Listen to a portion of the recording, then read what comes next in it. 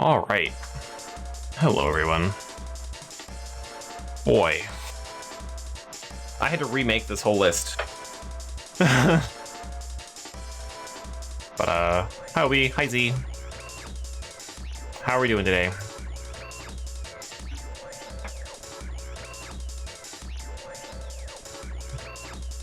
Well, because these things don't save, right? When you're making like a one-time template, obviously. And I had to close Firefox. Because I guess all computers do this, but Firefox, for whatever reason, will start using up like 10, 15 gigabytes of shit. Even though I'm not like, I don't have like a million tabs open.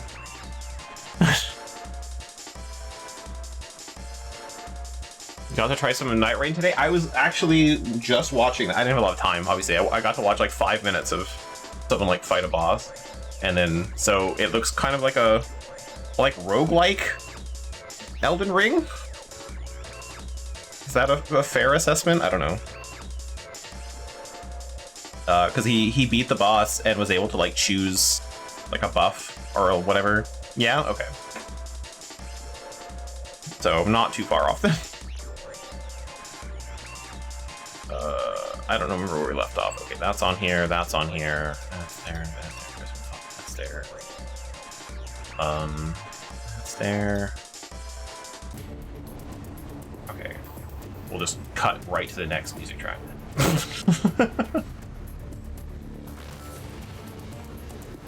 Co-op roguelike Elden Ring with a daily cycle Fortnite zone. Okay. I mean, that sounds interesting. I don't know if I could get into it.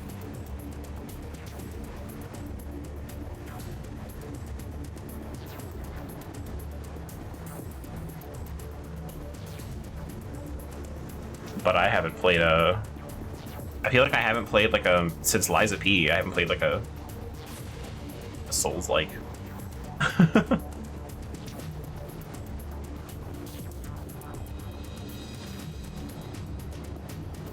Like the bird, man. Interesting. I don't know. I feel like one, I never finished Elden Ring. Never got the DLC. But I don't know, man. Those games just don't click for me as much as they used to.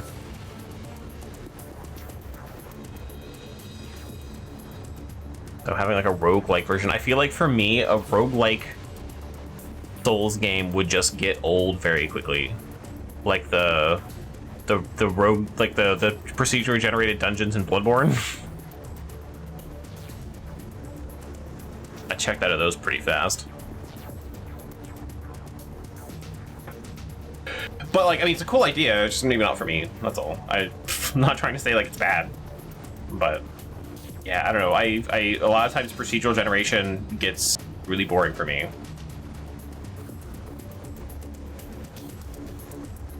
The group I was with could survive night 2. Damn. And you get. So does that mean okay? So when you finish a night, I'm assuming, which is like a boss fight or whatever, or like a level, and you get like a little buff or whatever. Oh right, this thing. Do those buffs show up on the bottom of the screen?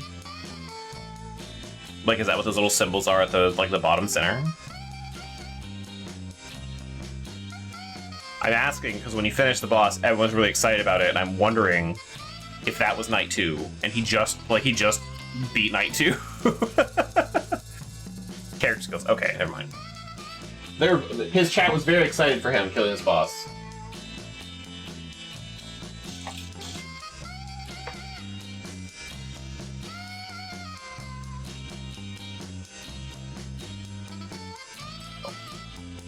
Do you remember which boss? Some sort of Cerberus 3-headed dog kind of thing. That splits into separate dogs.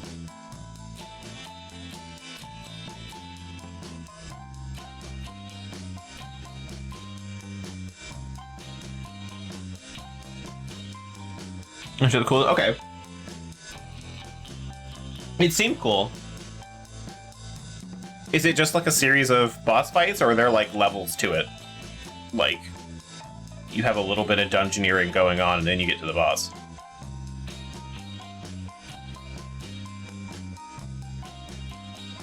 There's just like a boss rush. Maybe I could get into that. Because that feels like Dark Souls without the bullshit.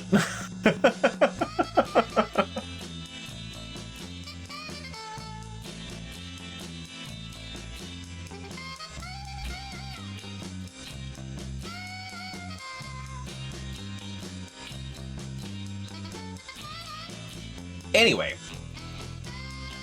that sounds neat, but we're here to talk about other games. You get big map with locations, and just small explore areas, wizard towers, churches. Okay.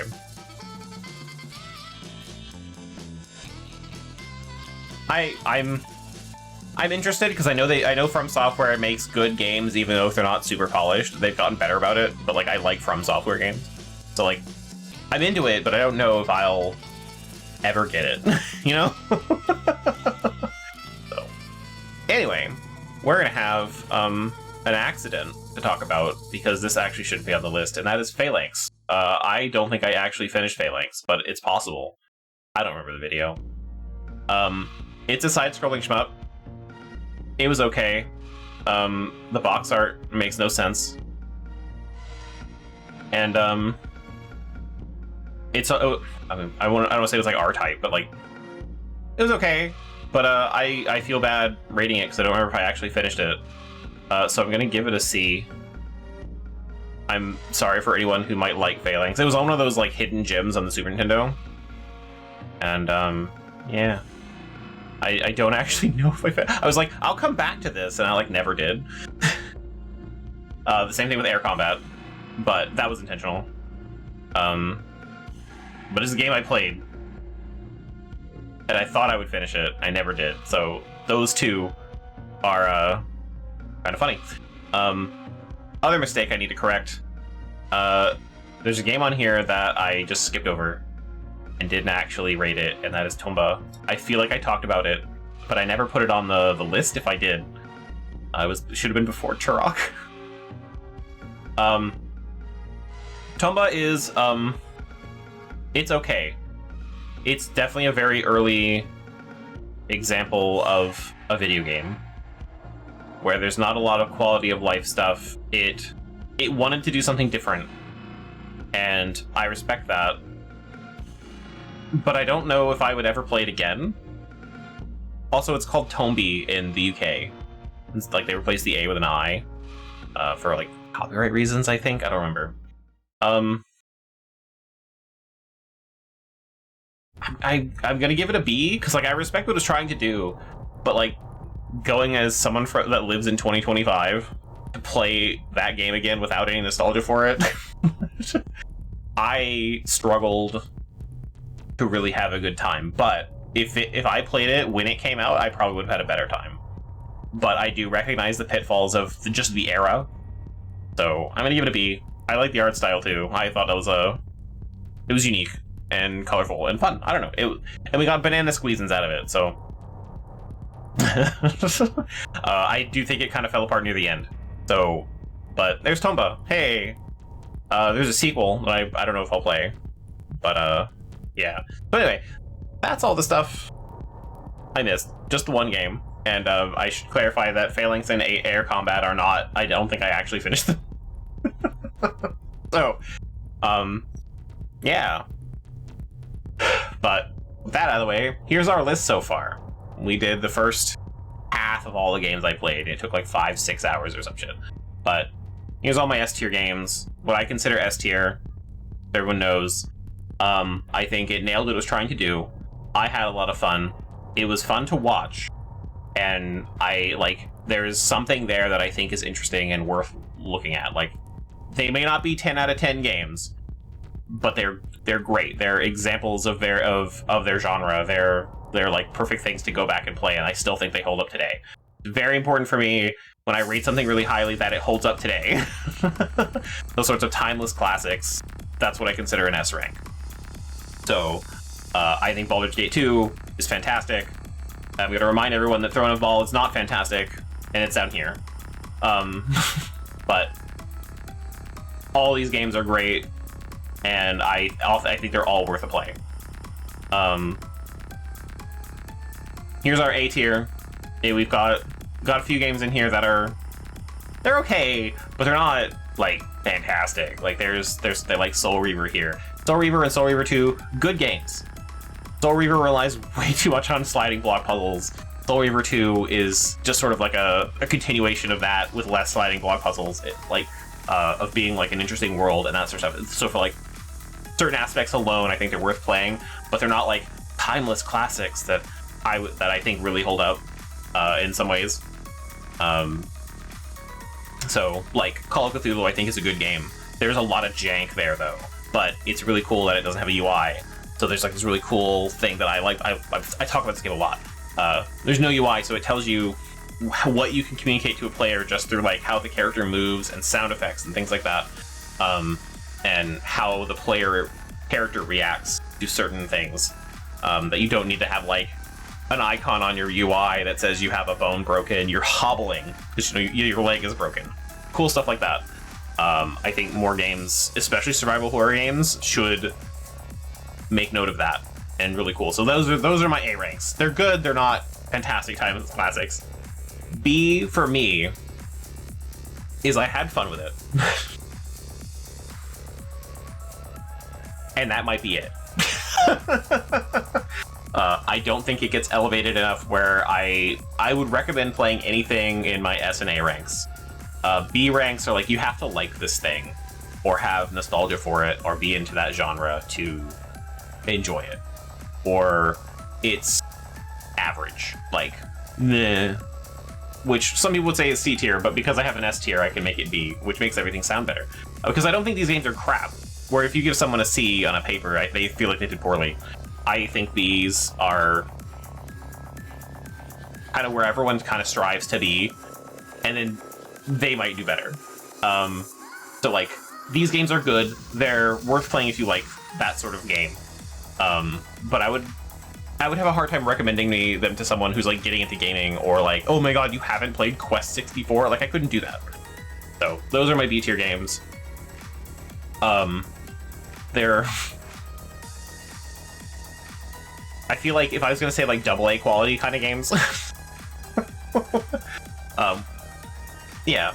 And then C tier games, I think C tier they're below average. They're the ones that I think are boring or forgettable, or there's just something wrong with them that really brings down the whole experience. So, justifying anything on my C tier, yes, I find Skyrim boring. They took all of the fun and interest out of what I liked about Morrowind and Oblivion. Skyrim is not a good time for me. Same thing with these other games. They're just, forgettable is like the worst thing you can do. These games are bad. Dinky Dookie, Thank You F, are bad games. I don't think there are aspects of them that might be good, but as a whole, I don't think they're worth playing. Thanks, Bethesda, right? Which is really silly, because I think Bethesda did really good with Fallout 4. But Skyrim is not... I don't know, Skyrim for me just... They had some development problems with Skyrim, so like I understand why they had to like cut some things to make it less complicated, but... And it wasn't even their fault, because like their engine just disappeared. They had to like rewrite the whole engine to make it legally distinct or whatever. Like, there was some stuff there, but like... Didn't like... Anyway, these games are bad. I don't like Tenchu 2. I really don't like Siphon Filter. The first half of Siphon Filter was good, and then it just kept getting worse and worse and more bullshit. And I think they got better, because I remember liking Siphon Filter 3, just like the flashback game. And these games, worst games, you should feel bad for liking, are terrible. You should, if you like these games, you need to reevaluate yourself. And then if you're Jacob, be someone else. He gets his own tier. I really hated Jacob from the Quarry. But those are my tiers, those are my justifications for them. And then we're gonna pick up where we left off. So, yeah. And these rules are subject to change because they're mine. Anyway, next game we're gonna talk about is one that I have mixed opinions on, because that's Resident Evil Revelations. I know Revelations was made for the 3DS, and I have to think about that being the case, because it feels so weird to play not on a 3DS. But I think Revelations is a very good Resident Evil game. I think the story fits perfectly with Resident Evil. I think the gameplay fits perfectly with Resident Evil. I love that it's not just like shoot them in the face or just shoot at them, as some of the older ones. Even though it kind of ripped off Dead Space in that way, where you don't shoot them in the head. But I don't know which one came first, or what the development looked like for either of those to say, like, one ripped off the other. Because I'm not one of those gamers where I said this game came out first, therefore it must have been ripped, this other game must have ripped it off. That's usually not how development works. No one has the time to really get into that. In a lot of stories for development, no one has time to play other games. So it typically doesn't happen. It might happen more often now, but not back then.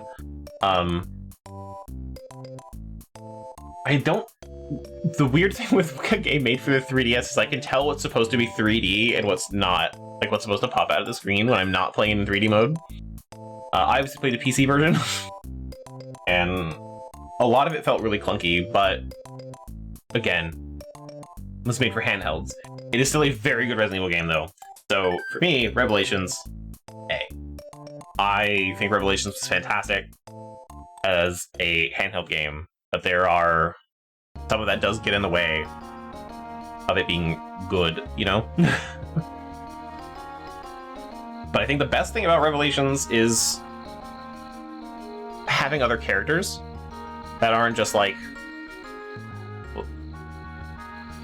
It's not just like Jill. They have a bunch of throwaway characters, and I think that kind of elevates it a little more, where they wanted to tell like kind of a more of a political plot, and they have other characters with other motivations and stuff like that. And then the dumb wetsuit kind of brings it down too. But like, there's Revelations, I think, was a step in the right direction for the Resident Evil franchise, because you bring in those new characters, and allegedly, what I would say you could do is you take those characters and branch them off, and that's how you get new characters in the franchise and like build out your thing. What they decided to do was scrap the whole thing and restart with new characters that are unrelated to everyone until they brought Chris back. Which, like, you could do that too, but I think having that connection to the past is more interesting if you branch out from there.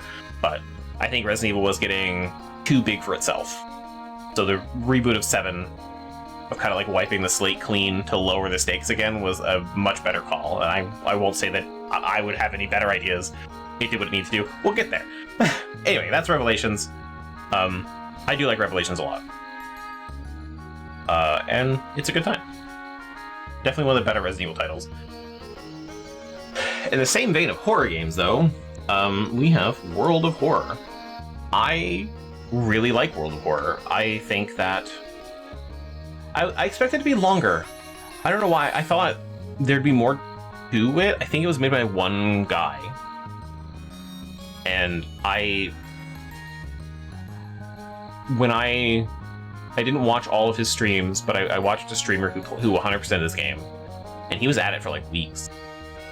And I feel like I didn't get that out of it, so I feel like I'm missing something with World of Horror. But I do like the stories. I do like the short stories and the whole overarching thing with like the lighthouse being a thing. Like it's a really good horror game for like the 1-bit or 2-bit graphics or whatever. I don't know if I would say that it's gonna be S tier. It is good. It is very good, but I would put it as A tier. I don't think it's for everyone, but it is a very good game. If you really like, I would recommend people play it. For a point-and-click adventure game where you make choices and stuff, and you gotta think about some things, and the visuals alone are really good. So, not really much else to say about it. Getting some of the endings is a little obscure. I did have to look up a couple of them, I think. I think I did that on stream. I don't think I 100% did it either. I have to check on that. I don't think I even came close. But I did play a bit of it. I know I got a lot of achievements for it. And I got all of the endings, I want to say. Are there achievements on this? Maybe it doesn't have achievements. Maybe not. Okay. So no Steam achievements. However, it does have, like, things to do in the game. So there's, like, like a checklist of endings and things like that. I think I did most of those. I think there was some other stuff that I didn't do, but there's content there for several hours. I think it's very good. I would say, out of the horror games I played in recent memory, it is one of my favorites.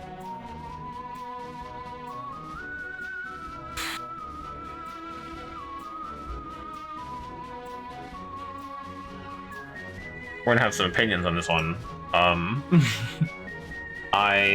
Where is it? Because I did like this game. Oh god, I can't find it. Oh, there we go. You're right. It's not even like one word. There we go. So, Homebody. Ooh, boy. I really enjoyed Homebody. I didn't think I would, but I liked it a lot. And I believe it was made by the Game Grumps, wasn't it? Yeah. A group I have never interacted with in my life. I know they exist. I know a lot of people like them. Never interacted with their stuff. But, so Homebody is the only thing I know about Game Grumps, really. As far as, like, things they've made. And, I think they did a really good job. I love the time loop thing. It didn't make it really stupid, but figuring out that story loop after loop after loop, I think they really did a job. They did a much better job than, was it like 21 minutes or whatever?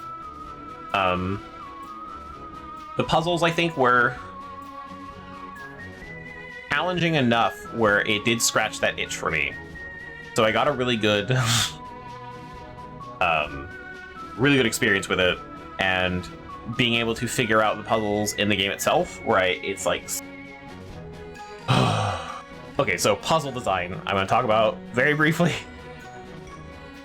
So there are some puzzles in horror games and some adventure games where you need a lot of outside knowledge to kind of solve them.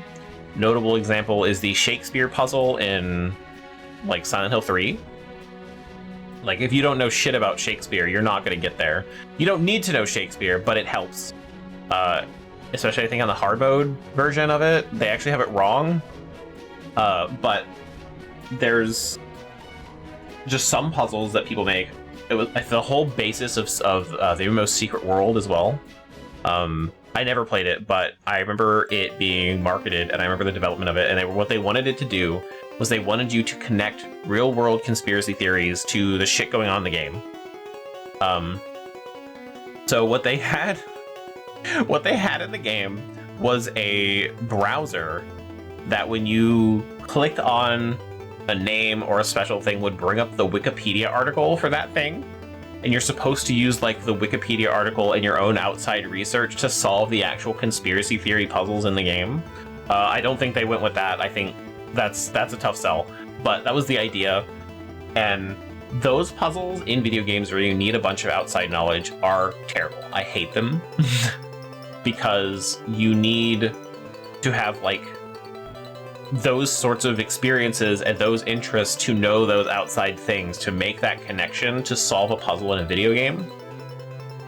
And if you don't know what they're talking about, you don't know what to look for, so you will never find the answer.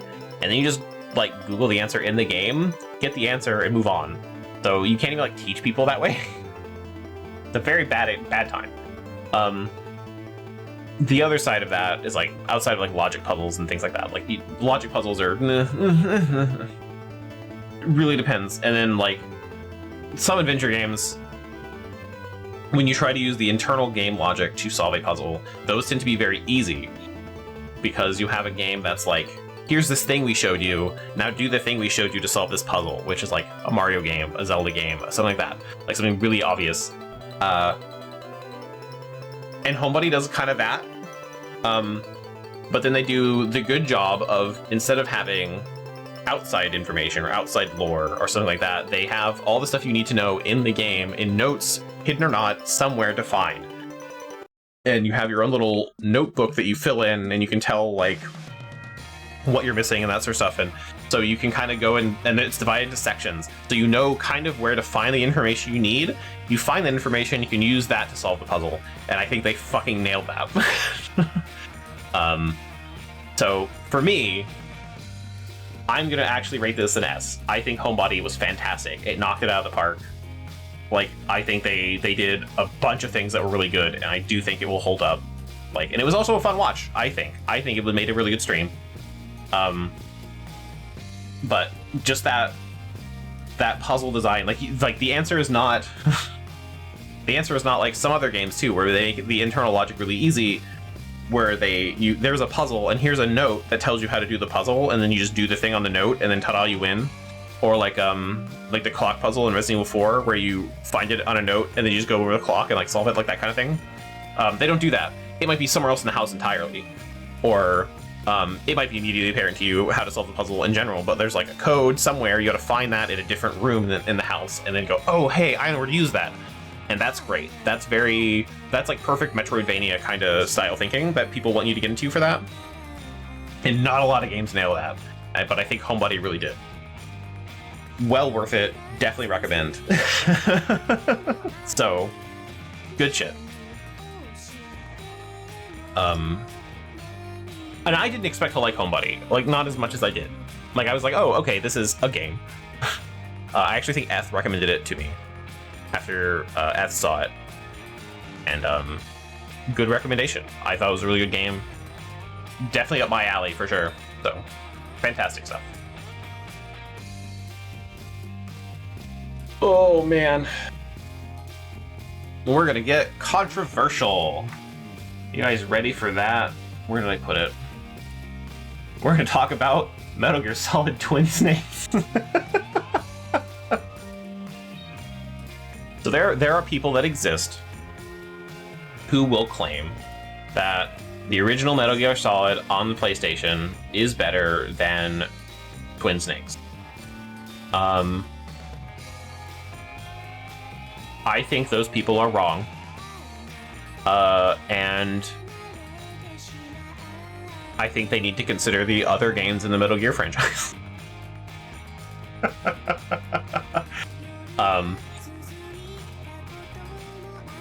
For non-Metal Gear Solid players, what is Twin Snakes? Twin Snakes is a remake of the original Metal Gear Solid in the Metal Gear Solid 2 engine, exclusively for the GameCube. It was made by Silicon Knights, the people that did Eternal Darkness. It adds things that they added in Metal Gear Solid 2. It's like, so there's like the first person mode where you can like shoot your gun in first person and stuff.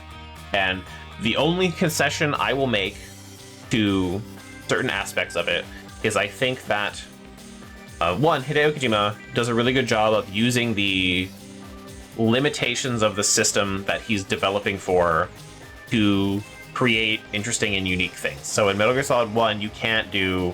I don't think you can do first-person mode. Male version of Twin Peaks? Damn. It's a guy with two dicks. Alright, well, check out Weird Again. Get out your bingo cards, everyone. Hi, Obi. But like, I don't remember if you can do first person. So in Twin Snakes, in the very beginning of the game, to find the wall, you need to put C4 on to blow it up. It looks like they freshly cemented over it, so you have to use first person mode to look at it and see that, hey, there's this wall looks different. And that's cool and interesting because now first person mode is the new mechanic. But what they did in the original was you had to knock on the wall. So you kind of ran around like the Doom Marine, just pressing E on everything, going until you hit a wall that sounded different. And that was interesting and new on the PlayStation 1 because you couldn't really see the wall. It also makes the Ocelot fight better and more interesting in that you can't see him most of the time. So you do kind of have to aim and know what you're doing with the controls for the top-down camera. But in Twin Snakes, you just first-person mode, shoot him in the face a whole bunch of times and you win. So I'll make that concession that I think Metal Gear Solid on the PlayStation 1 does do things good. It is a good game. But I think as an overall experience and the kind of spectacle that goes into Metal Gear Solid 2 and 3 and 4 and that sort of stuff, Twin Snakes matches up perfectly with the rest of the series. Whereas the original doesn't because it's the PlayStation game. I think that really hurts it for connecting to the series as a whole. So I think as of now, with the rest of the series, I think Twin Snakes 1 is a better game, just in general. Hi, F. But I don't want to say that the original Metal Gear Solid is like bad in some way. I just think Twin Snakes is better, especially with the PAL key. Fuck anyone who thinks that that's bad. Like, that's a good way to design something with all the backtracking and stuff like that. It really kind of slows down. Keep seeing vids on Kingdom Come 2 Deliverance. God, I really want to play the original. I've always wanted to get into it. I couldn't run it on my old computer, but man, I would love to play Kingdom Come Deliverance 2, but I really doubt I would be able to play it.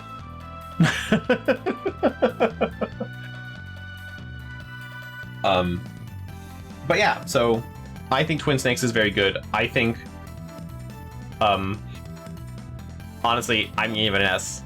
I think they did a really good job. Can you play it so I can watch you stream so I can play the second one? Sure. It's on the list.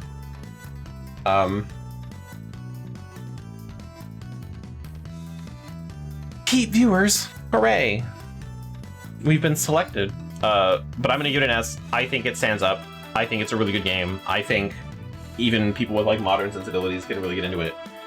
Where I think the PlayStation 1 is a bit hard of a sell. I would give the original Metal Gear Solid like an A. I didn't get to it. We're going to. I do own it now, and I do plan on playing it. But yeah. So I would give that an A. But Twin Snakes is an S. I think it does a lot of good shit.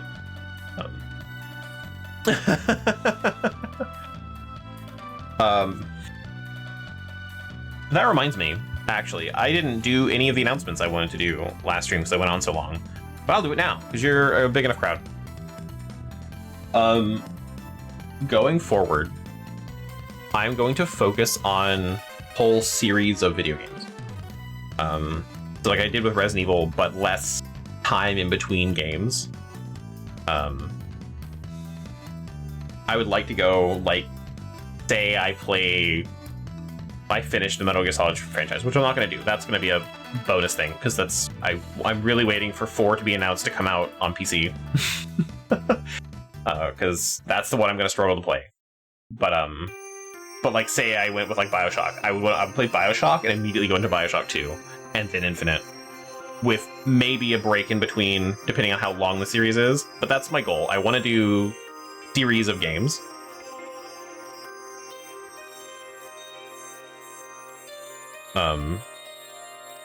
And I struggle to do that because I feel like playing the same type of game over and over, like for this whole series, people are getting bored, but I kind of don't give a shit anymore. I kind of, because my whole I really like to see how a series has evolved over time. So not that you guys can see it, but I'm talking with my hands now. So but I also want to say that I will shorten it. So if I was going to do the Resident Evil series again, I'm not, but if I was going to do it again, I would do it like, or no, better yet, Final Fantasy. The Persona series? Absolutely not. I probably wouldn't like Persona. Hi, Gleam.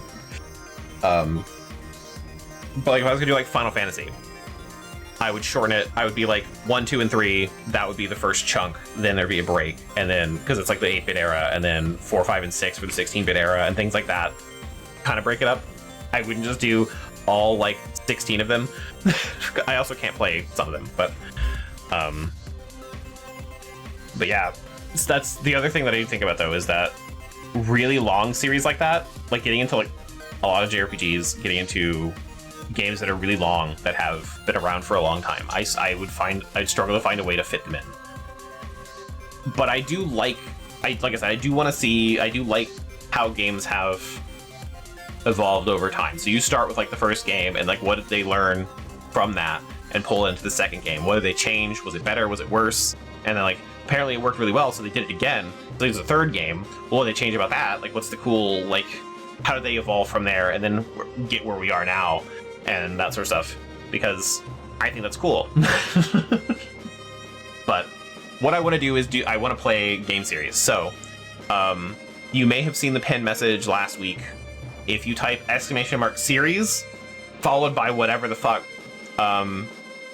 series you want, that will actually put it in a text file, so I will know what to play. There's also a point redeem that'll do the same thing, and I'm going to take that, and I'll take all those into consideration for what series I play next.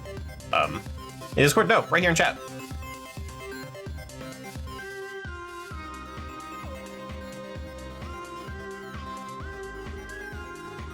I mean, I play them in sequence, just like that.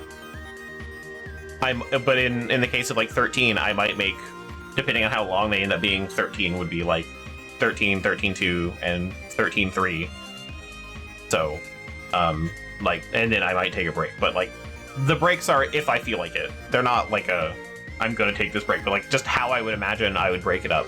Because that would be like, just doing Final Fantasy like 7, 8, and 9 would be like several months of Final Fantasy. And then it would be like, I would play something else. But I also still have my Saturdays. So Saturdays are still going to be like whatever I want to do. But I don't want to turn that into like its own day where I play a different game as a series. Like those are like my fun break days. I said, should I put it in the list anyway? It's probably already there, but I'm interested in what you guys would like to see. Because like, I whether I like it or not, I do stream for you guys in a lot of ways. So I don't want to just do like, fuck y'all.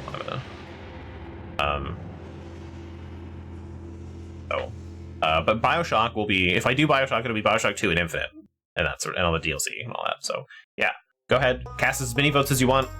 I'm gonna tally them up. If there's a lot of them, I'm gonna tally them up, see what has the most votes, and then we'll go from there.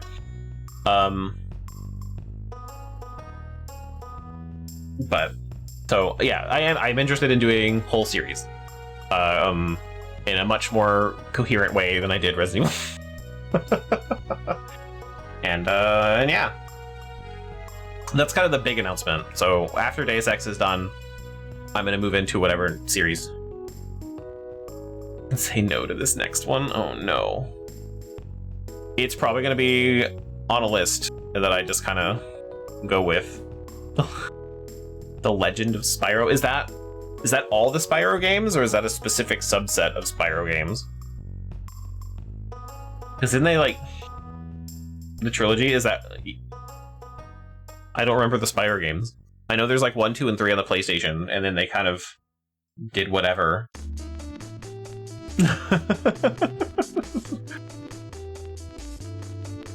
And then they did like the Reignited trilogy, which was the remake of the first 3 games.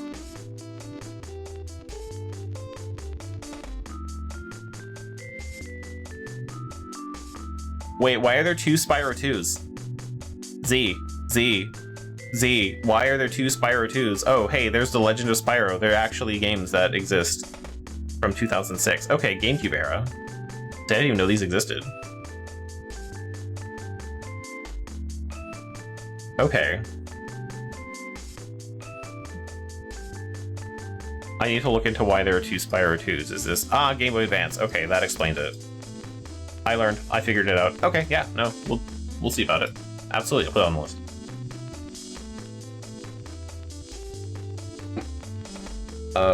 Hi Gleam, did you also miss that I said that Twin Snakes is better than the original? I want to make sure that you know that I think Twin Snakes is better than the original PlayStation Metal Gear Solid.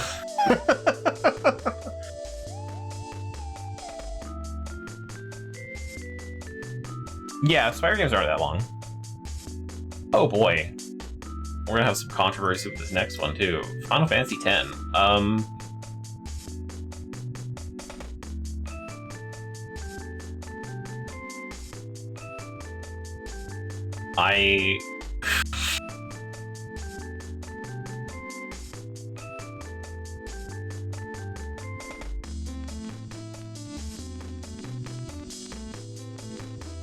Oh, about the, like, what I would do with the Final Fantasy games, like 13, 13-2, and Lightning Returns. I would do them, I would still play them, like, in order, but I might break that up into, like, those 3 games, and then take a break. But, like, if the breaks aren't, like, they're not, like, hard set, like, I'm not gonna be like, I'm gonna do this, and then take a break, so I'm still gonna have my Saturdays to do whatever I want. So, I'd still play them, we just go back to back to back, in order. Like, it wouldn't be like all the mainline games and like, but I wouldn't. Spin-offs, I would have to figure that out in a lot of ways too, because I think that 13, 13-2, and Lightning Returns, I would consider that one game. I know they're 3 games, and as streams, I would consider them 3 separate games, but they are like one game. But like, the Final Fantasy IV, the after years or whatever, probably wouldn't play that. Or like Final Fantasy Mystic Quest, probably wouldn't play that. Like I feel like the spin-offs, I'd have to determine if they're worth it or not, and that's kind of a case-by-case basis. So that's how I'd handle that.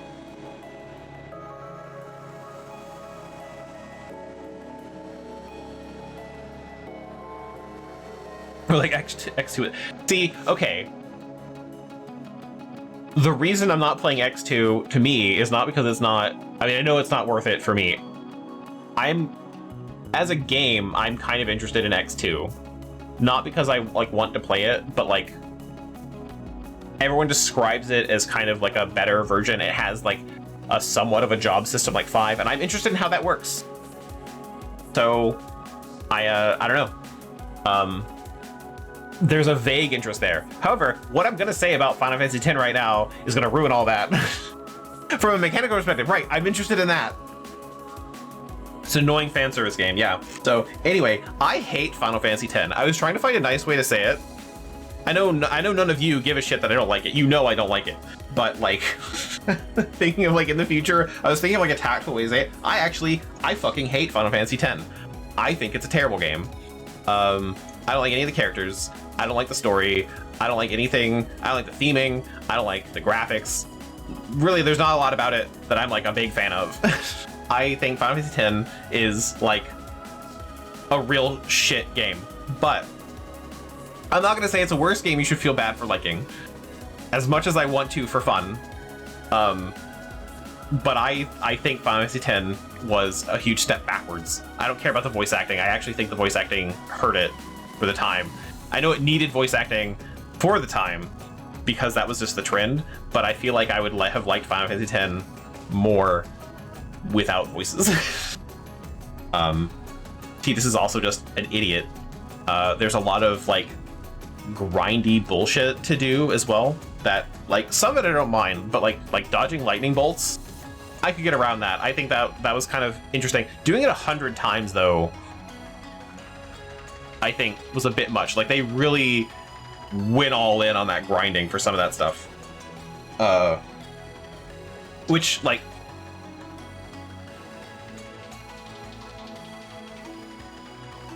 I think that Final Fantasy, so outside of Final Fantasy X, I will tell everyone I liked Final Fantasy VII. I think that it's how good it is a little overblown. For what it did for Final Fantasy, what it did for the PlayStation, what it did for gaming in general, I think that's well deserved. It really did change the landscape entirely, Final Fantasy VII. I don't think it's the best game that's ever been created, like some people probably still think and did at the time. I do enjoy Final Fantasy VII. I have some nitpicks with it, and a lot of my complaints for some games I do recognize they are nitpicks. Don't worry about it. I'm a hater, I know. I actually really enjoy Final Fantasy VIII though. I think they do a lot of things in Final Fantasy VIII that alleviate some issues that JRPGs were having at the time, and it really is a good evolution of what Final Fantasy VII set up, minus the materia system. I think the materia system in 7 is really good. And the drawing system, I think, is very misunderstood, because you're not supposed to draw your magic from monsters, you're supposed to refine them from items and like cards and things like that. There's many better ways to get magic than just drawing them forever from one thing. Well, hard to do in the beginning though. 9, I think, it was supposed to be a celebration of Final Fantasy up to that point. They pulled us back to the fantasy setting. They gave us all like the old sprites, so like Vivi looks like a black mage from like the old NES games and things like that. And to me, it feels like if someone came into your room offering you dinner, and it was just like this weird, like amalgam of goo wearing your mother's face. That's how I feel about Final Fantasy IX. It wants to be something it's not, and I think they made a lot of poor choices. And I think Final Fantasy X is making more of those poor choices. So I know I played 10. I didn't necessarily hate my experience playing it, but as a game, the more I think about it, the less I like it. The one thing that I will say was a step in the right direction was getting rid of the ATB, getting rid of the active battle system, the active time battle with the meter that fills up, and just having that turn where you know whose turn is, like who gets what turn when, and being able to manipulate that and how it swaps everyone around, and being able to swap out your party members when you need to. That was the only good choice I can think of, and I hope that any other game where you have different characters with different abilities, please have that in your game. Because getting to a boss where you need a specific character but you don't have that specific character has fucked me in the past. So that's good. Don't like Blitzball. I don't like I said, don't like Blitzball, don't like the characters, don't like anything. And like, just there's just a lot there that I don't like. And like, combat kind of broke down for me about halfway into the game, where I don't feel like I was making tactical choices anymore. I was just kind of doing whatever, and it worked. So like, it kind of lost me on that front too. And again, I can respect what it did for Final Fantasy, because it was like a huge, big budget game, and like, it did, I won't say change the landscape. It was not as influential as 7, but it was a big deal. 10 was a really big deal, but like, it never did it for me. It never has, and it definitely didn't do it when I finished the game. It did not change my opinion on Final Fantasy X. So it's very much stinky dookie.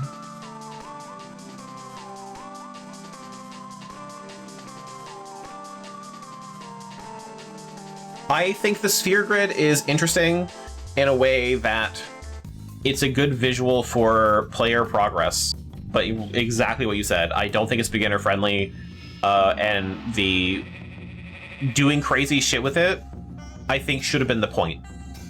Like, it should have been, hey, you want to take this character in this direction? That's wild, let's do it. Like, I think they should have did that, because otherwise you're just kind of, your character progression, you just kind of know what's coming, and you're railroaded into these specific archetypes. And I think that takes the fun out of it. Which is, again, is why I like the job system from 5, because you can like learn a skill from a different job, go into a different job, pull that skill in there, and you have this weird mix of those two jobs that work really well together. And that kind of synergy is why I love Final Fantasy V so much. Yeah, exactly. But like, I think that should have been the point of the sphere grid. So that should have been the experience they wanted you to experiment with the sphere grid, or like how a lot of RPGs do now, where you have the skill points, you put it in there, and then you can like reset it all and reallocate all your stuff. If I could do that, I think I would have been fine with the sphere grid, because then I could be like, wait, I could do this now, back it up, and do what I want. I would love that. But it's sort of like you're locked into your mistakes, and then when you find out you can kind of fuck around with the sphere grid, you're already locked in. So, yeah, but like exactly what you said, I'm just saying, like, I 100% agree with you. I just saying that should have been the point of the sphere grid. Hi, Moves. How are you today? But yeah, I don't think anyone should feel bad for liking Final Fantasy X. I just don't like Final Fantasy X. I have a lot of bad things to say about it. I could keep going for about half an hour. Like how I don't think Kimahri should talk. I think he was better when he didn't say words. I think Yuna should have talked more and had more emotion and been a more interesting character. I don't know how she became the waifu that everyone likes. I think she sucks. Anyway, I'm great. I had a snow day on Thursday, but I went to the dentist. So just explain why stream got canceled, actually. I went to the dentist, and I had 2 fillings replaced. My front teeth, my second and third on the top right. And had to walk through the snow to get there, because we just had like a big snowstorm. And I got there, and almost every single one of their appointments had canceled. I was like one of 3 for the whole day. All of their workers had called out, and so my dental assistant at the time was the receptionist. So that was weird, and I was like extra super mega frozen, because the last time when I got the filling, they froze me the shit out of me, and it still hurt. So they froze the shit out of me again, and by the time stream rolled around, my nose to my, like, under my bottom lip, that whole right side of my face was still numb as hell. So I couldn't drink anything. I was like, I don't think I'm going to be unfrozen for stream. And that's why stream got canceled. A lot of people project on her hard as a submissive Japanese wife. I don't think it fits that archetype. Like, I get how they see that, but I don't think that's true. I just, because she doesn't talk like she's submissive. Like, she talks like she has no idea what emotions are. And just kind of leaves them at the door. But yeah, so I don't know.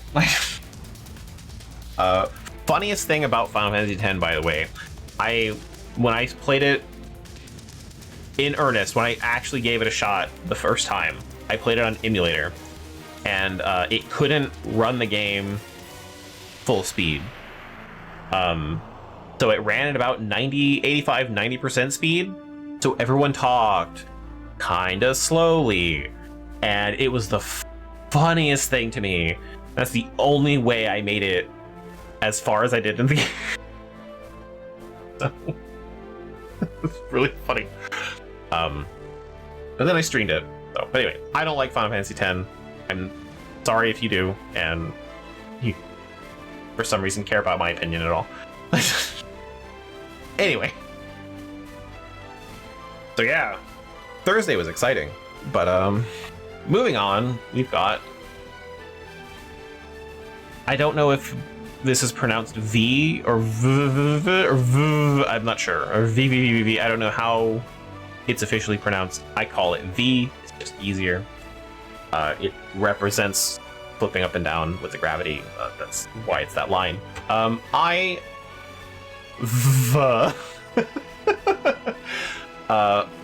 gonna say it. I am giving this game an S tier. I think that it's a really good game. It's exactly what it wants to be. It's short, it's simple, it does exactly what it sets out to do. It's challenging enough, it's fun. I love the soundtrack. I think anyone could get into it and play it. I honestly don't even think it builds on the skill good enough where I think you can make it, and each section of different colors has its own like weird quirk to it, and they build on that quirk and do a really good job with it. As far as an indie game, I think this was Terry Kavanagh, which I think he did, what, Super Hexagon next? I don't know, but he does good games, and this is definitely one that I will always remember. And I think it will hold up forever for being like, if Snake can be a timeless classic for people, I think this can too.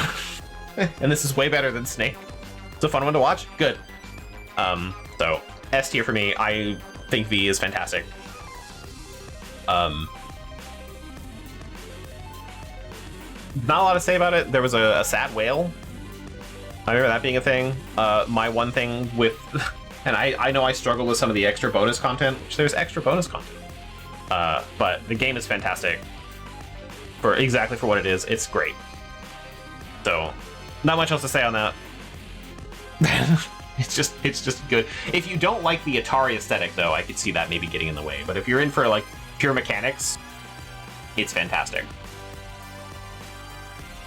Oh, there's another game I'm gonna gush about. The Misadventures of Tron Bonne. The game that only sold copies because it had a demo of Mega Man Legends 2. And now, people realized it was good. And then it went up to be like worth $500 or some shit, and it's really hard to get a hold of. I used to own a physical copy of this.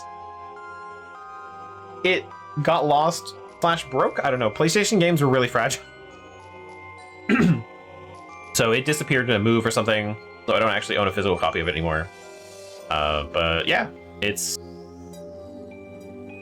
takes place before Mega Man Legends. I think that's what I figured out while playing it. But I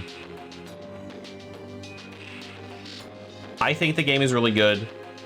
It's more like, it's kind of, I won't say it's a collection of mini games, but it does have like very separate types of games. So there's the dock stuff where you pick up the boxes and move them around, stealing things from the farm.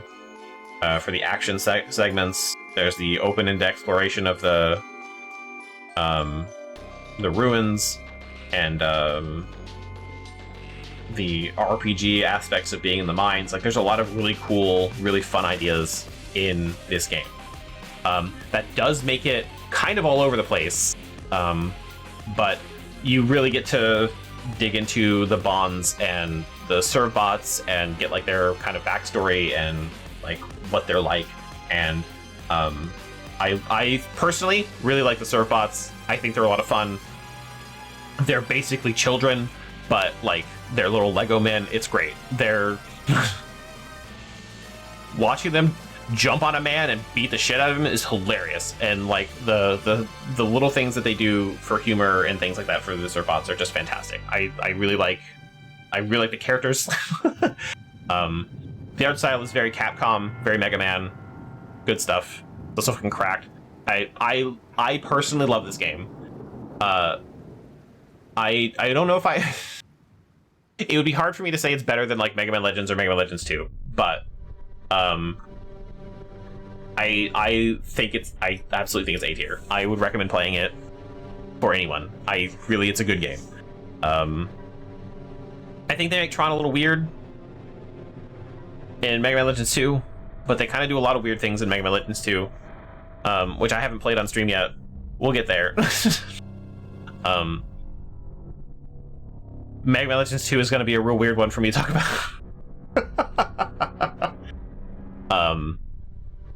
But I think Misadventures of Trombone is fantastic. It also brings up Glide and the bird bots, which are also fun for villains, and they take more part in Legends 2. But just good game. And the Kobun song was my alarm / ringtone for several years, which I actually think I have. I have on this playlist that's playing in the background. Good luck if it ever plays. Time for another controversial one, at least with the Resident Evil community. We're going to talk about Revelations 2. People are going to really think this is really dumb. I'm just going to rate it right away. I think that it's fucking S tier. Fucking fight me. Because I think... I thought about making it A tier. To be fair, I would put this at like in between S and A, but I'm not going to make another thing for it. But I think that the missteps of the game itself were not the game. The missteps of the game. Sorry, the missteps of the game were not the game itself. The missteps of the game were how they put it out in episodes and how they marketed it and like what they did in the microtransactions and things like that. Everything around the game, I think, really takes out from the game itself. Because literally, I think episode 4, you climb down that tower, and that's the whole episode. You would have paid like $15 for that, or whatever. I paid $15 bucks. I paid a number of dollars for that experience, which was not worth it. And people were upset, as they should have been. It was really dumb.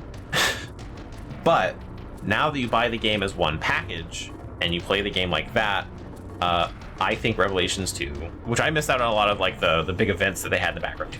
But some of them were really bad, but like some of them were pretty good. But as a whole, I think Revelations 2 is a very good game. One, player comes back, it follows in the footsteps of Revelations, which is back to its horror roots. That was the whole point of Revelations was supposed to take Resident Evil back to its horror roots, and the main line was going to be more actiony, more larger stakes kind of stuff. There's a lot of symbolism in Revelations 2. They keep bringing up Kafka and all that sort of stuff, and like metamorphosis and crazy shit like that. And then there's also Girl Wesker, which was cool and fun and neat that they alluded to in the DLC for Resident Evil 5. But Resident Evil 2, Revelations 2 is like fantastic. And if you don't like the story, if you don't like what goes on in the main event of Revelations 2, Mercenaries mode, or whatever I think it what's it called, Mercenaries? Raid mode, that's it, Raid mode. Raid mode, fantastic. Raid mode is the reason I would recommend someone buy this game. It is like 120 different challenges of shooting people in different orders and having different enemy combinations and like RPG damage numbers and putting crazy shit on your guns So you can make your sniper rifle burst fire 10 bullets all at once into someone's face to do like 1 billion damage. Like, there's so much cool shit that goes into raid mode that was so much better than Revelations 1 raid mode. That is like peak gameplay for me, and that alone, I would say, if that was just the game, it'd still be S.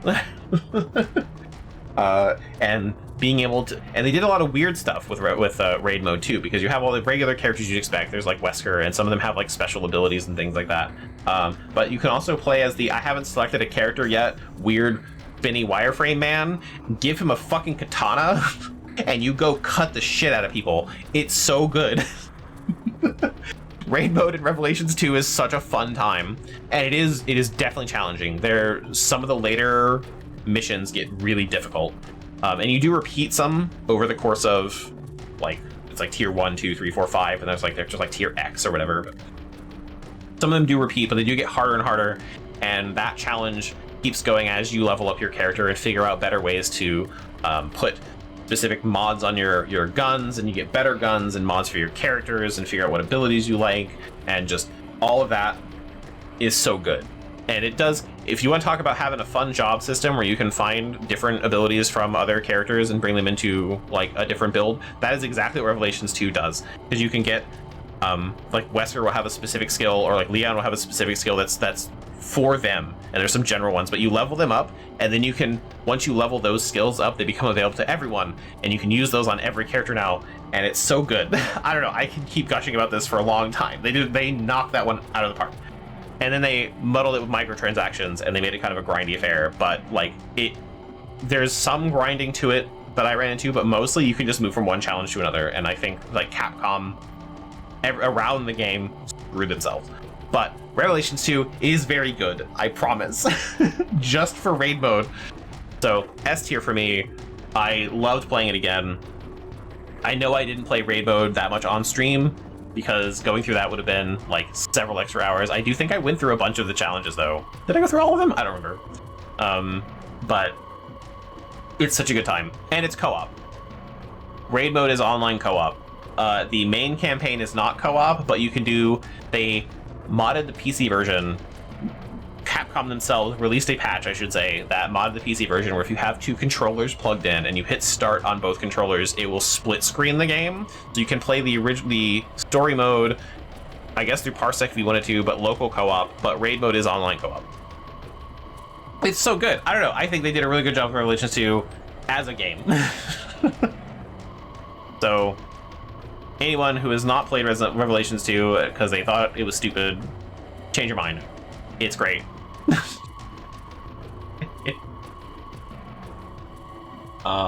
Yeah, boy.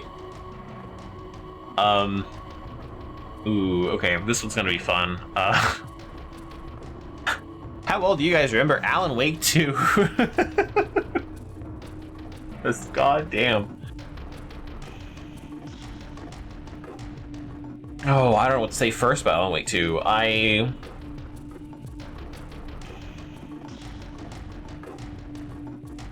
will say, best games you should feel bad for not liking? Maybe.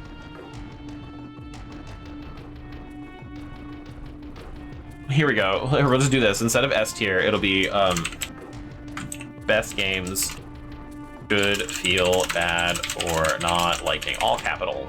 There we go. Perfect. There we go.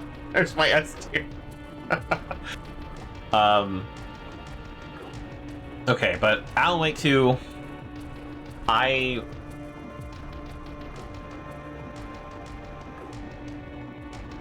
story-wise, I really, really like Alan Wake 2.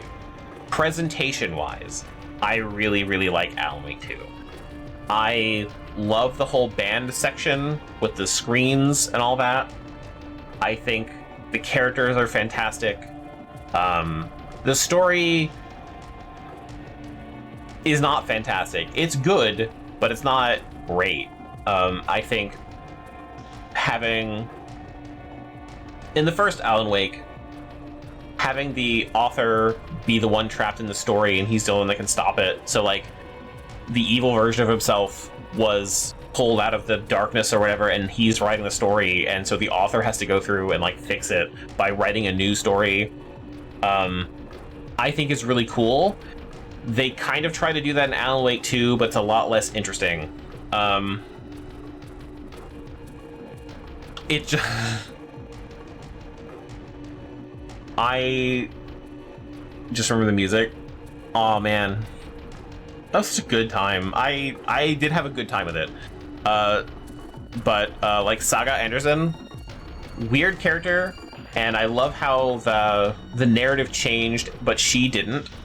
So like she had a daughter that was alive, and then they wrote it in that she died, and it was like the demons changing her life kind of thing, but like it not affecting her, I don't think was explained, except that then she had like special powers because she's one of the Andersons, which is the old people from the first game. It was a weird connection, and I don't know if I think that it was good or not. I have a hard time, like I'm on the fence about it, so I can't say the story is great or fantastic or like, you know, my favorite thing, but I think it was good. My problem with Alan Wake 2, and this is a problem that hurts almost every aspect about it, I think the combat in Alan Wake 2 is terrible. I think that it... Either I'm just bad at it, which is fair, you could probably say that. I haven't watched anyone play the game that's had a better time with it, but it's possible. The biggest change in Alan Wake 1, if you shine your flashlight on one of the bad guys, doesn't matter where you shine the flashlight, it gets rid of the darkness, and then you can shoot them. And sometimes you can blind them a little bit to give yourself some like space. You can stun them with a flashlight. In Alan Wake 2, you cannot stun them. You have to shine your flashlight on very specific places, including their back, which is really hard to do when they don't look away from you. I think the idea was that like they're supposed to like attack, you dodge, and then you can see their back, but then they just immediately recover and turn around. So I struggled doing that. Throwables ended up not going where I wanted them to go several times. Combat really brings the game down. It's kind of a big deal focus, especially in Alan's sections. So like that really hurt my enjoyment of the game. But like, did Alan Wake win Game of the Year? I don't think it did, but it was nominated, and I do think it needed that nomination. Like I do think that it is one of the better games that has come out in recent memory, and I think Remedy does really good work. But I think the combat of Alan Wake really, really hurt it, and it was but like Saga sections about like the investigation and doing all that sort of stuff, those are really good. It's just when you're playing as Alan Wake and you have to like shoot all the fucking ghosts and shit and all that, it really brought it down. So I can't give it an S. I don't think it's a timeless classic, but it is good. Honestly, I don't know if I would really necessarily give it an A. Alan Wake 2 was 2023, like the end of 2023. Baldur's Gate 3 makes sense, yeah. That's what I thought. I was like, I think it lost to Baldur's Gate 3. But if I could give it like a B.5, like I've done with other stuff, I would. But I do think it's good enough to be an A. But not, like... I haven't played the DLC either. That I should make a note of that. There are, 2 DLCs now for it that I haven't played? So I would be interested in how that changes the experience, or like what the DLC is like if I would rate them separately. But maybe one day. Could be fun. But for now it's an A. Could be a B. If I played it again and thought about it, it might go to a B. I don't know. It's a very shaky A. Okay. The next game... Next thing we're going to talk about, this is going to be a weird one, actually, because it's a good game. I don't think I did it justice, and that's Oxenfree. So Oxenfree is a... I don't know, I struggle to call it a side-scroller, but it's like a side-scrolling adventure game where your teen's trapped on an island that, like, aliens came down to, and like there's these people in a submarine that are trapped, and it's weird, and there's some time business going on, but you use the time loop to I used the time loop to save everyone, so everyone was alive when I left the island.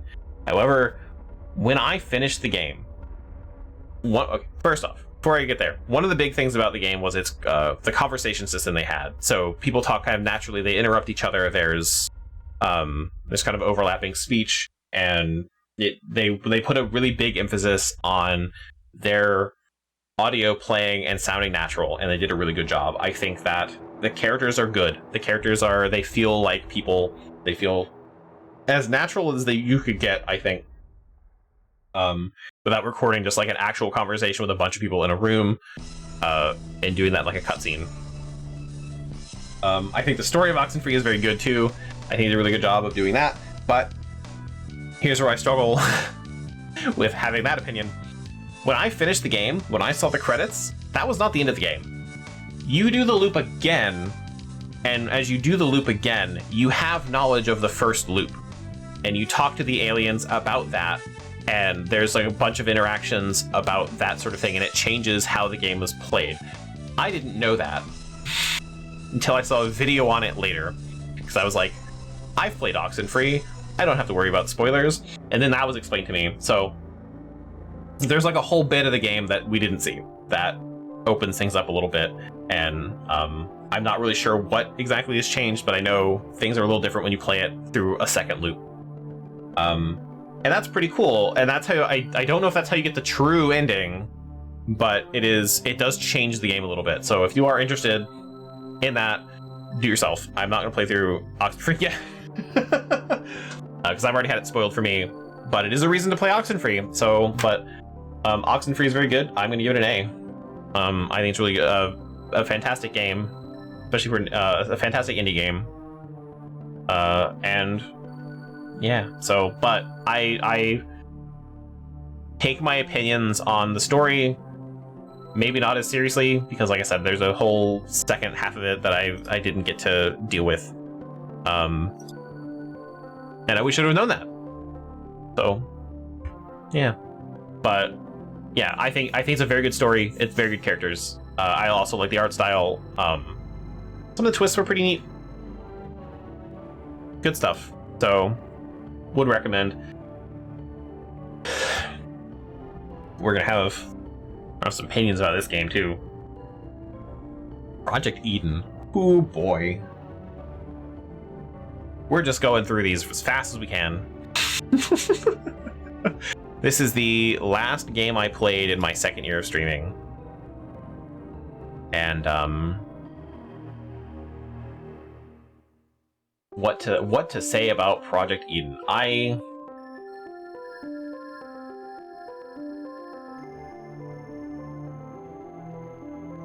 really, really like the potential of Project Eden. I think as many of you have maybe figured out in this talk alone, I do like it when you have different characters that have different abilities, and they use them in interesting ways, or you can like mix and match different skills from other things. And I love like that sort of synergistic relationship between the skills or characters or tools basically that you give me as a player, and I can do new and interesting things with them, or like use them in interesting ways, or like do whatever I want, even if it's not new and interesting and I'm a boring motherfucker. Like one of those things. I just love that sort of thing where I can go, wait, if I did this with this, aha, really cool. So Project Eden sort of did that. So there's like one guy that can hack and a robot that can walk through electricity, and then like that's kind of, and then like one guy with security clearance, and like it's not the best.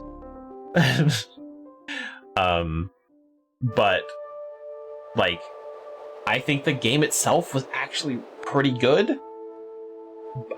There's no way I could recommend to anyone. And the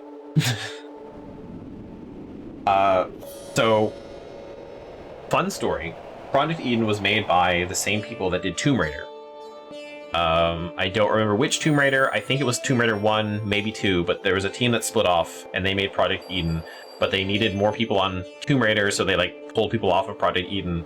And the people that were making Project Eden, they struggled to market it. They had a hard time like showing people what it was about or whatever. And I think that made people like on the team not care, which is why the ending is like, yeah, we did it, and they high-five the little girl and walk off in the sunset and explain fucking nothing. There's a big demon, we don't talk to about him at all, we just kill him and move on with our lives. It's weird, and I think that's why they just kind of gave up and like, let's just finish it, I don't care what the ending is. And that's crazy. So I think the potential of Project Eden is crazy high. I think if there was a remake or they did a sequel to it, I think they could do a really good job, but obviously it would control very differently. I think that being that experimental 2000 whatever game, I'm glad I saw the trailer for it and played it though, because I think it was as someone who is interested in game development and how games are made and what they like, that whole aspect of behind the scenes stuff, I like that about Project Eden and what they were trying to do in that experimental phase. But the game itself is not great. There are a lot of things that are wrong with it. It's hard to play. The story makes no sense. Like, you go from like a meat factory that's like doing some shady stuff with meat to like demons are real. It really goes from 1 to 100, and then the demons don't show up again until the end. It's weird. I don't know, but I think the setting is cool. I think the character's meaningless, but like I'm gonna give it a C. I can't give it any higher than that. I really can't. I can't judge it on the potential alone. But I think Project Eden is something that's very interesting to look at and play and like understand as like what happened, and it has an interesting story behind it that is related to Tomb Raider, which is neat. But like there's no way I could recommend it to someone. Like if someone's like, man, I really love video games, can you recommend a video game for me to play? It would never be Project Eden. So yeah, so that's the end of year 2. Man. At least for games that I finished. Now, there's a game on here that I don't have a picture for because I wouldn't want to rate it. It's not fair to the game to have that on here. But Air Combat was one I gave up on, and it's C. It's okay. It's you fly a plane. There's a thing that has a square on it. You put your circle in the square, and you hold the button down until the square disappears. That's the whole game. That's why I stopped playing it. I mentioned that I put on here, I didn't finish it. I did actually say that I gave up on it. That part I forgot about. If you like planes, go for it. And if you like planes and PlayStation 1s, go for it. I don't think it had any staying power, which is why I gave up on it. Because of the square hole, yeah. The other one, I don't think it'd be fair to have this picture on here because I love Breath of the Wild, but I did play modded Breath of the Wild on stream because I thought it would be fun but all of my mods together made for an absolute miserable experience. I had some like extra content. I had like a hard mode mod on it. It was a struggle to get to the beginning, and then once I realized that after that, there's some bullshit in there too, but once I got out of the beginning where it's really difficult, it just became Breath of the Wild again, and it made me kind of lose interest. There was a lot of just dumb stuff, so I did not have a good time. Kind of like with the randomizer of Breath of the Wild, not a good time. I think that might have been activated too. I don't like the Breath of the Wild randomizer. It was basically like every time you enter a shrine, it's a different shrine, and when you leave the shrine, you're in a different shrine, so you just go back in the shrine and teleport around to all the shrines. And like random weather and stuff. It wasn't a good time, so there's no picture on that because I didn't want to put like Breath of the Wild modded. Just know I played Breath of the Wild modded. I modded it poorly. It's nothing to do with the mods or the game itself. Had a bad time, gave up on it.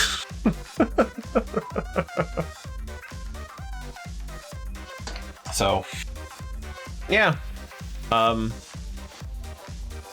we're finally into the year we just finished. So excited. We actually started off this year with Lies of P. That feels like it wasn't so long ago, but yeah, I started playing that in February. Oh boy. I really like Lies of P. I think that as a Souls-like game, which was the last Souls-like game I played, I'm pretty sure, which was now a year ago. It's very good. I really like what they did with combat. I do like the bosses. I think the world is very interesting. I think they did a really good job with like everything in the game, and there's a sequel coming. Some of the things I do feel like it does have the same kind of like Soulsborne bullshit. DLC? Oh, it's not a sequel anymore? Okay, so there's DLC coming. I thought it was DLC first, and then they decided it's too big for DLC and it will take too long, so they turned it into a sequel. But I mean, you know better than me. I haven't looked into it. DLC and eventually a sequel. Okay. So anyway, there's more in the P universe.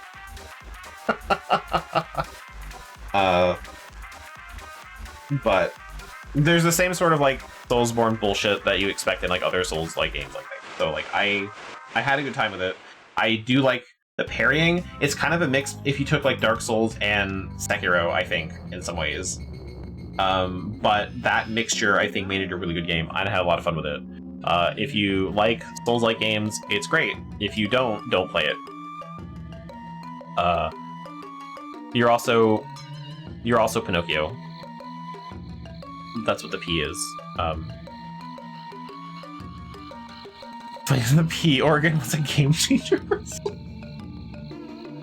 True. But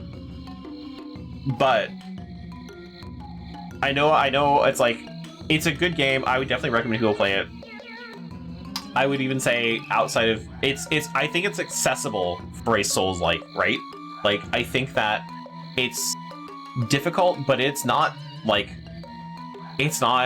you don't run into brick walls like you do in Dark Souls 1. I think that everything is pretty doable if you could push buttons. So like it's not baby's first Dark Souls game, but it is good.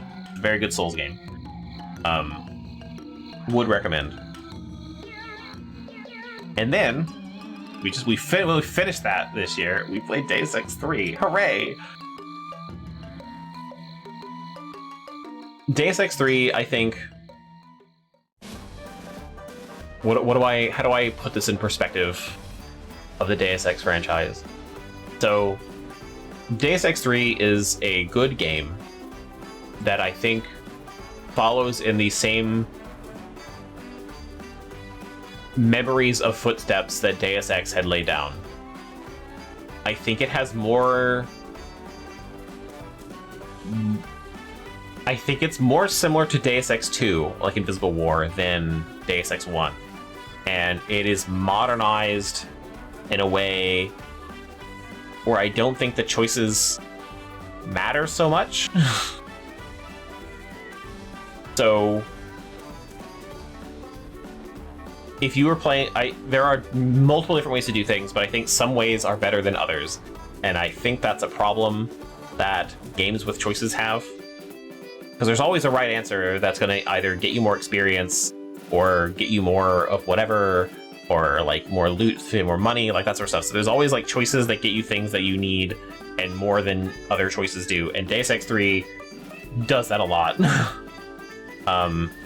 And it does some of the choices, some of the powers, I mean, are kind of dumb and useless. I think the Icarus landing is okay, but meaningless. I think punching through walls doesn't do a whole lot in 3. Like, yeah, it opens up new paths, but you don't need it. I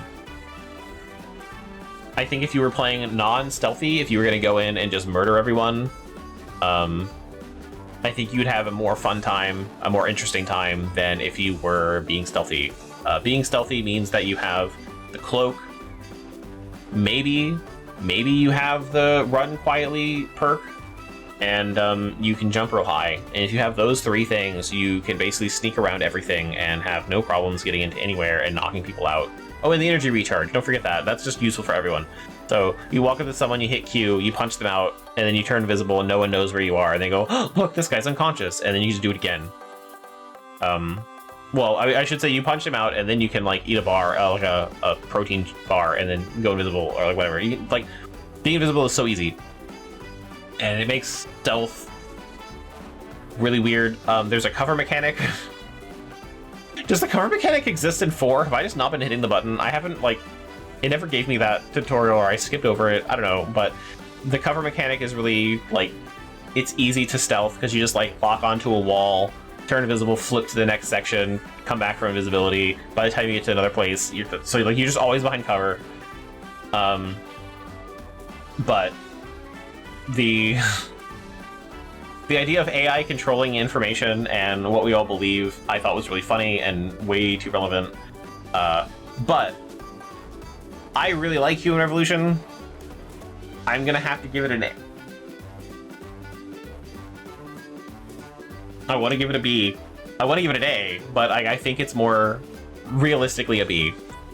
It is a good game, but like it does have the same kind of dumbed down mechanics that Invisible War had, and some of the alternate paths that you can do are way too obvious. And the thing that it tried to do was the social debates. Where specific characters, you have like different responses. As you give those different responses, they react differently. You're supposed to like read their responses and try to get like to the best ending. I think those were a little too easy. I know I played the game before. I think those were a little too easy. You can kind of figure them out. And they give you a power where you can like use your pheromones or whatever to like read them and know how they're gonna react, or like tell them how they're going. Like always get the good ending, basically. So I don't think they were very confident in that system. But like, if you run in guns blazing, it's a very fun like combat game. I think there's stuff that's there, but like I don't think it's cohesive enough to be an A. I do like the characters. I do like the some of the choices. You do get to do interesting things with it, but it's just not there, you know. And it is honestly one of my. It's maybe my favorite Deus Ex game, but that's because I had a lot of fun playing it, but like really digging into it, I don't think it's okay. It's okay. I don't know. That's kind of the best it could be, really. And I don't think they could have. I don't think they could have made a game that lived up to the hype or surpassed the original Deus Ex. I think it's kind of like if they made Half-Life 3. There's no way anyone is going to make Half-Life 3 where people who like Half-Life 1 and 2 are going to be happy with it. It's way too hyped up, way too overblown. Same thing with Deus Ex. You can't really do anything with that. So I think they did the best they could to appeal to modern audiences and still be Deus Ex. It sure is Deus Ex. Yeah, that's kind of how I describe it.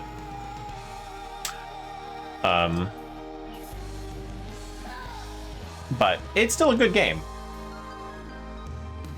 Alright, Control.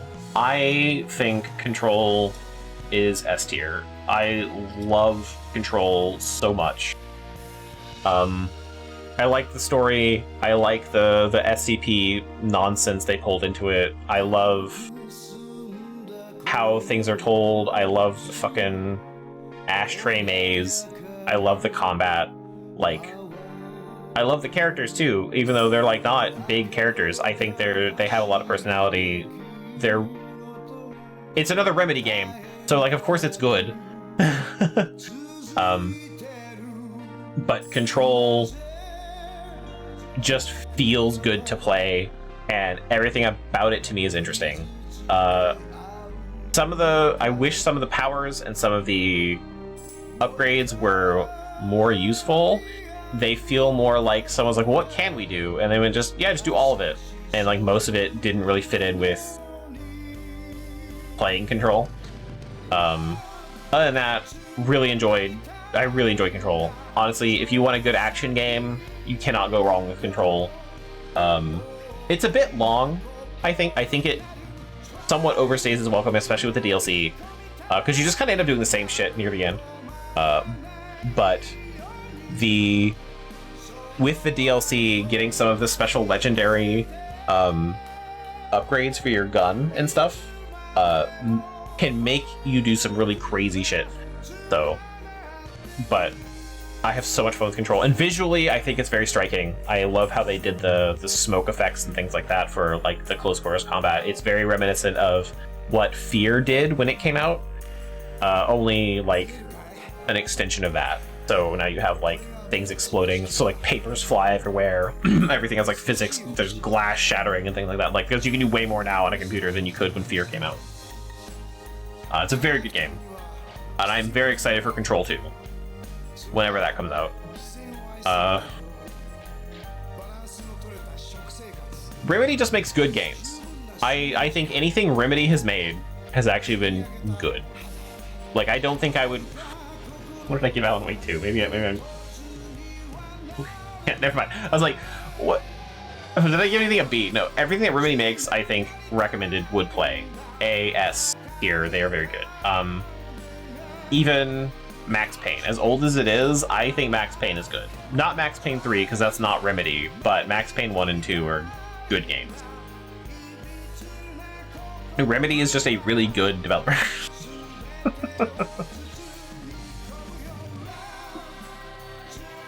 Oh boy. This game, what do I say about Pacific Drive?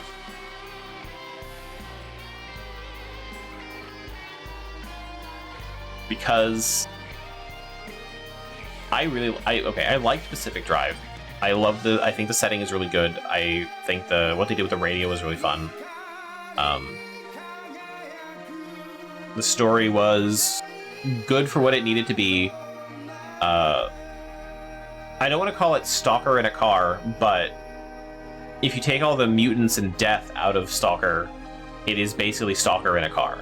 You have anomalies that you have to deal with, you gather resources so you can survive. It's good stuff. I think they did a really good job. They've added content since I played it, and I have not gone back to look at that. But I'm gonna have to give Pacific Drive an A. I like the soundtrack. I like the setting. It was very fun to play. I had a really good time, especially launching myself off of hills into trees and shit on accident. And just a good time, and especially when you land on your wheels. And there's they have difficulty sliders now, so you can change how difficult specific things are. It's just very good stuff. But I can't give it an S because it is a survival game. The loop is you go out, you gather stuff, you come back, you make stuff so you can go out and gather more stuff. And to me, that loop doesn't do it for me. Eventually, I get bored doing that. And I was getting bored near the end of my playthrough, so outside of the main quest, like going to these specific areas to gather the exact same resources that I need just so I can keep my car in one piece, like it just stops being interesting. So it's the same problem I have with a lot of survival games, where it's like, oh man, I need more wood, time to go hit some trees. Then you go hit some trees and come back, and then like 10 seconds later, oh no, I'm out of wood, so you gotta go back out and hit some trees. Like, I don't like that loop. It gets kind of boring. Especially when it's just like, I need that to like build a house. So, and that's kind of what I was feeling like at the end of Pacific Drive. So, not an S tier, but it is a very good game. Especially if you like that kind of loop, but even if you don't, there's fun mechanics. I love the car quirks.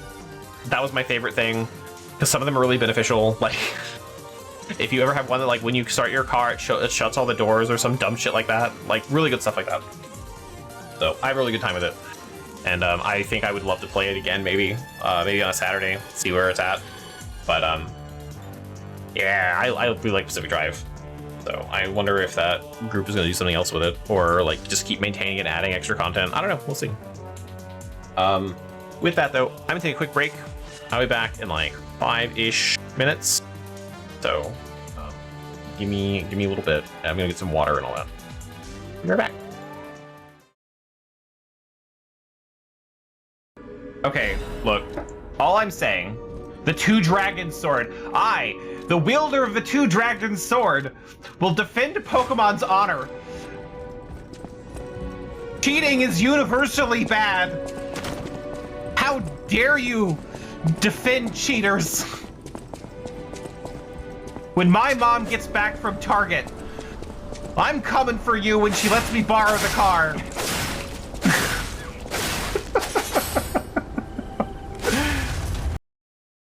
Set of stairs we got to. I'm assuming the slime got them. You just teleport both of them. It's okay. Just okay. You can tell.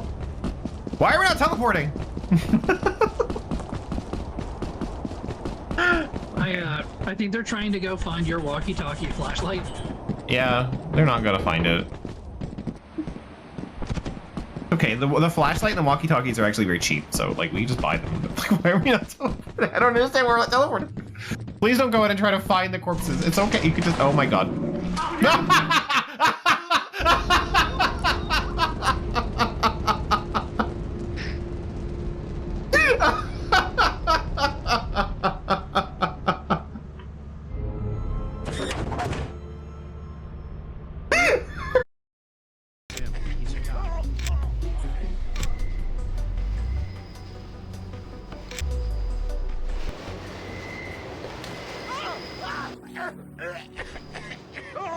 Oh my god!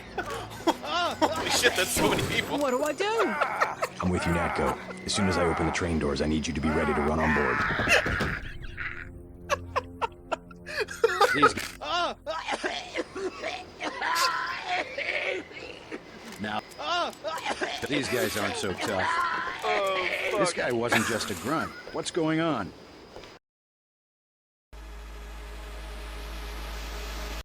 Hooray. I just want to know if it bothers him at all.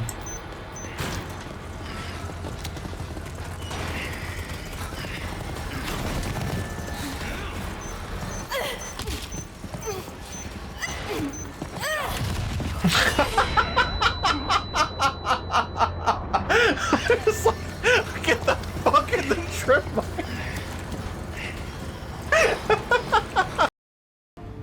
What is it through Yevon is summoning from within Sin?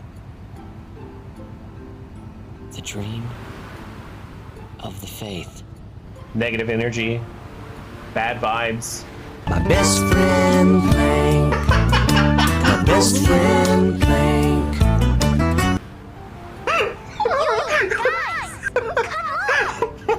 What is he summoning from inside Sin? My best friend Plank.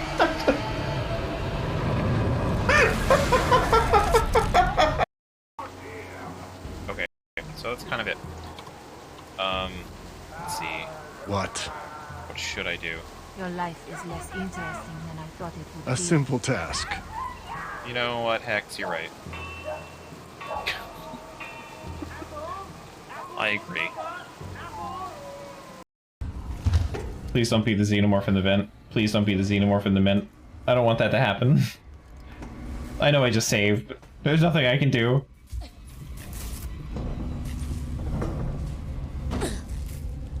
Oh.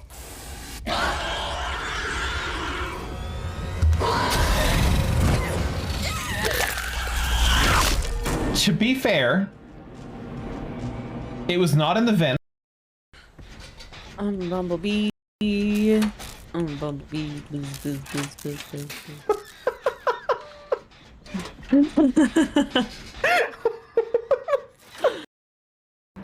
I think she might have seen. Maybe.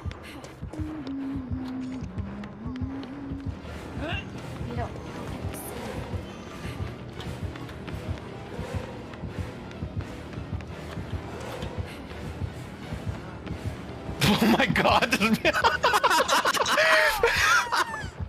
I thought she looked like what? Put my candle right in the cornhole. Perfect. Don't be putting candles in your cornhole. Look, it's too late. It's already happened. You can't stop me. It's done. If I want to put candles in my cornhole on my birthday, I can. Your birthday cornhole? Thank you, F. Thank you. I wish. You are more than welcome to Dragon's respite. Why is there... Oh, right, because Hexon's not wearing a thing. Will justice take its rightful measure? You will know this day that you have suffered Harvard... Oh, hey, look! It's the consequences of my actions! We found them! What is this? Revian, what are you doing here? It is I, Jahir.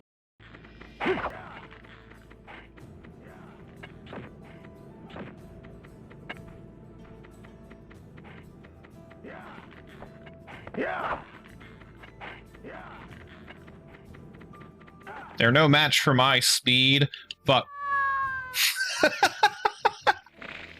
I'm no match for my own speed, apparently.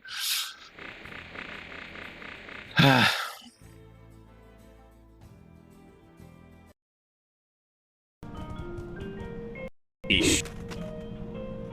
Fish. Fish, fish, fish, fish, fish, fish, fish, fish, fish.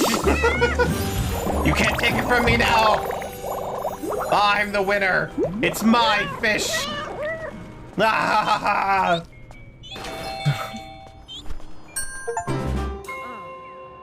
Get kicked out of the store. I ate the fish. He noticed me, so I just started eating faster. Okay. Oh yeah! Just like that! Oh. Okay, I'm back. Besides the crazy Mario clip.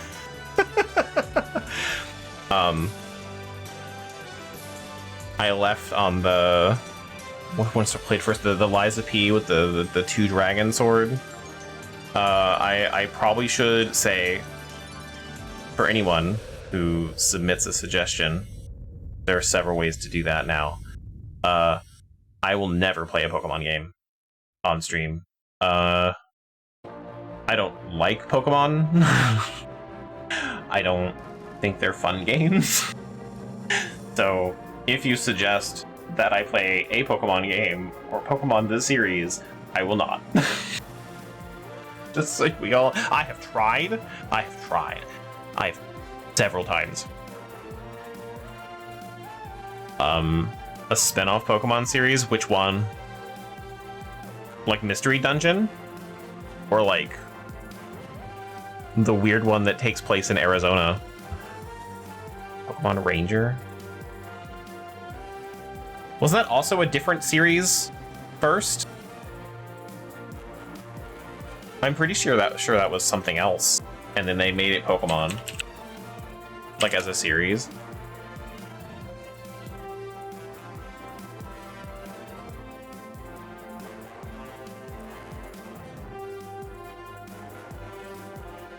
The DS gimmick game. Oh. But wasn't there another? I feel like there was another Ranger game that wasn't Pokemon.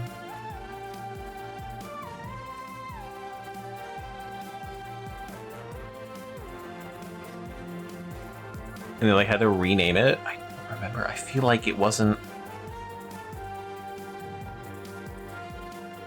Maybe I'm thinking of a different game, but yeah. Anyway, yeah. Yeah. No, I probably will not play a Pokemon game. I've tried. I played Blue when I was a kid. I had fun with it. It was too easy, even as a kid. I didn't really enjoy. I don't do collectathons very well. I'm not a. Boy, I sure do love collecting kind of person. So like that aspect of Pokemon, which is a big aspect of it, doesn't do it for me. And I think some Pokemon games are a little too simple for my liking, which is like, you could like Pokemon all you want. It doesn't do it for me. I played Blue, I played Yellow, I played Diamond, I played, was it Fire Red, I played Emerald. I played a lot of the third games, because they're like the updated versions. I played X, I played Shield, and I played Violet. I've played a lot of them, I think, and I liked Shield because I played it as 6 corgis, and I finished Violet. I didn't enjoy my time with it. I think Scarlet Violet is very weird. I think they're a cool direction, very weird, but like, have not had a good time with a Pokemon game. They're literally children's games, yeah. So, but like, I know there's some depth to them, but I just the core loop of collecting things and being number one, like it doesn't work on me. So, yeah. Figure, but I would dash that before someone's like, I would love for him to play a Pokemon game. I wouldn't love to play a Pokemon game. Okay. Where were we? We just did Pacific Drive. Man, I should look at Pacific Drive again. Oh, now we're getting to Tyrion 2000, which boy, what a nostalgia game for me. I think Tyrion is gonna have to be a C though.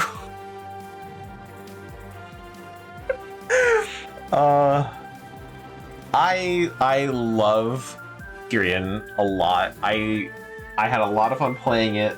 I had a lot of fun playing it as a kid. I love the upgrade trees and all the different weapons and stuff, but when I played it on stream, having the laser that just wipes the screen every time I go over it kind of ruined it. So I gotta give it a C. It's good, but maybe too easy. There's some weird things too, like you can fly a carrot and shoot bananas. I think the story is there. Where's the bear game you played?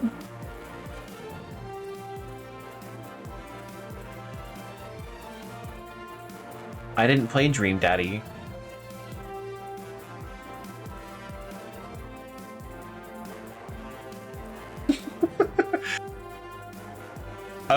Oh, like real bears. Okay. It's not on here because I didn't play it for stream. I had it. I was like right at the very end of it, and that's what I was doing at the time. So when I started stream, I just finished it and then moved on. Yeah, so I didn't. It's not on the list.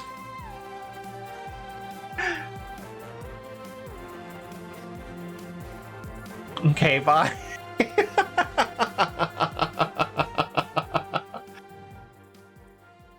I know you like the game. I don't know if I'd give it a C as well. It's okay. It's good-ish. It was a thing that existed.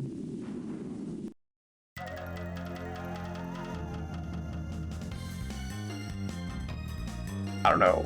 That's I don't know. That's all you're gonna get. Anyway, Tyrion 2000. Doing number grow up stuff. Okay, well, have fun. I don't think me saying Dream Daddy got enough appreciation. I'm sorry. But yeah. Anyway, I could add it, but like I said, I didn't play it for stream. But no, I don't know. It's good for what it is. Bear and Seeing Bears game, whatever that was, the summer camp. What it was on the Super Nintendo? I don't remember. Yeah, but that did appear on stream. You're correct. But yeah, Tyrion 2000, I think a little too easy once I had a laser, but I like the soundtrack. I actually think it was a pretty great game, but I don't think me getting the laser kind of ruined it. So and then we finally played the Resident Evil remake. So we rated the original Resident Evil an A because it is a good game. It did start a bunch of stuff. I had fun playing it. Obviously, there's a bunch of memes about it. I played the original, not the DualShock or Director's Cut edition. So we didn't get the fucking clowns and with trumpets in the basement or whatever people call that track. So Resident Evil is very good. Resident Evil Remake though takes everything about Resident Evil and really makes it great. Resident Evil Remake is a fantastic game. Visually stunning, especially for a GameCube. Fixes a lot of the gameplay problems that Resident Evil 1 had. Obviously did things for the voice acting, which some people might consider good, some people might consider bad. Just made it flow better. There's just so much that the Resident Evil Remake did that made the game really shine. They fixed up like everything that was wrong with it. So like I said, the ambiance of it is much better. I trying to remember what they added. Some of the things, because there's like a couple doors that exist in the remake that don't exist in the original. Was it V-Jolt that didn't exist in the original? The fucking plant boss? Did you have to like not... You had the option to not fight it in the remake, and I don't know if that exists in the original. I don't remember anymore. But they added some extra stuff to give you like different ways to do things, and I just think that Crimson Heads were new, so you couldn't like leave zombie corpses on the ground. I think lighting on fire was a bit much, but once you got really good, you didn't need to light them on fire because you just knew you weren't going to go back in that room. But just good stuff. I honestly, the Resident Evil remake, fantastic, and started the trend of them making really fantastic remakes of their games. So like all of Capcom's remakes are great. Obviously they're like all here except for 3, which I think I rated down here. Yeah, so stands the test of time for sure. I love the Resident Evil remake. Whew. Okay. Well, let's talk about another one then, because we got Resident Evil 7. I like Resident Evil 7. But there's just something about it that feels wrong to me. I can't put my finger on it. It is literally just vibes. But I think atmospherically, visually, Resident Evil 7 is really good. The story is very much on par with Resident Evil. I think that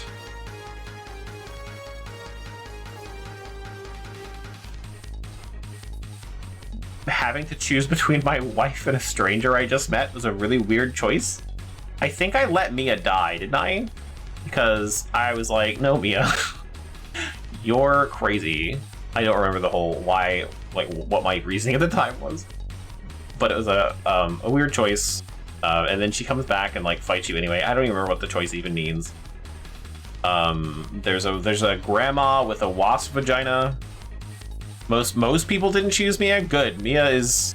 It'd be hard for me to choose Mia. I don't remember my justifications at the time. I know they're in the video. It's just... something about it... I feel like I struggled a lot with 7. Like, I played it on... I think I played it on PS4 first. Because I... Was it on PS Plus? I feel like I played it on PS4 first, and I had an okay time on PS4. I kind of struggled on PC. Did you see me working for Umbrella or Stars? I don't think it was either of those. But yeah, she was secretly working for whatever the group was that was making the mold people. But yeah, I died. I feel like I died a lot in Resident Evil 7, and but the DLCs for 7 were...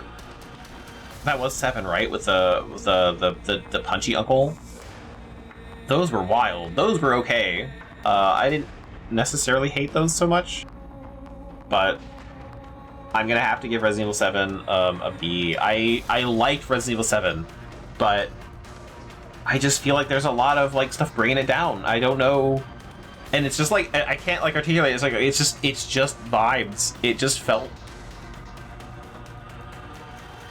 I think I'll be able to articulate more when we get to Resident Evil 8, but I think Resident Evil 7 is a B, and I think it's the starting of what I'm going to complain about in 8, which I think really crystallizes it.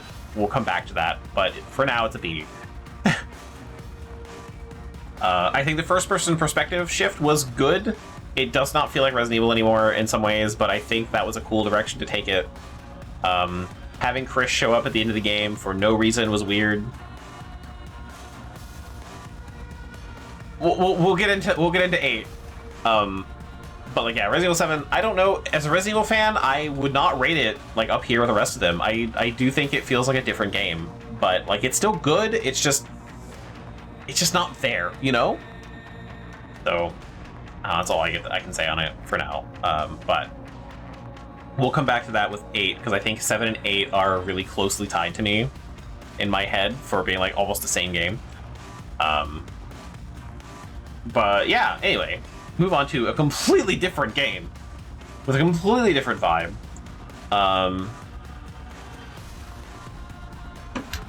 Do I not have a picture for it? Oh shit.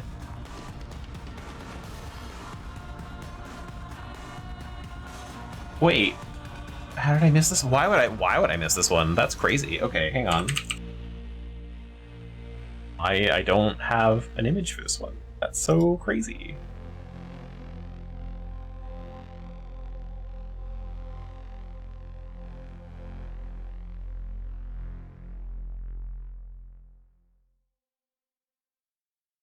Like, why? Why is that missing?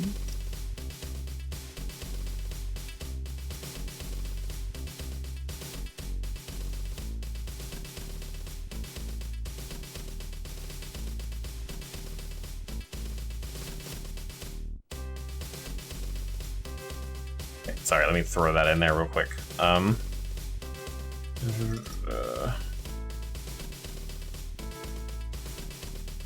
Cause this one deserves to be talked about.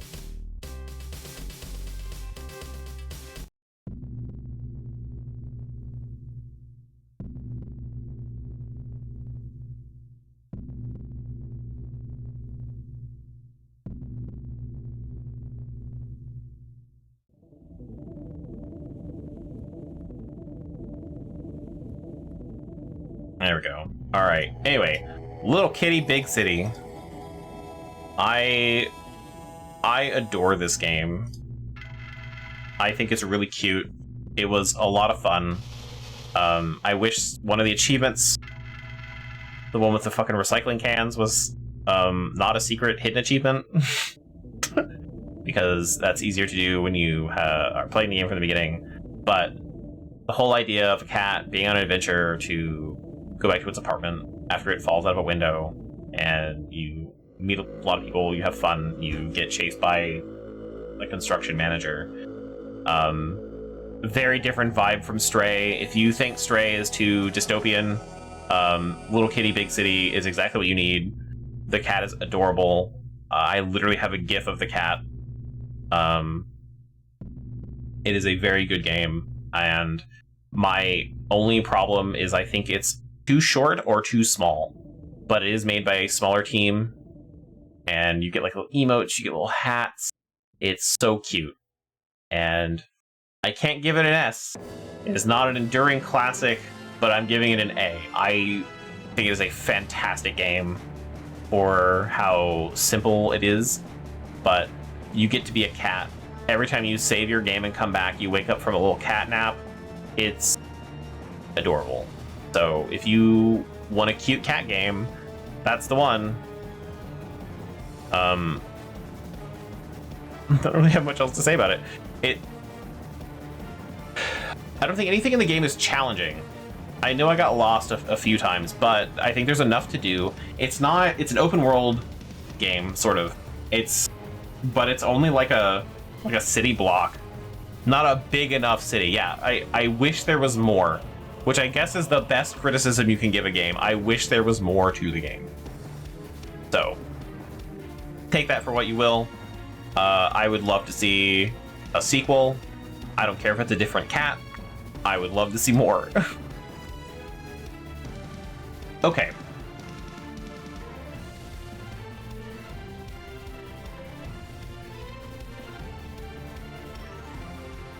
Yeah. I'm just thinking about it. There was a time where I was eating that fish. I got clips of it. It was such a fun game. But, yeah. So, the next game was Thief 2. Where did I put the original Thief? Did I rate it S tier? No, I rated it an A, didn't I? Yeah, so Thief 1 is A tier. I know that a lot of people really like Thief 2. And I think if I'm gonna be real about it, I think that Thief 2 is worse than Thief 1. I like Thief 2, but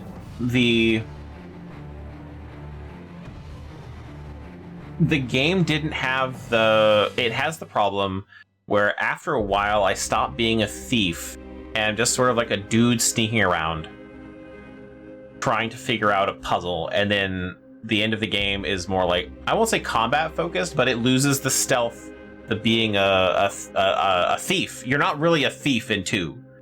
It's all steampunk religion. Yeah, you're kind of taking down the machine god or the machinist oracle or whatever, and he has the dumbest voice. Fucking, was it Karis? Abhor the lips. It's quotable. Thief has a really cool world. I will not say otherwise. I think Thief 2 expands on the world in kind of the wrong way, though. Because in Thief 1, you have the Hammerites. They build things with hammers. And so there's like forges and stuff, and they do like metal work. It's kind of, and stone work and stuff. They're all for like building and creation, which is neat. And then you have like the weird shadow people that Garrett works with. I don't remember their names anymore, but they do like, I'm gonna say like arcane magic, and they do like control things in the shadows. And then you have like the regular people and the guards and stuff. And that's kind of an interesting world. And then they bring in like machines, so they bring in like steampunk, and kind of a cool move forward, right? Because it's basically going from like, they basically jump from medieval to the Industrial Revolution. So you have this like medieval industrial steampunk revolution going on, and I think I like that aesthetic when it's done right, and I think Thief 2 gets it right. As a world, as a setting, as an aesthetic, Thief 2 is great.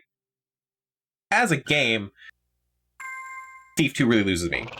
I didn't have as much fun with Thief 2 as I did with Thief 1. It just wasn't there. Again, if I'm playing a game called Thief, I'd like to be a thief. And yeah, I get to steal things, but like that wasn't the point of me being there. I was like trying to unravel like political dealings and like things we already knew were going on in the world, and everyone kind of already knew, but I just had to like prove it. It just wasn't there. And I don't think the villain was that great.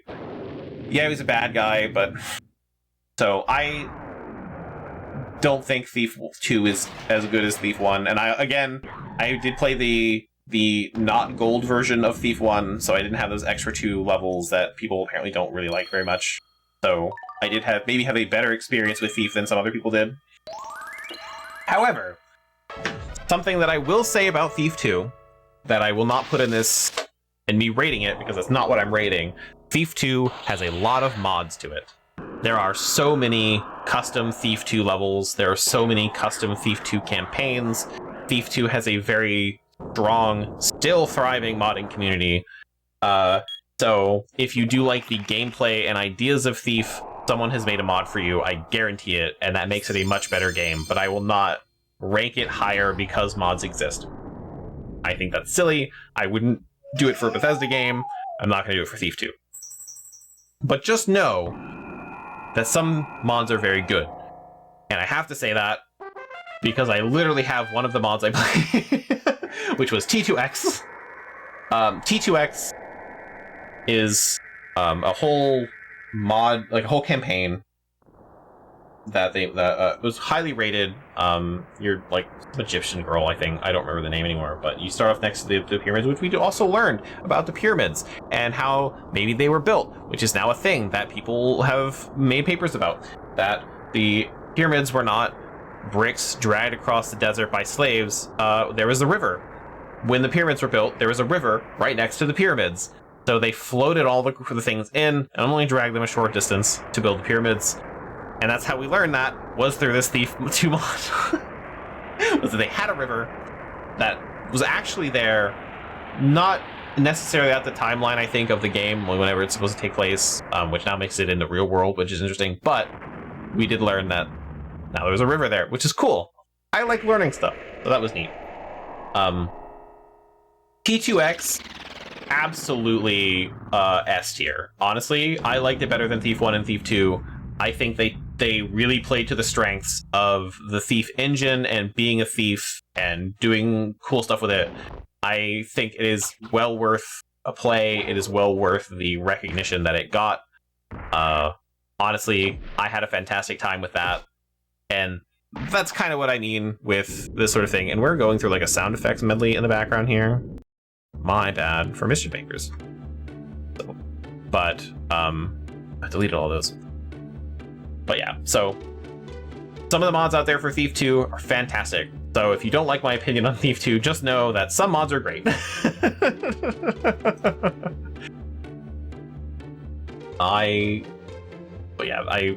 Sometimes mods are just great. But moving on from there, I gotta say, this next one, I don't think I have on here. Because why? How did I miss so many games? Jesus Christ.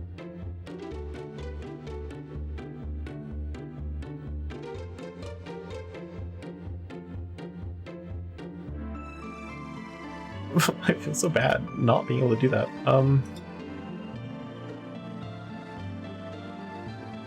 Grab that.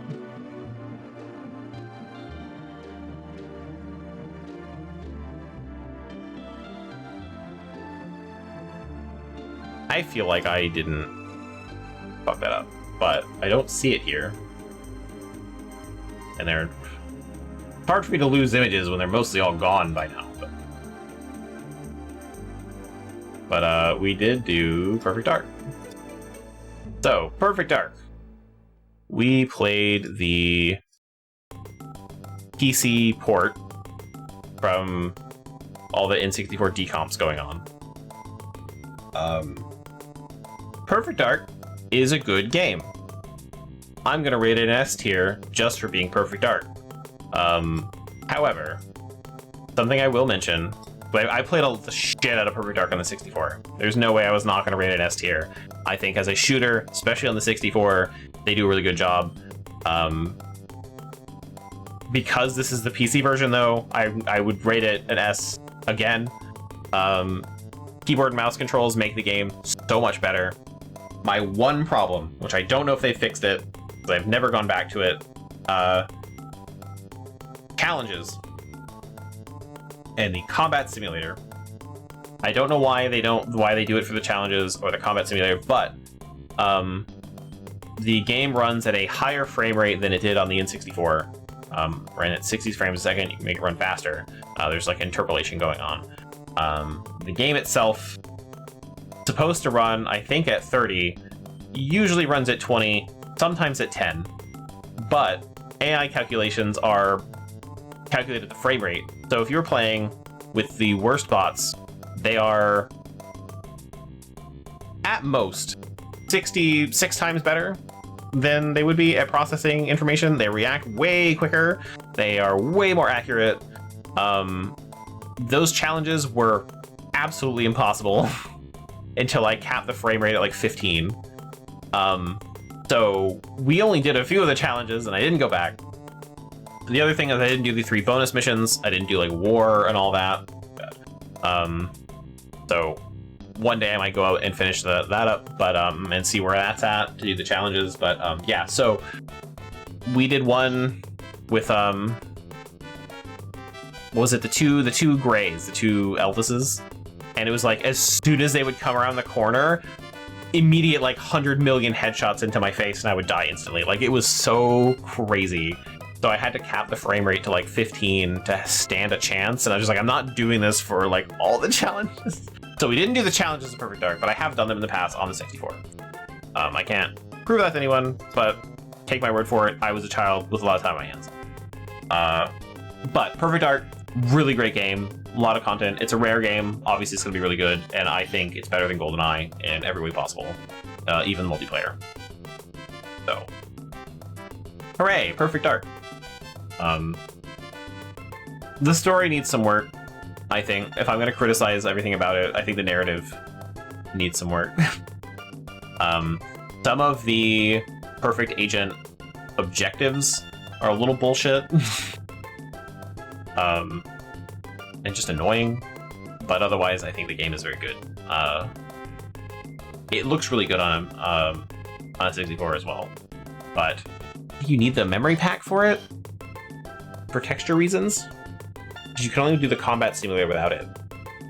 I don't remember why you need it, but yeah, you need. No, that was Was that Donkey Kong 64? That wasn't Perfect Dark. Some game Rare made, I'm pretty sure, was you needed the memory pack because if you didn't have the memory pack, the game would crash. And they didn't know why. Like, you didn't use the RAM for it, but you just needed the expansion pack. So it would be better. I think that was Donkey Kong 64. I don't remember what, but anyway, one of the games does that. But Perfect Dark, fantastic game. Okay. Now we're gonna get into Resident Evil 8, and you know what? I'm gonna pull 7 down here too, because what are you gonna rate it? Fucking B? Yeah. We're gonna pull 7 down here. I'll put it back. We're gonna talk about 7 and 8. So Resident Evil 8.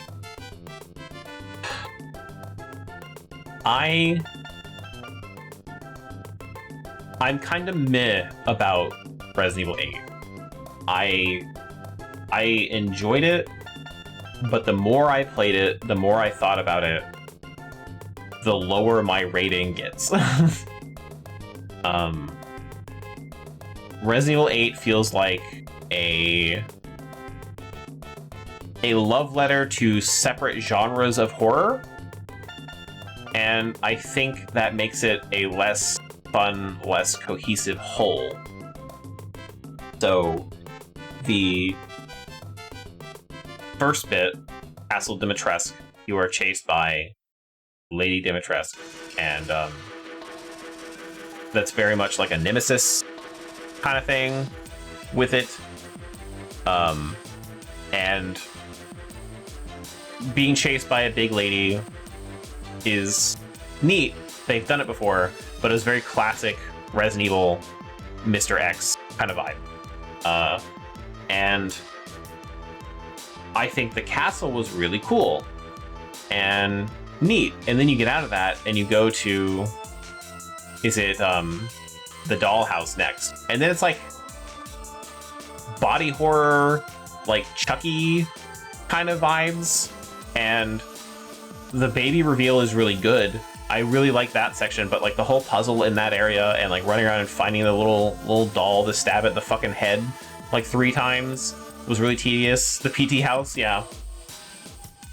And like that was really short. It was really easy, and especially when you knew what you were doing, like you didn't need to do like any of that anymore. But that baby reveal, that reveal, if I was rating reveals and jump scares, S tier. I love that. That was so good. One of my favorites in gaming. And then you went to fucking Fish Boy, and it's just sort of like pull levers and dodge Fish Boy. And then there's a boat section that was kind of okay. And then, like, I don't know what that was trying to do. Like, what? And he vomits, and he's kind of an idiot, but he's just like a dumb fish boy. And like, you get a grappling hook or some shit, or like zip lines. It was just, that's when it started losing me. Like, I don't think that was a scary, interesting bit. And then you have the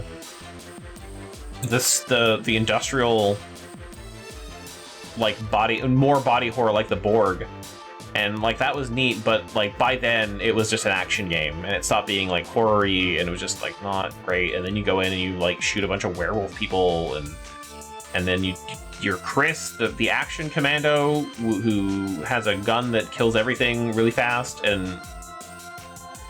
But I think the final boss fight was very good. They did a really good job fighting whatever the fuck her name was anymore. I don't remember anymore. But I think all of that in mind about 8, the factory did suck. Yeah, it was just, I don't know. Miranda, yeah, Miranda. But those are like I feel like if you took a step backwards and you did that, I'm gonna celebrate very different aspects of horror and different genres of horror. That is what Resident Evil 7 did with each of its areas. So you had the Saw house with what's his name doing the birthday party, and you have to like solve the puzzle or you're gonna die. You had creepy bugs, and like again being chased around a house, but this time it wasn't a castle, by Jack until you fought him in a garage. Like it's just like a bunch of disparate components. They were like, wait, I want to do this horror, and then some guy was like, no, fuck you, I want to do this kind of horror. And then the guy in charge like, shut up, we'll do it all. And that's how 7 and 8 feel to me. So, like, it's just, I don't know, I wish it was more, because, like, all the other Resident Evils, they kind of go through the same thing. They're like zombie horror, I get it. And, like, weird companies, and then you get, like, to 4, 5, and 6, and there's a lot of, like, body horror stuff. And, like, I think that's kind of neat, but it's kind of an evolution of the zombie horror. And you do a good job with that. 7 and 8 are just sort of like, we don't know what kind of horror we want to be. So they just kind of do whatever. So, like, 7's a B, because I feel like they were experimenting, and they didn't really go that far. I'm going to rate Village also a B, because I like Village, but it's still kind of meh. And man, don't even get me started on the fucking mercenaries mode. The time attack, run as fast as you can to shoot people in the face, like that was a huge letdown for me with 8, which is the higher B. I don't go that far. I don't want to get that granular. Yeah, the Merc mode in 8 was terrible, and if I was going to give one a higher B, if I really wanted to go that far, I would say 7 is probably better than 8. But only because 7's DLC. 8's DLC, playing as Rose, I don't even remember it. I know I played as Rose, and I did some things, but I don't remember it at all. The reveal that Ethan was a mold man was also very strange. And, like, that you actually died in Resident Evil 7 was a really dumb reveal. There's just a lot about 8 that just doesn't... And I did have a good time with 8. I had a good time with 8. I had a good time with 7. But the more I think about them, like, I can't rate them that highly. Like, you still have fun with games that are not, like, fantastic masterpieces. I mean, some people like Skyrim. Some people like Jacob.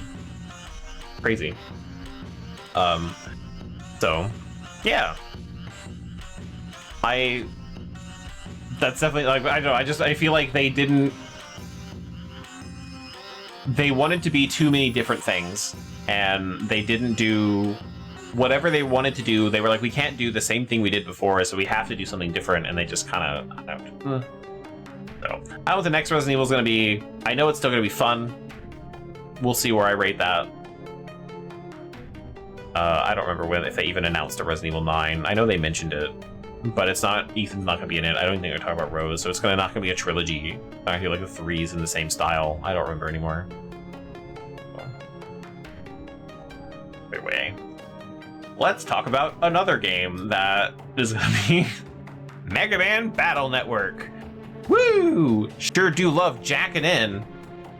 It's so warm. I love how jacking in feels. Boy, oh boy. Jacking in is my favorite thing to do with my best friend, Lan. We're gonna jack in together, and I will be inside him. Anyway, I'm giving it a C.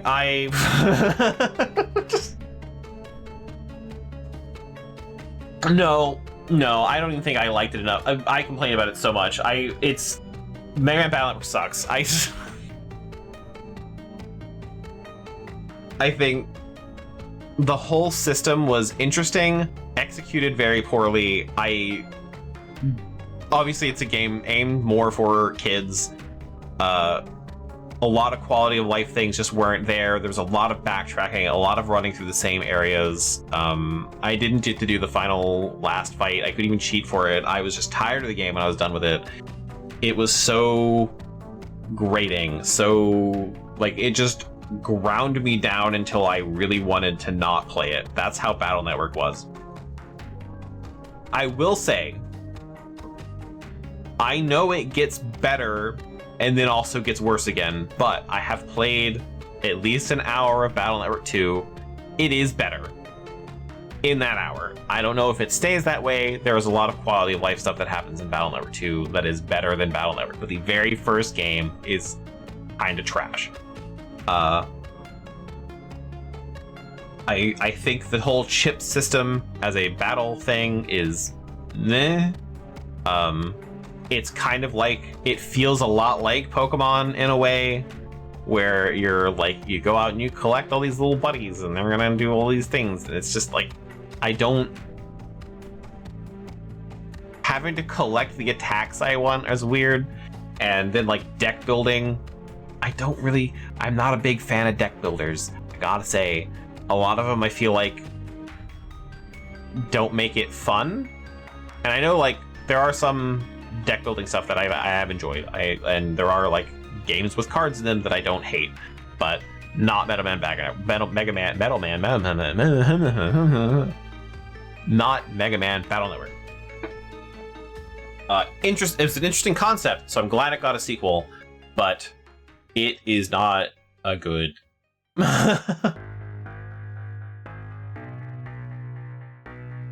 So, maybe one day we'll play Mega Man Battle Network 2. I don't see that happening soon. So,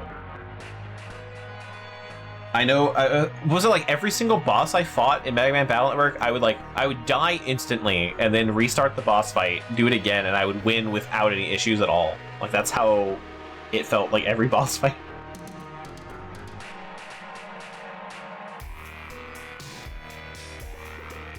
Man, I'm just thinking about how much I don't like Battle Network now.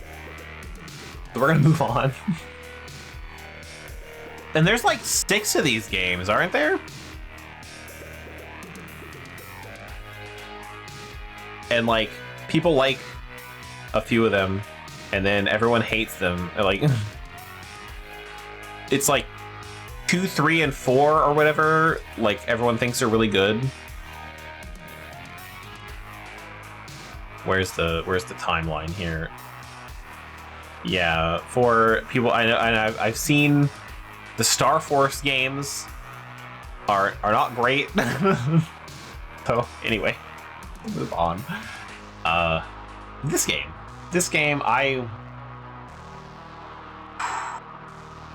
okay, so Hellblade: Senua's Sacrifice, I think is very good. I really enjoyed it. It felt a little empty.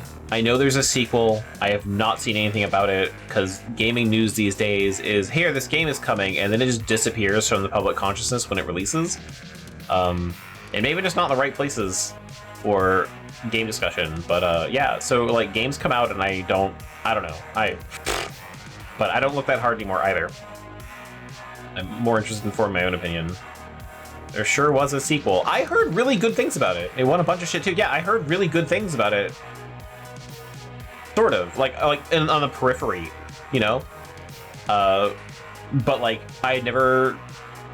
no one I watched did like a playthrough of it. No one had like strong opinions on it. I think one person I watched on YouTube did a video on it, but like, it didn't really tell me much about the game. So, I'd be interested in playing it, because I had a lot of fun with this one. Honestly, this is an A. I think they did a really good job with working with people who have psychosis and doing a good job with working with experts to make this believable and interesting. The World War II movies of the Game Awards. I would love to play the sequel, but yeah,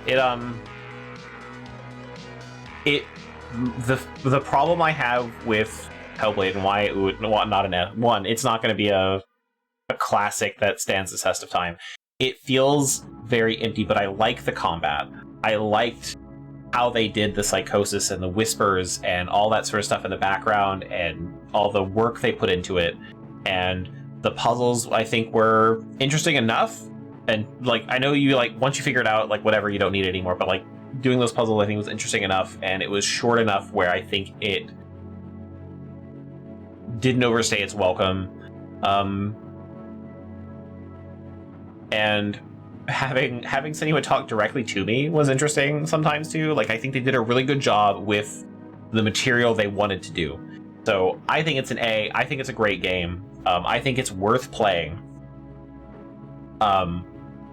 And like, but it does feel a little empty. Like, there's not enough to the world to be like, wow, this is great. It just felt if you took all the other people out of Death Stranding,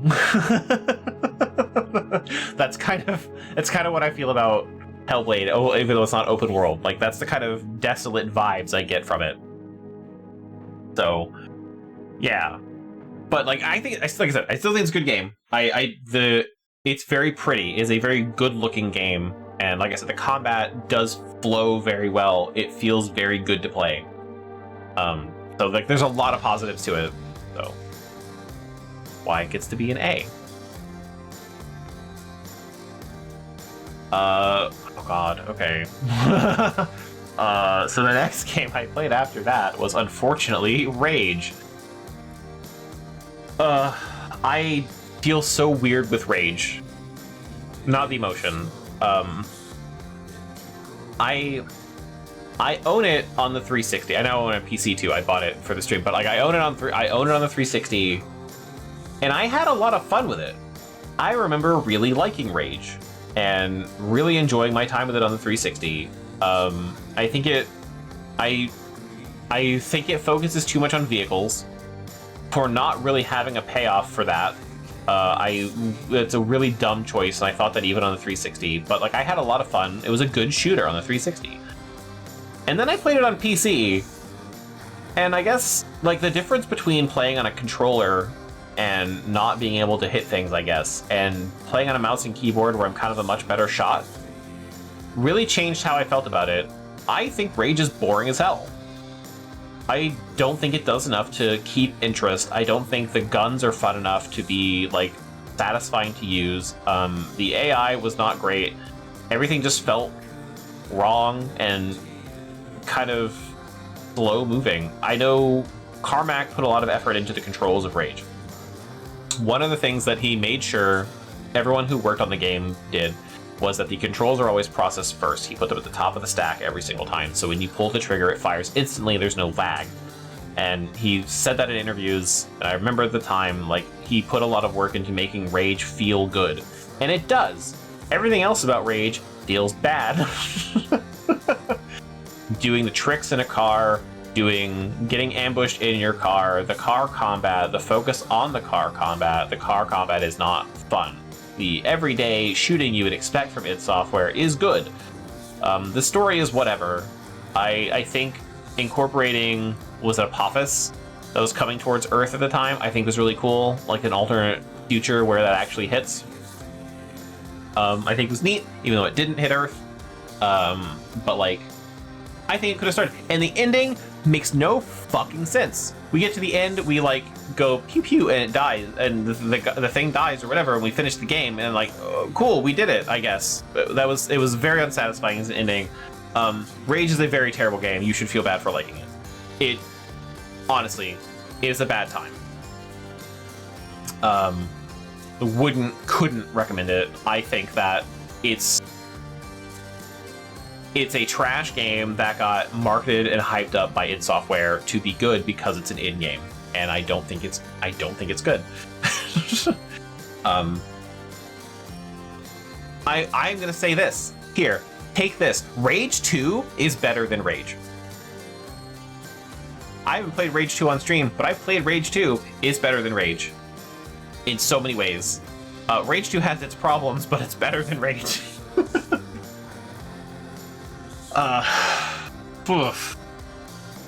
So anyway, playing Rage made me feel the emotion Rage, which moved on to me playing Bulletstorm, because Bulletstorm is a fun time in raging opinions.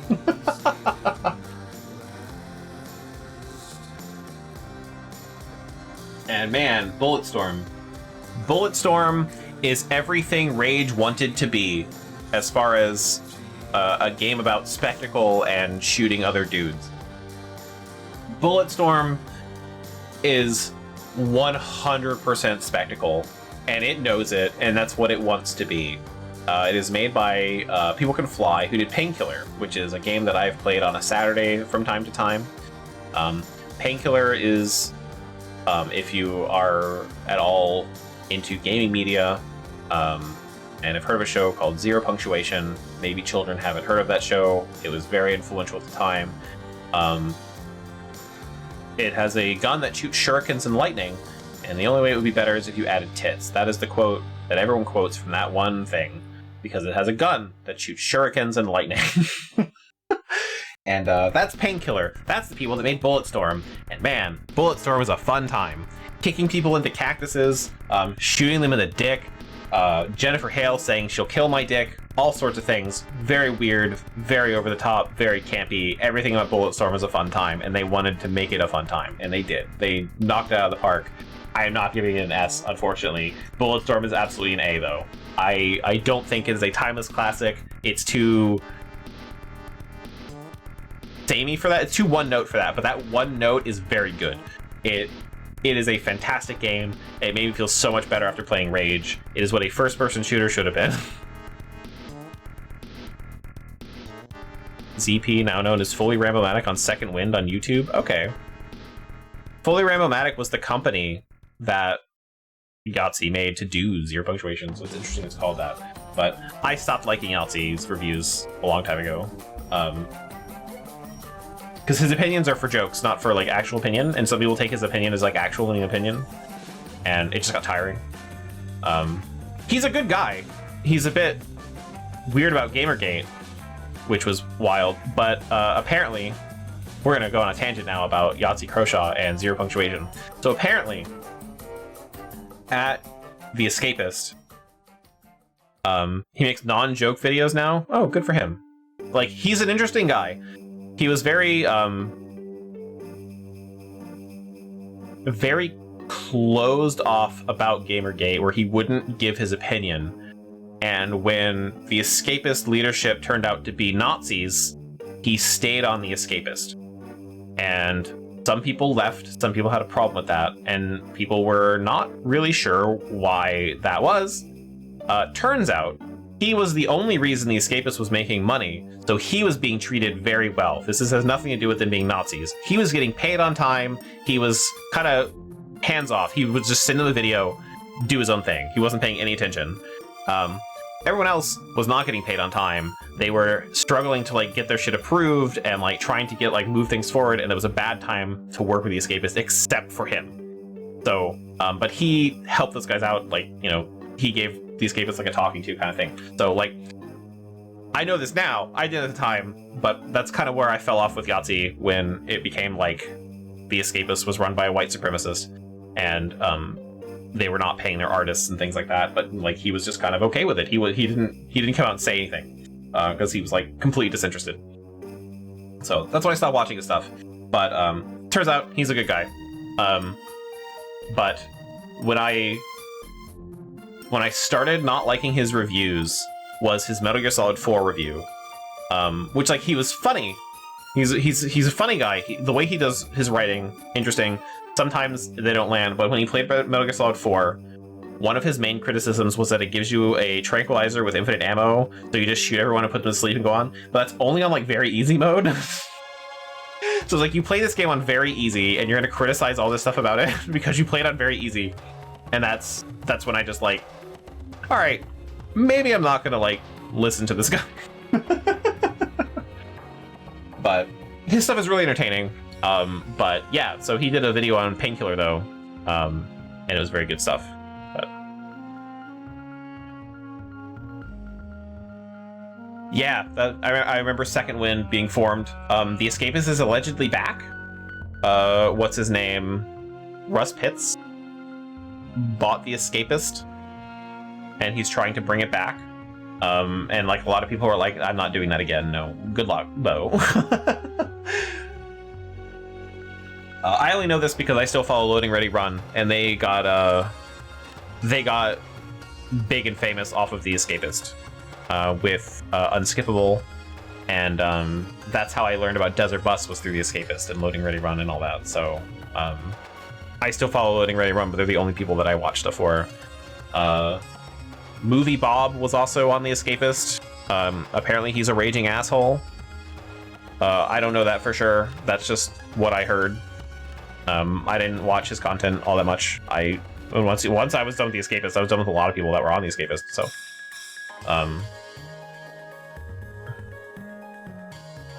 Rusty Pitts. I mean, his name is Russ Pitts. Come on, he didn't choose his name. But anyway, yeah. So that review. Painkiller. Painkiller's a good game. I don't know if I would play through the entire Painkiller franchise, but maybe I will. It'll be on the list. It's probably on the list. But Bulletstorm, really fun game. If you want all sorts of spectacle, Bulletstorm's got you covered. I had a blast playing it. I really hope it was a blast to watch. Good times. And then I was like, that's unfair to id though, because Bulletstorm was not an id game, and I know id can do better because they have in the past. And that's when we did Doom 3, which I only have the Doom 3 expansion picture, but like whatever, I played them both at the same time. So we're gonna move on to Doom 3, which is a much better game than Rage. I would rather play Quake 4 than Rage. So here we are with Doom 3. This was the game that they made immediately before Rage, and I was wondering how they had so many steps backwards with Rage. My one criticism with Doom 3 is that Doom 3 feels like a tech demo for their engine, which was id Tech whatever the hell. It was like, I think this was Doom 3 was right before it was the Doom 3 engine, and they started to rename all their engines retroactively, like id Tech whatever. So I think this is id Tech 3 or 4, might be 3. Yeah, if Doom is id Tech 1, Quake is id Tech 2, then Doom 3 would be id Tech 3, but don't quote me on that. Doom 3 is good. It's a good time. I think Doom 3 is still fun. I love the atmosphere, I think, but like being a game to show off the lighting is weird. But Doom 3 and its expansions, very good. I would give them definitely an A. I think they're fun to play, they're fun to watch. I didn't go into one of the expansions that was just like cut content from the game or whatever. So base game Doom 3 and its expansion I had a good time with. I think that it really shows that whoever designs things at id really understands what makes a good first-person shooter, because the weapons feel powerful minus the plasma rifle, which sounds like it's making weird Fisher-Price sound effects in a children's toy, and I don't know who thought that was a good idea. But the shotgun feels very powerful. The BFG is really cool, even though that's the BFG they added so multiplayer had a way to counteract it, because it has like a little chip in the middle that holds it all together, and if you shoot the little chip it explodes early. Doesn't come up in single player, but that's a weird multiplayer thing for Doom 3. The guns are just fun to use. The shotgun's a bit too powerful, but you want that out of a shotgun, honestly. I think it shows that they really know how to make encounter designs still. So things will show up behind you, in front of you. They'll have like zombie-men be the thing that gets in the way while you're shooting them, where the imps will throw fireballs at you. They really have a good sense of what makes a good first-person shooter. And Doom 3 may not be as good as the original Doom, or Doom 2, or whatever if you have nostalgia, but Doom 3 is a very solid game that still shows that it knows what they're doing. Rage is not. I'm gonna hate on Rage a lot now, because we're nearby on that. Rage shows that id had a lot of people leave the company, maybe. And they were like, alright, kids, you get to make a game now. No, there was...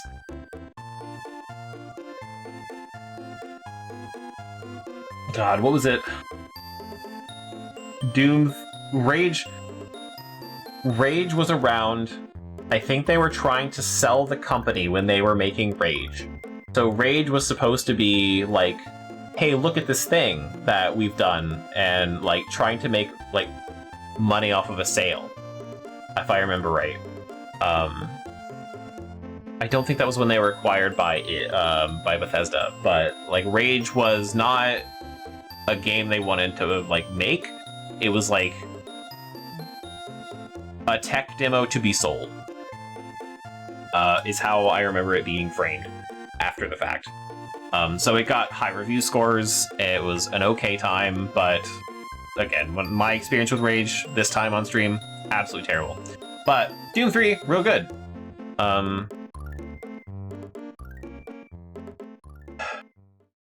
What are they making next? Right, there's the I'm so incredibly interested in the next Doom game. It's Doom in medieval times. What is it fucking called? Doom Dark Ages? What a dumb idea. I love it. Anyway, I'm ready for that. I actually really like Doom 2016 and Doom Eternal. I think that's... I don't want to say return to form, because that's like a really... kind of a buzzword at this point. A buzz phrase. But those two Doom games, with the exception of some things in Doom Eternal, which I think go against that whole philosophy, with Doom 2016 is fantastic. It took them forever to make it, because Rage was like 2010. But anyway, I'm excited for the next Doom game.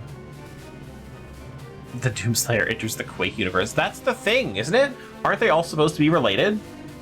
Like, the Doom Marine is a descendant of BJ Blazkowicz, and the dude in Quake is also somewhat related, except the one in Quake 2 when they decided it needed to be different, and then the whole Strogification thing. I think that was in 4 as well, but yeah. And BJ Blazkowicz is like the grandfather of Commander Keen. Some dumb shit like that. I don't think that's official. I don't think that's official. But yeah, I don't know. But Doom the Dark Ages looks like a lot of fun. I do like medieval things, and I like Doom, so you're mixing some two things that could be fun. I don't know, could be fun. Anyway. Suikoden. What do I say about this game? Boy, it's an RPG. It has people in it, and you do things. And yeah. I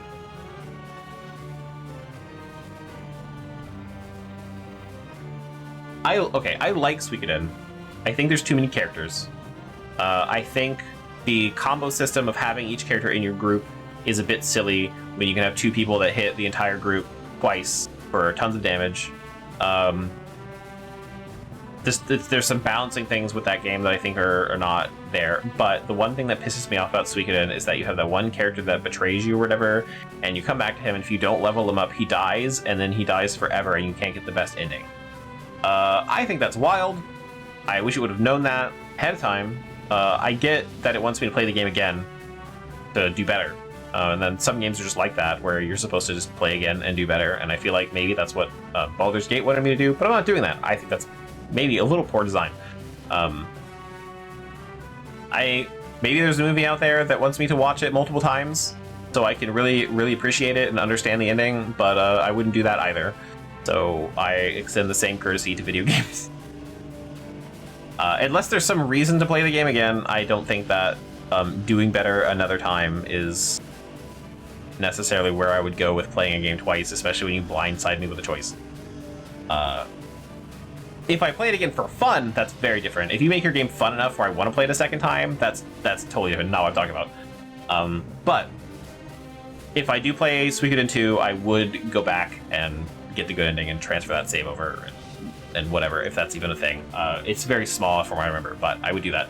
But anyway, back to Suikoden. It feels very bare bones. I know there are 108 characters. I think it's a good story. I like a lot about it. But like I said, it felt like a lot of the mechanic stuff was not thought through. And I don't mean like they just were like, just do it. It's almost too much. Having 108 whatever characters for a first go round, like I said, there's not a lot of balancing. I don't think there's a lot of good choices to make between those characters. So, and that's just, I think, the nature of having 108 of them. It is an okay RPG, and obviously it did well enough to spawn way more of them. So, like, this is one of those games where I'm like, here's one that I would like to see more of. So you get that from the first game, and the second game's like better, and I can do like, oh, hey, well, here's some missteps they made that they fixed in this next game, stuff like that. Suikoden is a good example of that. It would take me forever to get through that game, though. But I think that it is a good game, but is not a great game, and I think a lot of stuff brings it down to there's a lot of like getting lost, a lot of like you should know this ahead of time kind of thing to find characters as well. and I'm gonna have to give it a C. I think that it's good enough to play, but like not good enough where I'd be like, heck yeah, play that game. It's really good. You should totally play it. I'd like recommend it. And this isn't to say that it doesn't deserve a sequel. Like I said, it did get sequels. I do think that if I played it at the time, if I had the same brain I had now and I wasn't an idiot when it came out, I would say that I would love to see what they could do with a sequel, because I think there's a lot of potential in the first game. So it's good that it got a sequel. But I would not rate this one too highly. It's very average for an RPG in a lot of ways too. Though something that might maybe bump it up to a B, but doesn't really, like C.5, I'd say. The big battles that you have, I thought that was really cool. Like, you basically start an army and it shows you that, hey, you have this army now. Good stuff. And I feel like a lot of games don't do that. They just kind of do all the army stuff like off camera. So I think that was really cool. I wonder if that gets expanded on. I don't know, but we'll see. If we ever play Suikoden 2. And if you have played Suikoden 2, you know better, which is great. So. Alright, so that brings us to Star Wars Republic Commando. Boy. I cannot in good conscience give this game an S rank, but it's an A rank for me, hands down. I love Republic Commando. It wanted to bring from the creators' mouths, I'm pretty sure in the same interview they have, like literally on the game itself, they were talking about how a lot of Star Wars is shown from above, like top tier Jedi, you're at the highest levels of governance sort of stuff. So you see this very clean, sanitized version of the universe, and everything is like very clear cut, but down on the ground, like the commandos that are not superpowered, they see this very dirty, gritty version of the universe, and that's what they wanted to do. So the robots for the not the Republic, the robots for the Separatists are all like, they've got like dirt on them and scratches, and then everything looks kind of dingy, and there's like blood and stuff, and like I think they really did a really good job of kind of only subtly changing the atmosphere, but it does feel much better and more, not more real, but like it feels more grounded. And I think that really elevates Republic Commando up to being a really good Star Wars game just in general. For an original Xbox game, like that era, I think what they managed to pull off with the visuals and the gameplay are very cool. So the squad mechanics work really well. The AI is kind of stupid a lot of times.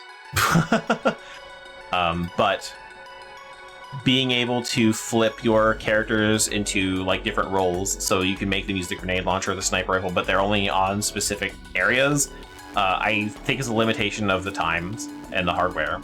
But giving you options on how you can set them up, I think is really cool. Being like a one-button command interface for your squad, it makes it very intuitive and interesting to play. I think the gunplay is very fun and very fluid. This is going to be really dumb as a thing to say about it, but I really love that when you get something on your visor, you have the little thing go by and sweep everything off, and I love how the night vision looks in the game. Whatever they did to make that happen looks really good. And I think the narrative of it is also really cool, following them through these like three or four different missions that had like a big impact on their squad as a whole. And then ending the game with the order to kill all the Jedi. Was really good, and I really wish that game got a sequel. I think a sequel would have been really cool and interesting, even if you didn't follow the same characters. Just never happened though. I believe it got a book, but Republic Commando is one of those games where I would definitely recommend it. It is a very fun game. So, yeah, good shit. It's really funny when you look at this list how much I rate games really good and all these games that are really bad. if anyone is going to watch this and they're going to criticize the fact that I maybe I like too many games, it might be important to know that I do choose the list of games that I play. Like, of course I'm going to choose games that I like. It's very much being too generous, absolutely. Because I pick these games because I like them.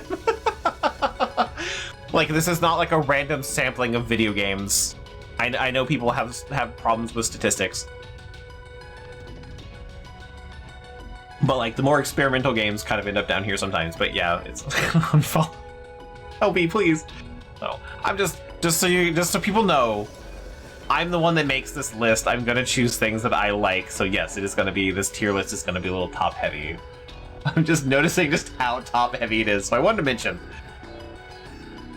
Except Jacob. Jacob sucks.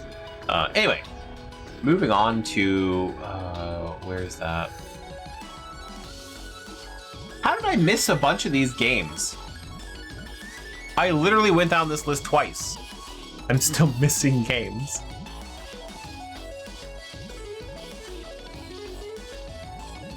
Alright, fine. I'll pull the header off of Steam again.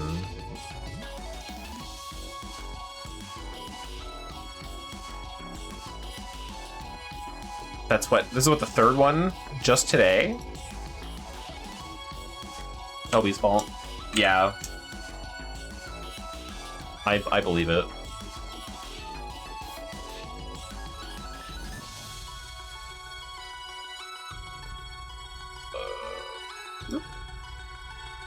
Okay, so Town of Light.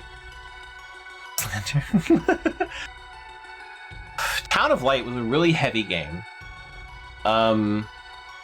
It dealt with a lot of like really heavy theming. I think it's one of the few games I put like a content warning on.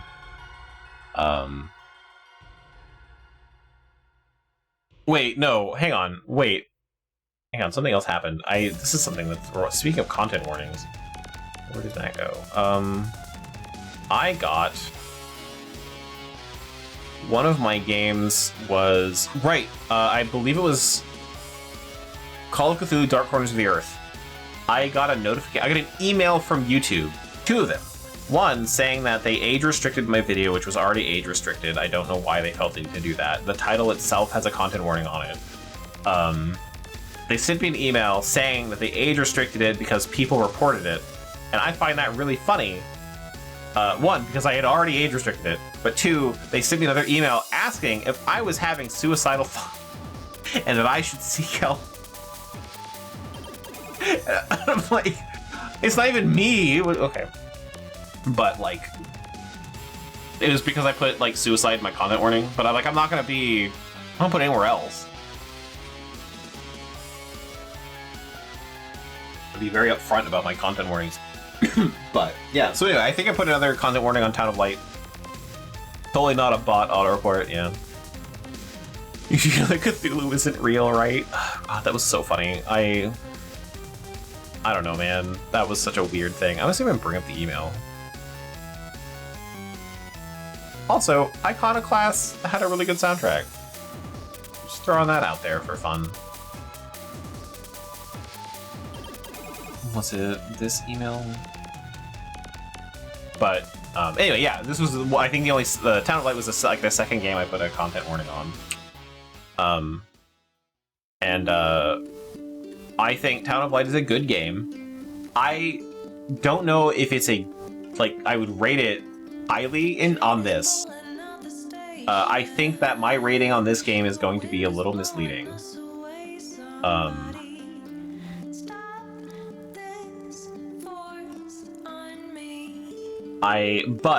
It's a game I'm glad I played it. I think the game is interesting and fun. But like not fun in a lot of ways. It's hard for me to rate this one. Because it is just like a walking sim, and you get a story told to you, but that story I think has when I get the time, I didn't have fun, but I'm glad I played it. And it'd be hard for me to like recommend it. I don't know how good the stream itself was. But like, I don't know, there's like, to say that it's like, I don't want to elevate it and be like, oh, it's an A tier, it's good because it's art, but like, as a game, it's not, it's not great. Like, I'm gonna give it a B. Like, I think that's solid enough because I think the narrative was, did say to watch it really? Oh man. Town of Light was the game where I stopped to talk about the multiple choices and how games can manipulate you into thinking there's only certain ways to think about different ways, and I disagreed with a lot of the choices they wanted me to choose in Town of Light. And that's one of my main criticisms of it, is like, it moralizes answers that it forces me to think about. And there is only one right answer for the video game. And I think that's good enough to put it for a B. But like the story of how,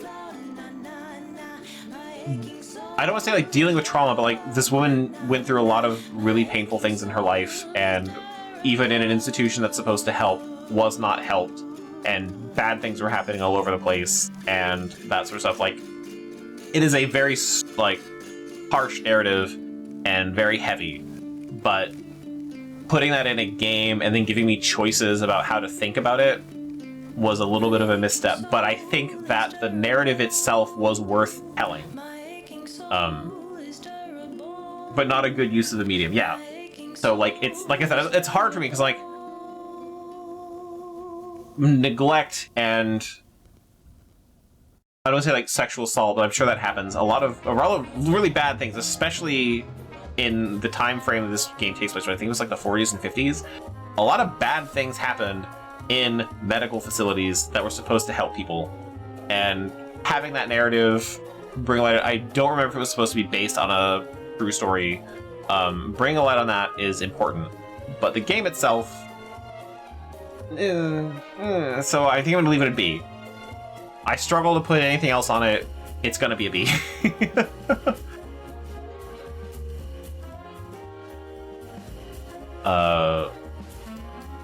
But yeah. So I don't know. I don't know if I would recommend it to anyone, but it's an interesting one. Anyway, back to that tangent. So yeah, they sent me an email that said, "Hi there, we're reaching out because members of the YouTube community, including fellow creators, viewers, or staff, have expressed concerns for your safety or well-being after coming across content you posted with topics related to suicide or self-harm, and it's because the title says suicide." You can teach tragic history without gamifying it into a trauma simulator. Right, and that's why I'm struggling, because it doesn't gamify it into like a trauma simulator. It gamifies it into railroading me into specific thought patterns and saying that one of these thoughts is better than the other, and not giving me an option of like thinking outside of the box. If they just told the story, it would have been better, but they had to put in gameplay, and that was in multiple choice answers, and that's what I don't like. But that's also something like you kind of have to do that with a game. Otherwise, like, why be a video game? But like, and they don't like explore the answers very well. Like, it's very. The problem is that it's a video game. Is kind of my thing for that part of it. But yeah.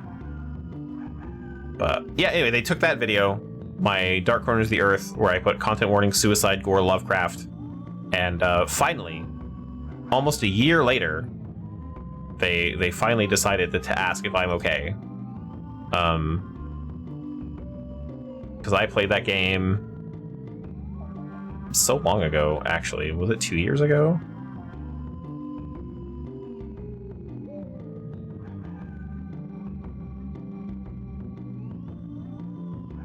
Oh, I played it last year, yeah. Very early on, so yeah. Nope, I didn't play it last year. I played it a year before, so yeah, it's been over a year. I think it was more because it was in the description, like in the title of the video itself. But yeah, no bad words. Yeah, there was like the policy where you can't swear in like the first like minute or two, like 5 minutes of it, 10 minutes of video, because children might watch it. and before they switch off the video. But yeah, I don't know. I'm not crazy interested in YouTube's policies. Like, I am to a certain extent because I use YouTube, but I go where it takes me. We'll see. All right, let's talk about Eternal Darkness. I'm gonna spoil it for everyone. It's gonna be an S tier. I think Eternal Darkness is a fantastic game. What a good game Eternal Darkness is. I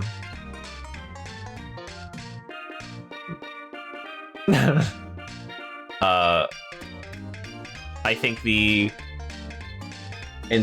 crazy insanity mechanic was very good. It doesn't necessarily hold up as well today because some of them were built for like TVs at the time, like the volume thing. But I love the story, I love the setting, I love the world. The only thing that I have a problem with is the fucking magic system. Because I don't need to hear Pargon that much. You don't need to just take my spells and add power to them. So the guy the voice just says power, power, power, power, power, power, power. That needs some work. They could have done something more interesting with that. Pargon. I think if they could have mixed more runes into this system itself, so instead of just having 2 runes or like 3 runes and then power or whatever, like if I could add a 4th rune and a 5th rune to do a specific, like a whole new spell, that could have been more interesting. Some of the puzzles are a little obtuse, but nothing's impossible. Eternal Darkness does a really good job of just being a good game. The biggest nitpicks really are just the problem is that it's a game on the GameCube. That era of experimental design and what you could get away with on the hardware was just led for things to not have a lot of quality of life stuff that we would have now. But it is definitely a timeless classic. Save your goddamn game though. Or less rune slots. Yes, I would take less rune slots, that's for sure. So the magic system just kind of is the only thing that I think is meh. But to get the true ending, needing to beat the game 4 times too is also wild. But we just watched the true ending on YouTube when I finished.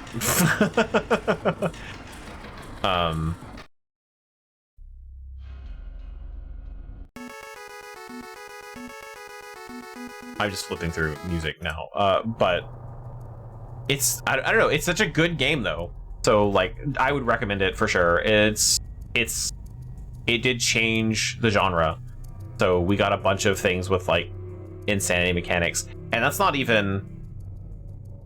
That was one. I think Amnesia did it first for like popularizing it. Eternal Darkness did it like first, but they had a patent on it or copyright.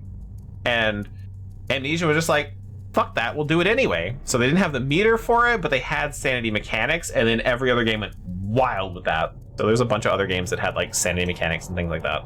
But that alone was so good. So Eternal Darkness is fantastic. Highly recommend Eternal Darkness to people. Just a good game. Okay. Also, I do like the characters. I will say, I think Pius is fun, even though he's just like a weird Roman guy that has no problem being in the future with technology, even though he wears his Roman armor all the time. Weird shit, but like good characters. Alex is okay, I guess, but like, you know, one of those strong female leads that barely talks about stuff. But yeah, anyway, Saturnalia. What to say about Saturnalia? I really love the art style. Alex is non-offensive, yeah, but she's still a badass. She stabs a god in the face with a fucking sword.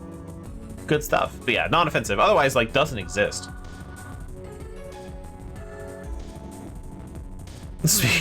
More in the Batman games? Yeah, the Batman games you just voted for. Yeah.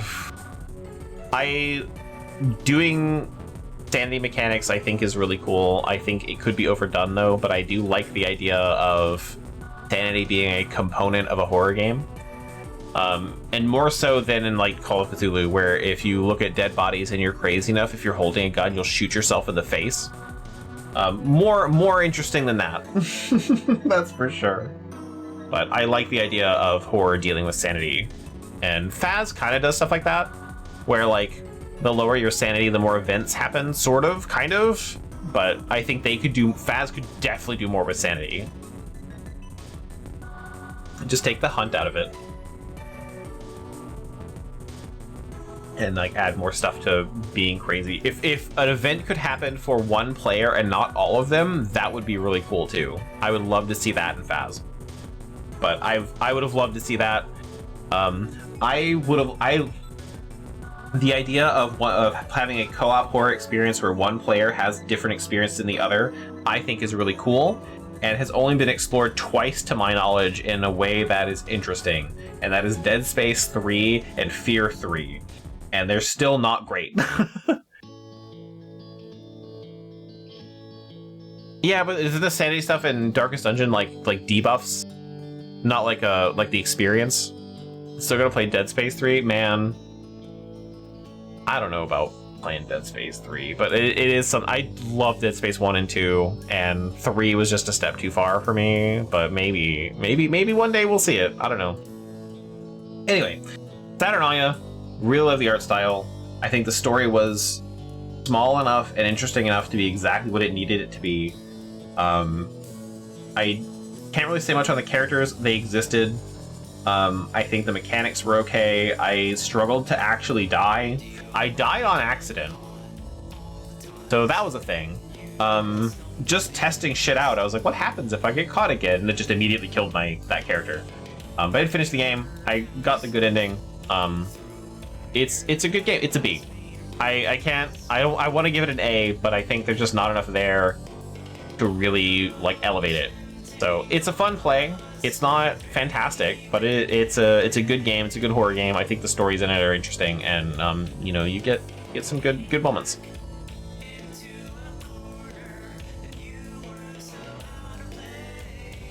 For security. Oh yeah, okay, I do remember that as a thing, but yeah, I don't know. I need to play more Darkest Dungeon just in general, so maybe one day. Anyway, yeah, Saturnalia is really good.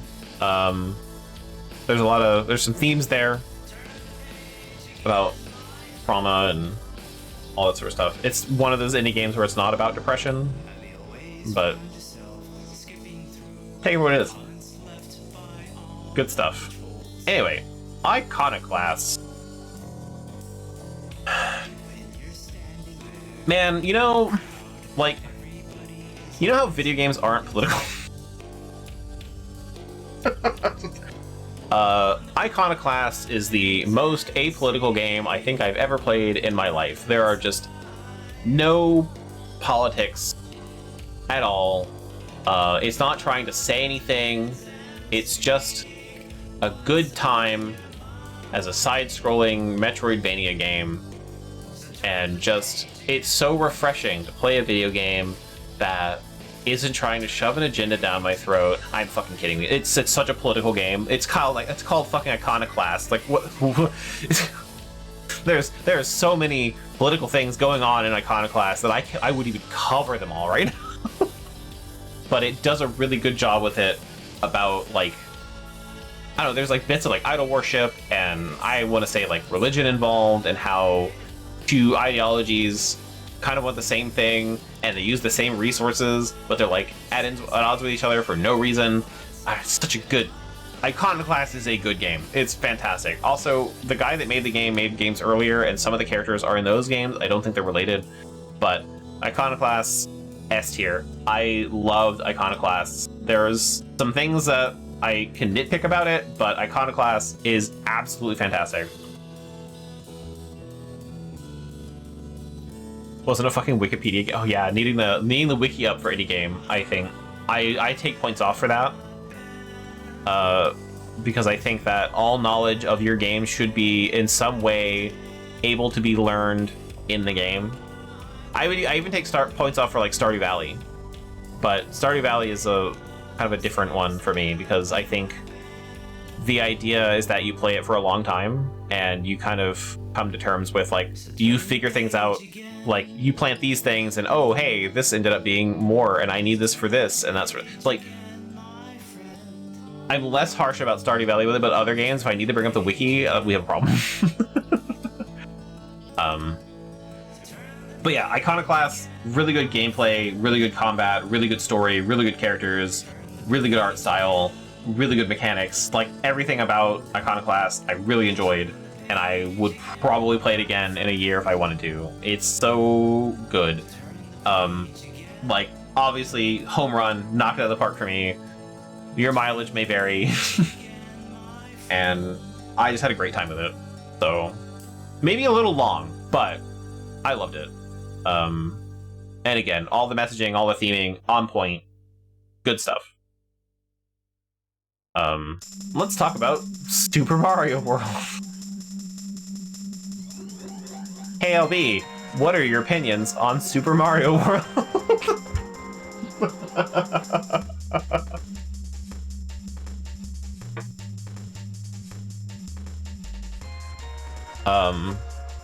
So Super Mario World, I think...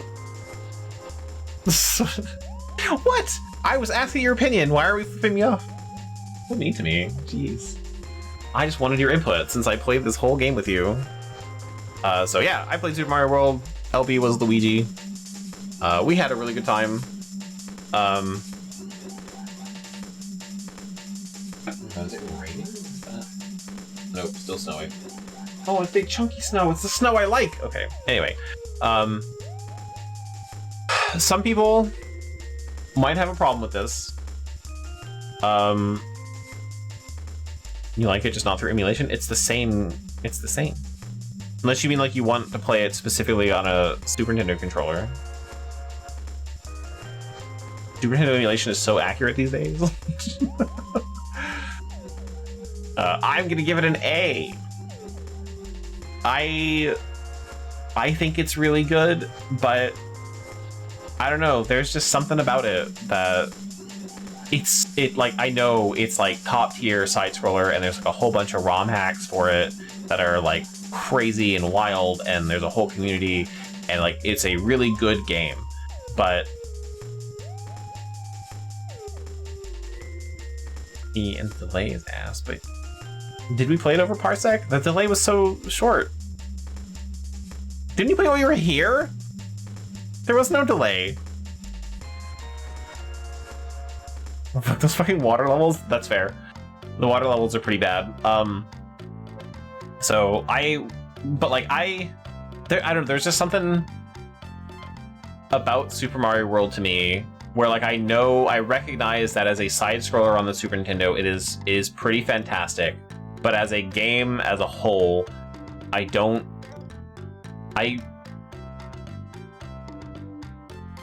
can't rate it an S. I like the game, but it's very... Maybe I'm just... this is going to be a real humble, maybe I'm just too good at it. Where I feel like the game doesn't have a challenge, and you have the same challenge every level over and over again, with very few kind of exceptions.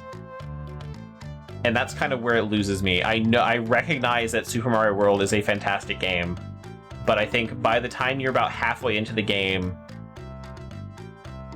I'm just kind of like, okay, it's the same, do this, do that, or like have a Yoshi.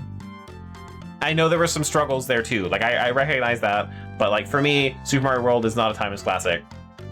I think it's very good, but it has some problems. Honestly, if Mario 64 was on this list, I would rate Mario 64 S tier. Honestly, I think it's...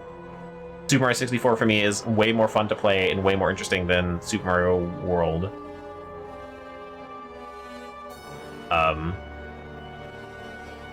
I also just kind of like Super Mario Bros. 3 better than World. I don't know. I'm weird, I guess. But if you saw this and you wanted to have a problem with me rating an A and you wanted to rank Super Mario World an S, go for it. I don't think you should feel bad for that. I could also rate it an S, but there's just something about it. Like, I wouldn't rate it... I don't have as much fun with Super Mario World that I do with, like, these games up here. I don't have that, like, it did this really well, and I loved all this. It just, like, Super Mario World is a lot of fun, but then you get a cape, and every level is kind of a cakewalk. A cakewalk. Alright, now we're getting into Darkwood. I don't know what I'm gonna rate Darkwood. I liked Darkwood. I feel like I spent the entire game not knowing what the fuck I was going to do. Good for a game that was included with the console. Yeah. I could agree to that. Like for like the first game on the Super Nintendo. What was the first? Was it the? I don't think it was the first game on the Super Famicom, was it?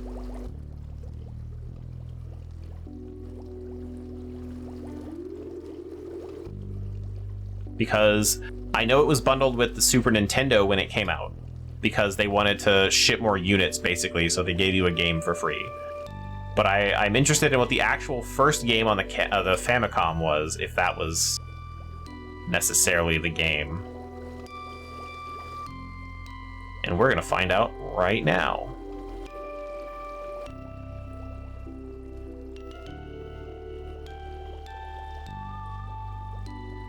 Once I scroll through all the unreleased games.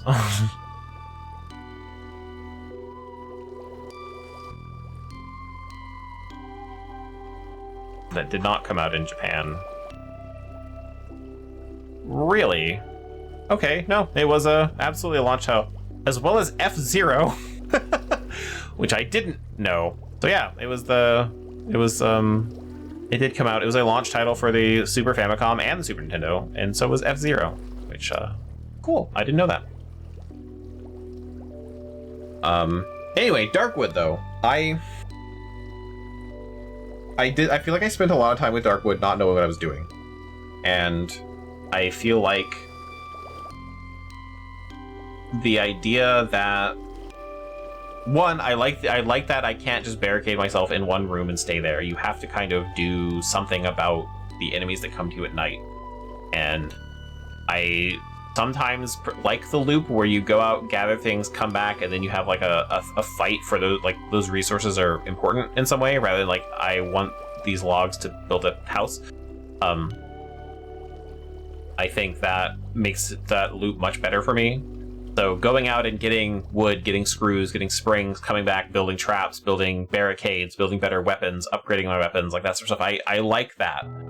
And then it gets to a point where I don't think I can do combat well enough to fight the things that come to me at night in Darkwood. And I don't know what my choices mean or where they're going, and I feel like that's the point.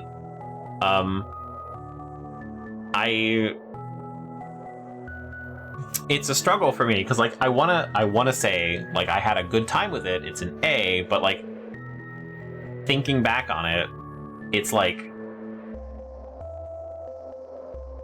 it's a good time, lasts a little too long, and the true ending you can do no matter what else you do. And like really everyone dies. That's kind of the story. It's a good horror game. Like, it does a good job, but as far as like, I don't know. I'm gonna give it a B. I think I could give it an A too, though, but like, I'm gonna give it a B. One, because I would struggle to recommend it to someone. I don't think I could tell someone, hey, play Darkwood. I think there's some impenetrable mechanics. And if you are doing bad at Darkwood, you will have a worse time. This top-down game, yeah. If you cannot survive the night and do things the proper way, you are just going to be in a never-ending spiral of not having the resources you need for the whole game. And while I understand that that is the point sometimes, the positive feedback loop you get of being good at the game is almost too strong. To the point where when I restarted, I had way too many resources that were just clogging up all of my inventory and all of my space, and I wasn't using a whole lot of them. And that's just a, like... And that kind of gets you to this core question that a lot of game designers ask. Should you reward players for being good? And the answer is always yes. But, like, this came up with Call of Duty and the kill streaks and all that. If you're doing good, you just do better by having an advantage now. And, like, that's how it felt with Darkwood, was like, I was doing good, so I just got better. But if I was doing bad, there was no way to catch up. And that's a big struggle in balance, because you need to reward players that are doing good. That's the whole point. They want to be good at it. They want to get, like, recognized for their greatness, I guess. But, like, I just didn't feel like that was...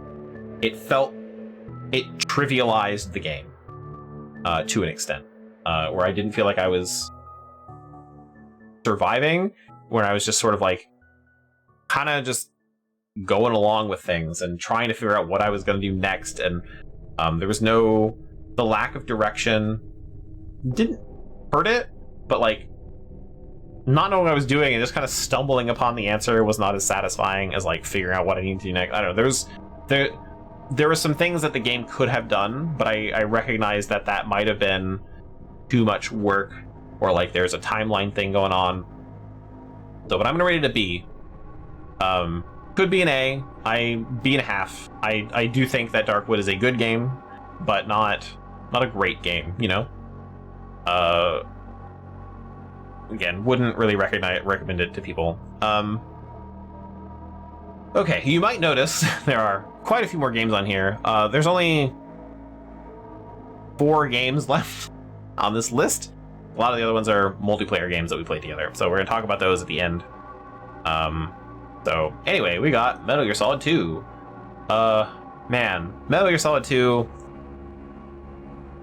I like Metal Gear Solid 1 more than Metal Gear Solid 2 in a lot of ways. I think, and this is going to be a problem with a lot of Metal Gear games, besides, like, 1 and 3, there's a lot of cut content, there's a lot of things they wanted to do. This game is not where they wanted it to be, and it was a little rushed, and I think that's a big problem, and it shows in Metal Gear Solid 2.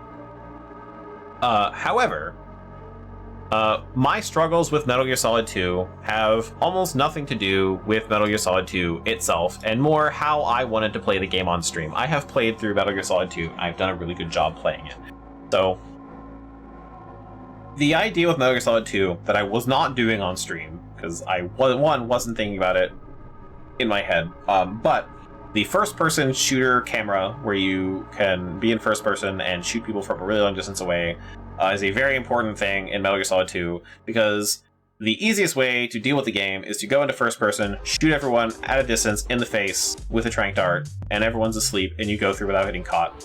And I didn't want to do that. I wanted to be more interesting with it, or have more fun, or whatever I thought. I didn't want to do that. See how it ended up. And it was terrible. I got caught all the time. It did make me learn a few things about Metal Gear Solid 2. Number one that I learned is that the guards can see you well outside of their vision cone.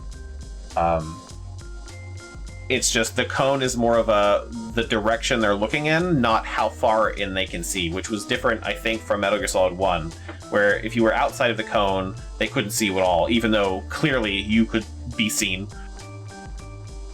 So I had a hard time being stealthy in Metal Gear Solid 2, which did lead to things being funny, but also a lot of me sitting in a locker waiting for them to stop searching. So I don't know how well that was to watch, but Metal Gear Solid 2 as a game is A tier. I'm not going to say it is a timeless classic, fantastic, that thing that has never done anything wrong, and I had a great time with it. But it is a good game, and I think the bosses are... I think Fat Man is fun. I don't like Raiden all that much. He gets much better later, and I really hate Rose. And as I said at the end, I hate Rose, but that's not actually Rose. That's an AI version of Rose, and real Rose is like a different character, but like the AI fake Rose, such an annoying, they're so annoying. God, hated saving my game in that. So, as far as like how it fits into the rest of the series too, it's kind of like it has bits and pieces that are important, but it's kind of meaningless. The biggest thing Metal Gear Solid 2 does for the rest of the series is introduce you to the Patriots, which become a big deal. And then you immediately go into explaining the origins of the Patriots with Metal Gear Solid 3. But I think Metal Gear Solid 2 had a lot of problems. It's still a good game, because like they still put work into it and that sort of stuff, and I respect that. And I still had a lot of fun with it, and there's a lot of batshit crazy things they talk about. There's a lot of exposition dumps though, and that is a big problem for like playing a game, and that's why Kojima gets made fun of a lot. But I think that's mostly from lack of time, lack of funds, lack of whatever to make them cut all that content and need to explain things in a different way. So it really gets hurt from the rush development.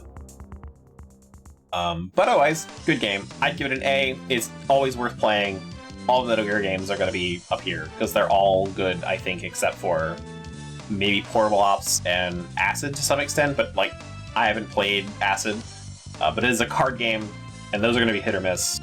So it could be lower. I don't know, but I don't know if I'll ever play Acid or Portable Ops. It really depends on what they add into the next Master Collection. So, yeah, I don't know. I really like Metal Gear Solid 2 in some ways, and I really hate it in other ways. Alright. Oh man. Stubbs the Zombie. You guys. We all know, we all agree, we're all on the same page. Stubbs the Zombie, absolutely S tier game. It's fantastic, timeless classic that really just, its narrative will never age. The narrative of love and... I can't even keep going with that. Stubbs the Zombie is not an S. It's definitely an A, though. I'm giving it an A. Stubbs the Zombie is such a campy, fun time. It's kind of a trash game, though, so that's why it can't be S, but I love... It's so stupid, being a zombie, destroying Utopia in the dumbest ways possible, because you're like a door-to-door salesman, and you fuck the farmer's daughter, and she ended up ruling the mom of the person who ended up building the whole Utopia, and you turn into a zombie and run off together in a boat as the place gets nuked. Like, it's such dumb fun. Stubbs the Zombie is such a... It's stuck with my head for the longest time. It's such a campy, fun game. And the sense of humor the game has is really good. I really enjoyed looking at like the posters on the walls too, like everything about it. Even the really dumb joke where you run into the girl you met at the beginning of the game and ate her boyfriend, and she's like, my boyfriend just died, and the guy's like, ugh, get over it, it was like 24 hours ago. Even that, I enjoyed Stubbs the Zombie immensely, but there's a lot of jank to it. So I'm giving it an A because it's a fun time, but it also, like, it might be a struggle to play, but I think it's worth playing.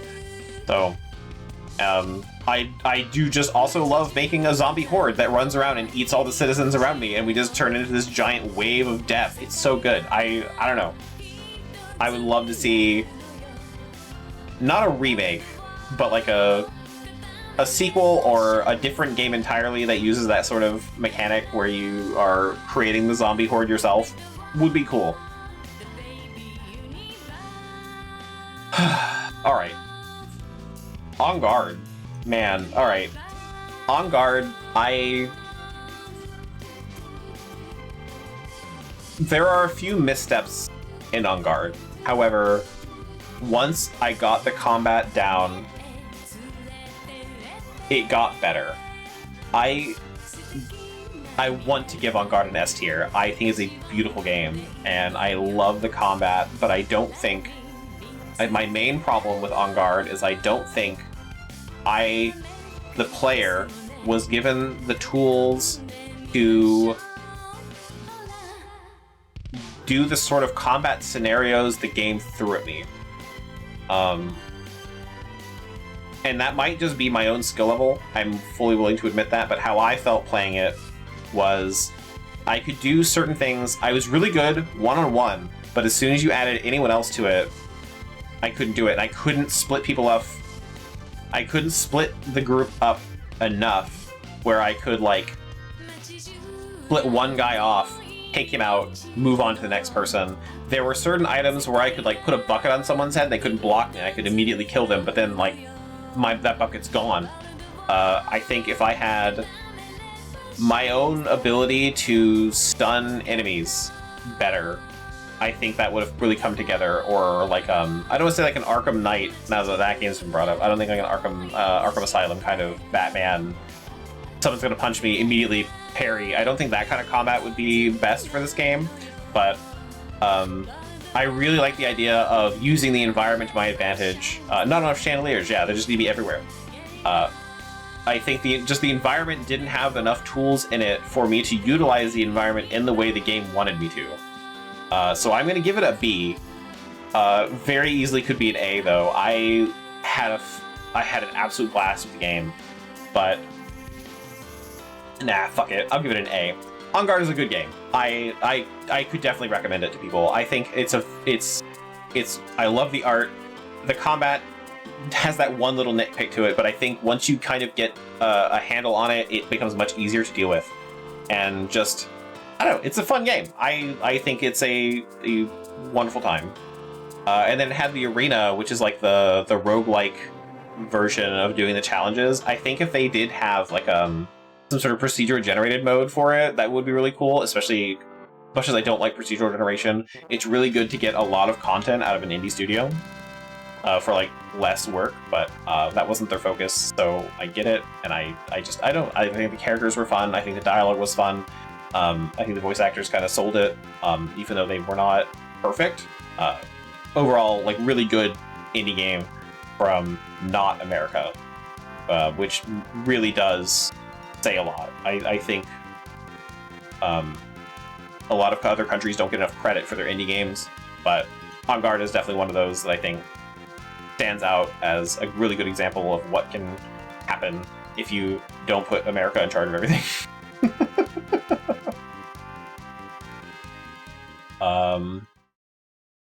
I love that played for On Guard, though. That's so funny. The Final Fantasy V victory. Hilarious. Okay. Now we do... oh, well, no, this one makes sense for why I don't have a picture of it. I didn't know if I would be done by now. I can't believe I didn't get it. But, yeah, we have the Sexy Brutale. That was the next game we played. And then we go through all these other games. And then Roller Drome was after that, which I did get, but I didn't think of the Sexy Brutale. Okay, but Sexy Brutale, I hate time travel, but a video game that throws you into a time loop where you gotta figure shit out like that, honestly, I love that kind of stuff. So, what did Dave ads? Hang on. Oh, okay, starts with an S, so there we go. I don't even think I'd find that if I wanted to. But Sexy Brutale, I think, I really like the art style. I think the gameplay is a bit simplistic, and a lot of I love the time loop stuff. The collectibles are kind of meh, but time loop narratives, you do a good job with that, of me figuring out little by little every loop. I love that, and I will always rate that pretty highly. Just like I did with Homebuddy. My problem with Sexy Brutale is that everything in the game was too simple. I expected more of the puzzles to be complicated for the time loop thing to work out. So figuring out how someone died, really easy. Figuring out how to stop it, really easy. It was usually color-coded. It was usually really obvious. The collectibles were a little hard to do in some ways, and some of them are very specialized, but like doing the actual main plot was like, I don't think I used my brain very much at all. So I can't rate an A. I'm gonna have to rank it a B.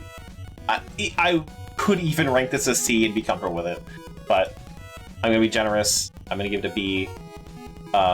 It is a good game, but like, I don't think I'd ever want to play it again. Like, it doesn't have that value to me because everything was so easy. Like, I would just go through it again and be like, oh cool, I did it again. Like, I don't know. So I would have loved it to be more complicated, but it is good. So I'll definitely rate it a B. And then we did Rollerdrome. Oh, another thing about Sexy Brutale. I loved... I want to bring attention to a very specific thing in Sexy Brutale, and that is my law firm joke. I don't think enough people laughed. And that was maybe my favorite part of Sexy Brutale. I think that needs more appreciation, so I'm calling out myself as being really funny. Thank you. Anyway, Rollerdrome. I have to rank Rollerdrome an S. I loved the shit out of Rollerdrome. I know I struggled playing it a lot of times, and but I think that was part of the fun for me, was figuring out what I could do and what I couldn't, what was done, like what's better. And then I watched some guy's speedrun of it, and it just became stupid, and I had even more fun. So, and then there's a hard mode that made that really pay off. So I really enjoyed Rollerdrome. Really good. Unfortunately, I don't know when it's coming back. It is not on store. It's not in digital stores. They pulled it. 2K sold off part of its thing, and that closed down the studio, and then they removed it all from Steam and stuff. But it might be back up eventually. So whenever that happens, buy it. I don't know. No, we're not doing that again. We already did that joke. Okay. But Rollerdrome is a fucking good time. I do like the art style. I like the story, like the weird dystopic capitalism stuff. The gameplay is fun as hell. I love the Tony Hawk with guns kind of vibe, and the different encounters made for really interesting challenges. I would have to look at them better to see like how cohesive they are, like I would do with like Doom or something, because like Doom has very interesting encounters a lot of times where they think about what's coming at you up close, what's mid-range, and like what's in the background. And they kind of do that a little bit in Rollerdrome, but I'm not sure. But a lot of them felt interesting. So it'd be like, I have to now avoid this area because this thing spawned, and I'm gonna be taking like sniper fire all the time, and I was like lasers that put fire on the ground. I had to focus. I really had to use my brain a lot and do very specific things. So like Rollerdrome took maybe not a good stream game, but fantastic game. So I know I didn't talk a lot through that whole playthrough.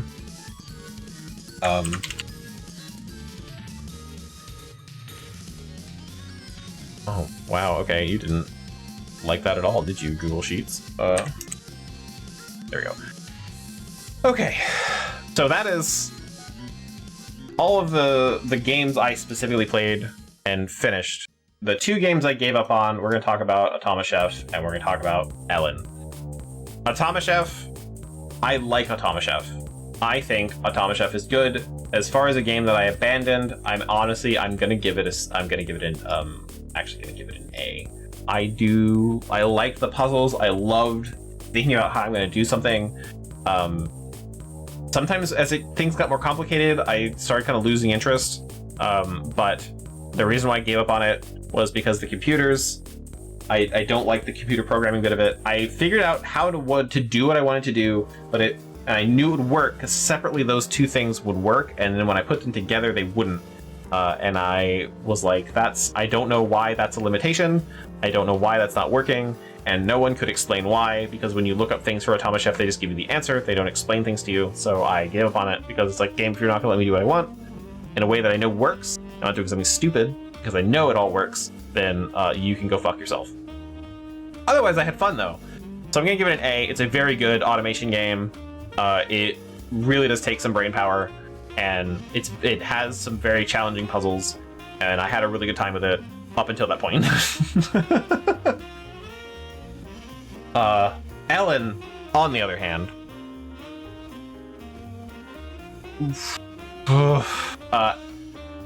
this might not be a surprise to people who heard me complain about Ellen outside of stream, Ellen is a bad game.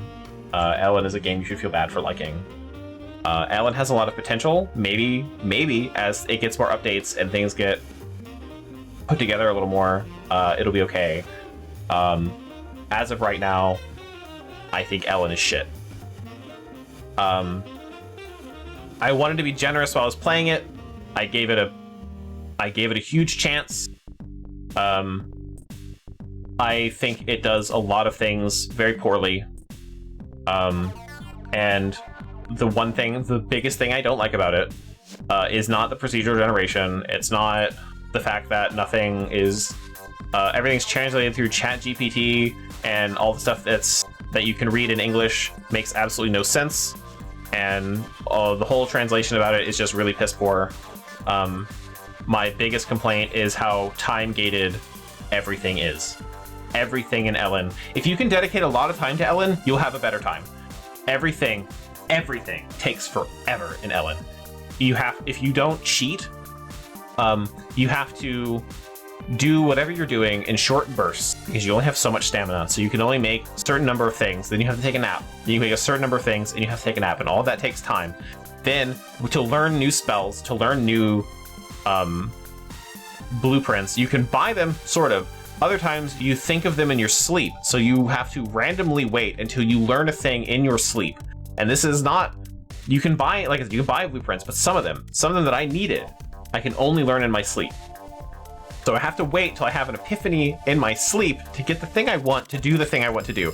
And constantly in that game, I was stopped from doing what I wanted to do, to have fun, to do something interesting, to have a project. I was constantly stopped by something that was time-gated or in my way, or I had to wait for a random chance for it to happen, or no one knew how to do what I wanted, or what classified as the thing I needed to do a thing. And all of it just... so many small things build up to this game being the worst experience I have had in about a decade with a video game. I do not like Ellen. I see its potential though.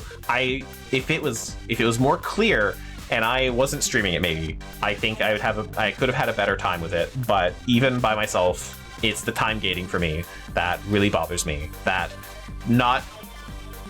And let's talk about this, because we had some guy walk into my fucking stream when I was playing Ellen, and they were like, I really like that it doesn't hold my hand. It's better than spoon feeding me all the information, like all that sort of stuff. If you think like that, you're an idiot. Because that's not how video games work, and that's not how anything should work. You don't just get thrown into the desert, naked as hell, and go, survive, and you just do a good job. That's usually, you're gonna die. That's not how that works. And you're not gonna like learn little by little as you go, because no one's telling you anything. You might learn that you can't eat sand. The thing with a video game is obviously you can reload your save, you can create a new character, you can do whatever you want. So, to further on that analogy, what I would say is that you get thrown into a desert with absolutely nothing, and you think, boy, sure I'm glad that no one's here to spoon feed me the information, but video games do that differently. You don't have to spoon feed you information, but what's around you? Let's say there's a tree in this desert, or a cactus, and you can punch things. So you punch things, and it turns into a thing that you can use to do something with. You go, oh, cool. And then you realize that there's water in the cactus. You're like, neat. So you punch a hole in a cactus, you drink some water, you feel better. Now you're like, wait, I have this source of water, and I have like this cactus material I can build something with. So you build like a hat, let's say. And then you're like, neat. So you find your cactuses, and you find your way out of the desert because you go from cactus to cactus, and you take sand, at night, whatever, you like sleep under the sand in a hole. And that sort of experimentation, it wants you to do that. That's why there's cactuses there. That's why you're able to do these things. It's literally leading you to do those things. And then you get into, like, say you find like a savanna. Now you have like grasses. You have maybe some smaller trees, and you can get some wood. You realize, oh, I can punch things. So you start punching the bushes, the trees and stuff, and you get more materials, and you can build like grass clothing to protect you from the sun. You can build like a little hutch you can survive in with the wood and the leaves. And you're like, but like that experimentation, that has to be fun. That has to be interesting. That has to be some reason to drive you to do that. It doesn't have to tell you specifically, hey, you can do this, but you figured it out, and you're having an interesting time doing that. So I'm gonna I'm using Minecraft as a more clear example. You're in Minecraft, you're thrown into whatever biome. If you don't know what to do, like, eventually you'll figure out that, hey, I can get dirt, hey, I can get grass by like punching things. You're just gonna try stuff. And you're gonna get logs when you start punching a tree, even though it takes a while. And if you've played Minecraft a lot, you're gonna punch a tree immediately and like start building stuff. But when you're gonna craft things, you craft things in the shape that they are. So if you want a bucket, it's a U shape, and it makes a bucket. That already tells you that if I make shapes that look like a thing, I can make what I want. That experimentation, figuring that out on that grid, you can just do whatever you want in that grid.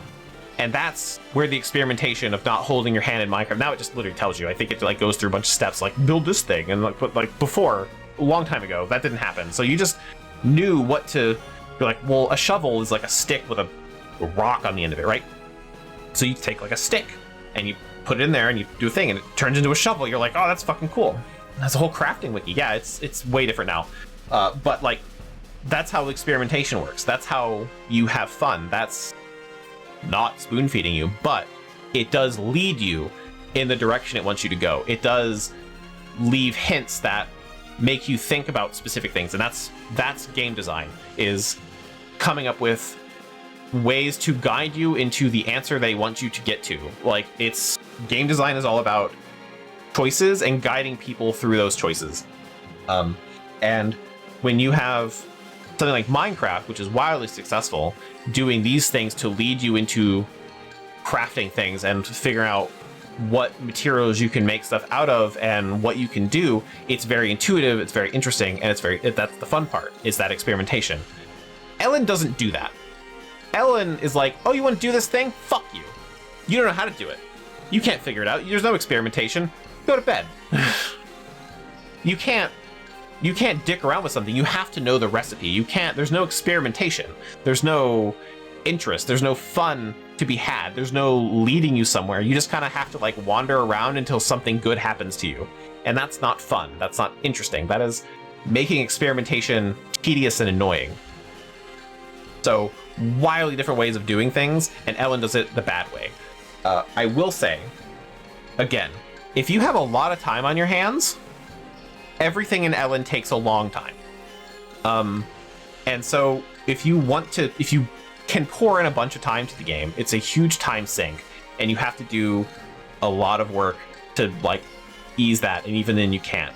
So I sped things up a lot in my stream by cheating and getting like mods and stuff where I just hit a button and I can clear out a whole fucking level. Like, otherwise you're holding in left click to hit all the dirt, all the mines, all the bushes, all the trees. You're killing all the enemies, you're gathering up all their stuff, you're throwing those in boxes and hoping you get a recipe you want at night, or you can find a place that's selling the thing that you need to find. The wiki cannot help you, because when you look at the wiki for what blueprint you want, it's in the wrong place. Like, you can't figure things out on your own in Ellen. You need something else. You need a Discord with other people who have played the game to tell you things. It is such a poor experience. And I know it's an early access, but again, it has potential. I think there's a game there that could be a lot of fun if things were explained well, and that's probably not the focus of a game in early access. But right now, I really don't like Ellen. And I tried. I tried so hard to like Ellen. But I had a really bad time with it. I would not play it again.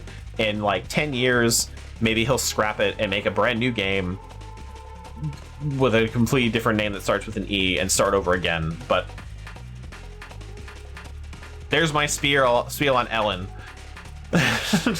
It's a bad time. And it's not even about not holding your hand. It's not about like the game not spoon feeding you information, things like that. It's just the game just isn't good. It's not about experimentation. It really isn't. So yeah, so to that guy that came in and was like that, you think about games wrong. That's my advice to you. But like, again, if you like Ellen, you should feel bad for it. I that's literally how I feel.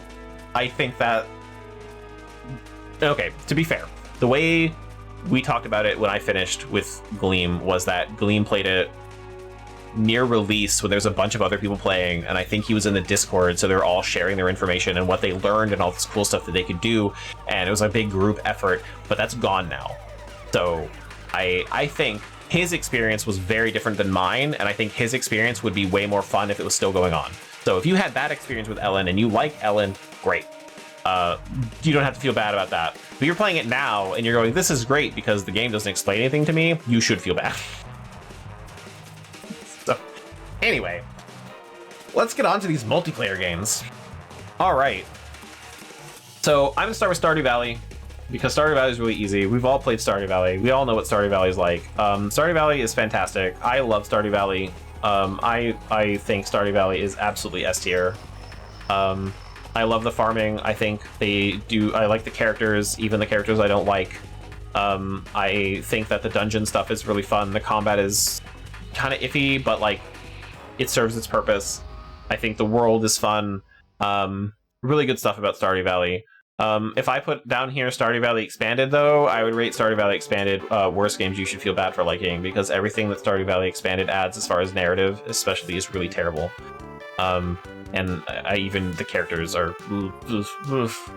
So, anyway. But Stardew Valley itself, base game Stardew Valley, great stuff. And it's moddable. Some of the mods are really great. Good time. Love Stardew Valley. We all love Stardew Valley. I don't know anyone that doesn't like Stardew Valley.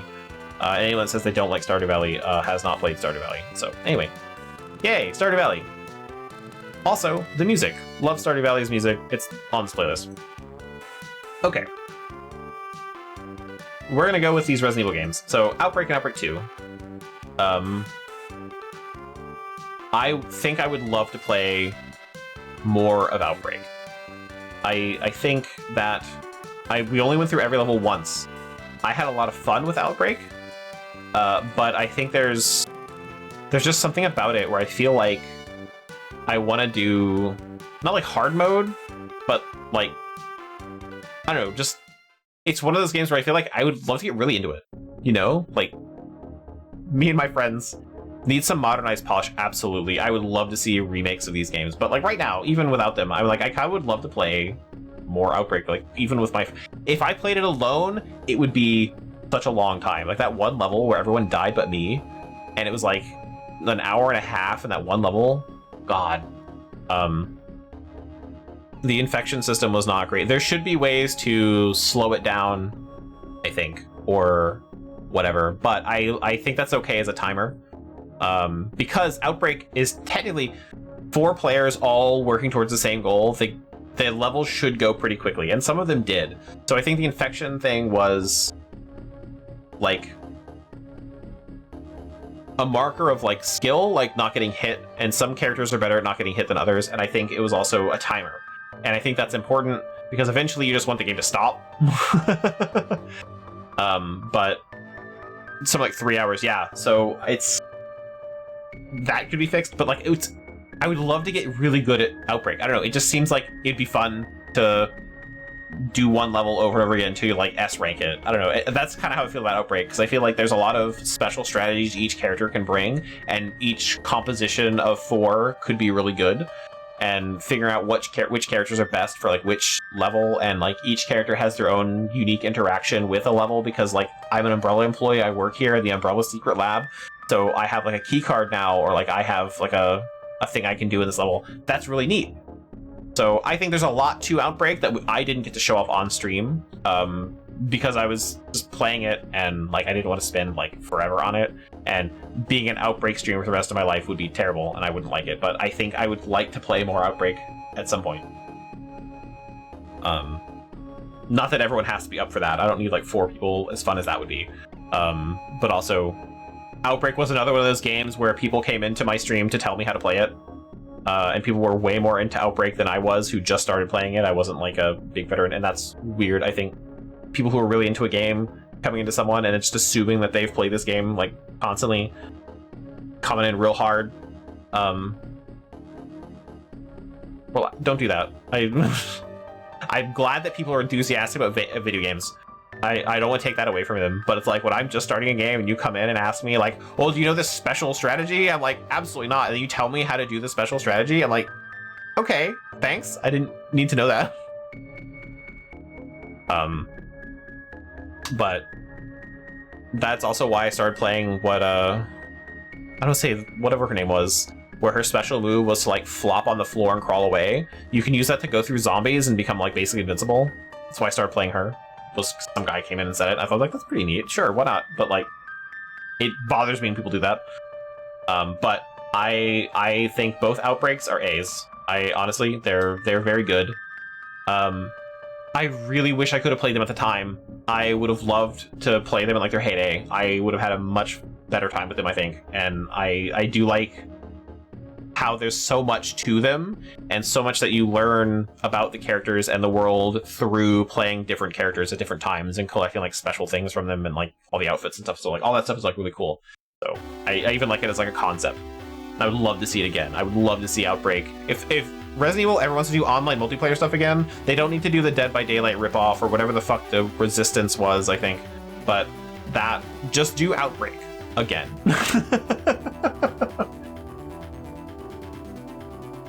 All right, Phasmophobia. I have a complicated relationship with Phasmophobia.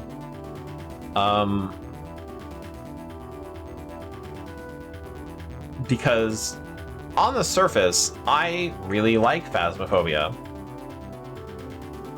Digging under the surface of playing Phasmophobia, I don't like Phasmophobia. I think Phasmophobia is a lot of fun. If I got scared more, I would be much more fun to watch play Phasmophobia. If the game... I know there's like different challenge modes people can do and things like that, so there's like nightmare difficulty. I watch some streamers who identify ghosts based on their footsteps. So they'll just like run in and hide, and they'll just like hide behind like furniture and wander around and never get caught. And they're like, oh, well, that looked like they sound like they were walking really fast. What's this one? And they just click that and they go. That's crazy. I will never be on that level. I don't think I would put enough time to be on that level. So Phas for me, and with my friends, ends up walking into a house, find out where we're breathing, where we can see our breath, throwing everything on the floor, finding all our evidence and leaving. And that's fun, but like doing that 10, 20, 30 times, I don't know, it doesn't have that magic to me anymore, where like not knowing like what could happen or like what the ghosts can do or like what sort of events are going to happen. Like ghost behaviors are not that different. So it just ends up being like just doing the same thing over and over again, and that just kind of loses it for me. So I still have fun with Phas, and I love playing Phas with my friends. I'm not gonna say that like I hate playing this game, so don't play this with me. But like if you guys want to suggest playing Phas again, I would love to do that. But like as a game, I feel like it ends up being like doing the same thing over and over again. But I'm gonna give Phas an A. I do think it's a brilliant game for what it is, but I put in too much time too early. And I think that has really hurt me now. Because I think Phas, from when I was playing it, when I put like my 200 hours into it, is a very different game than it is now. I think there's a much cooler, more interesting, fun game to play now than there was back then, but the core gameplay loop is still stale to me. And that's me. That's not the game. That's me. But, yeah. Alright, we're gonna do Left 4 Dead 2. Left 4 Dead 2, I'm gonna rank an A. I think that Left 4 Dead 2 is very good. It had a lot of problems. I played a lot of Left 4 Dead 2 back in the day. I want to hurry this along because it is past 9 o'clock. So we're just gonna go. But if you guys want to talk about whatever game I'm talking about, please put things in chat. I love talking about stuff. So anyway, Left 4 Dead 2. I played a lot of Left 4 Dead 2 when it came out. I love Left 4 Dead 2 a lot. I don't like the versus mode. Versus mode felt very broken to me. But playing co-op with my friends in Left 4 Dead 2 was a fantastic time. I had so much fun playing it. I had fun running my own servers and changing the parameters to make the everything larger, like more zombies just like hanging out, making hordes like way bigger than they needed to be. Like I had a lot of fun playing Left 4 Dead. I got really good at Left 4 Dead 2 To the point where it'd be like, I would be walking through a thing, and my thing was, if I stopped moving and crouched, I would aim really good, but if you hit the walk button, it immediately shrinks your cone for your spread to like really small, so you just like tap, shift, and fire at the same time, and you're really accurate. Like, that's the sort of level I was at with Left 4 Dead 2. And I had a really good time, and figuring out what Left 4 Dead 2 wanted from people was a struggle to communicate with everyone online, because the game doesn't want you to run as fast as possible to the very end, but it also doesn't want you to take your time, so you have to find that sweet spot, and no one was good at that.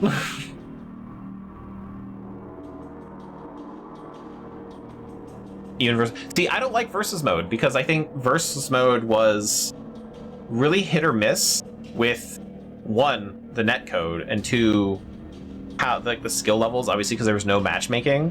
So if you were with a really good group of survivors who stayed together and were good shots, which is a lot of people online with Left 4 Dead, because it's not hard to be a good shot on Left 4 Dead with the huge targets you are as the infected, you just kind of die instantly.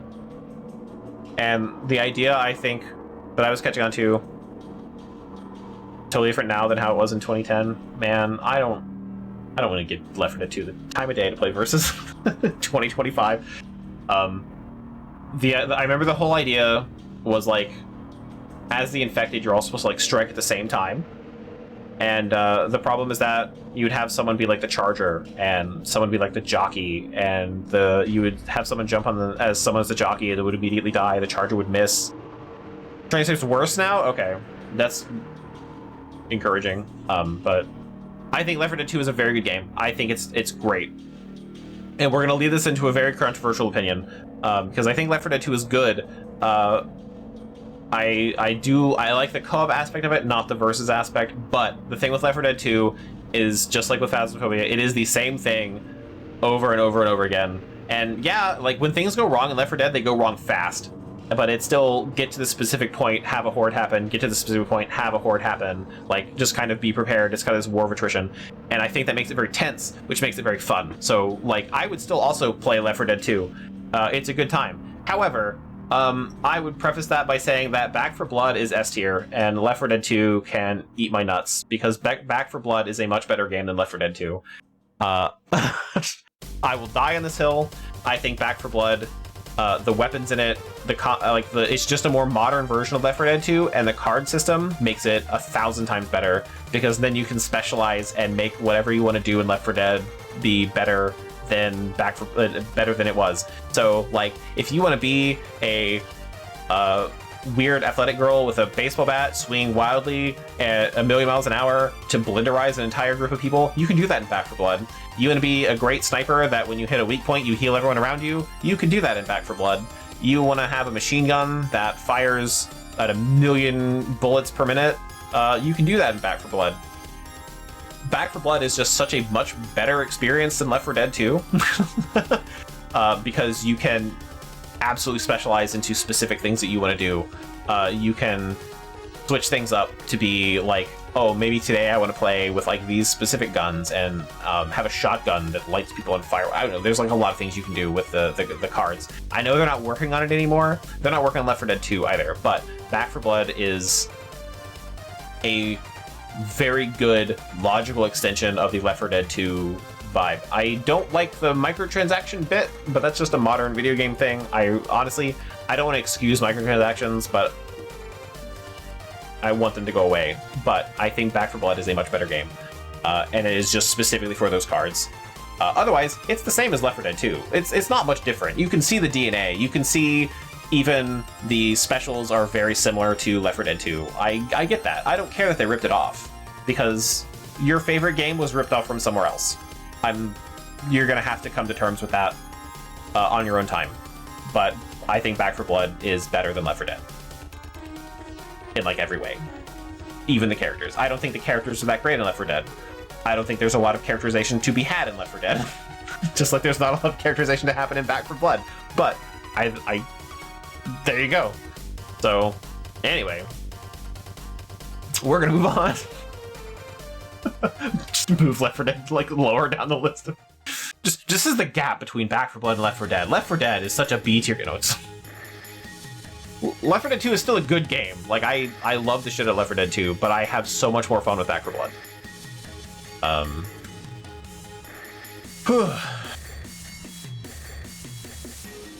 We hate stairs. Everyone hates stairs. Everything in video games is worse with stairs. If stairs didn't exist in video games, all video games would be better. Anyway, Dying Light. We never finished Dying Light. Dying Light's a really long game. I have to rate Dying Light a B. I haven't played Dying Light 2. I don't know if it's any better, but Dying Light is kind of slow. I don't know. There's something missing with Dying Light. I love the parkour, and I love having like the grappling hook. The zombies are not like fun to fight, and the weapons are kind of and then like once you get firearms, things kind of just or whatever. So I don't know. Dying Light is a fun game. I really enjoy Dying Light, but like there's something about it. I mean, it's Dead Island in a different setting, but like my biggest complaint is that it's just Dead Island. It's the same game. Yeah.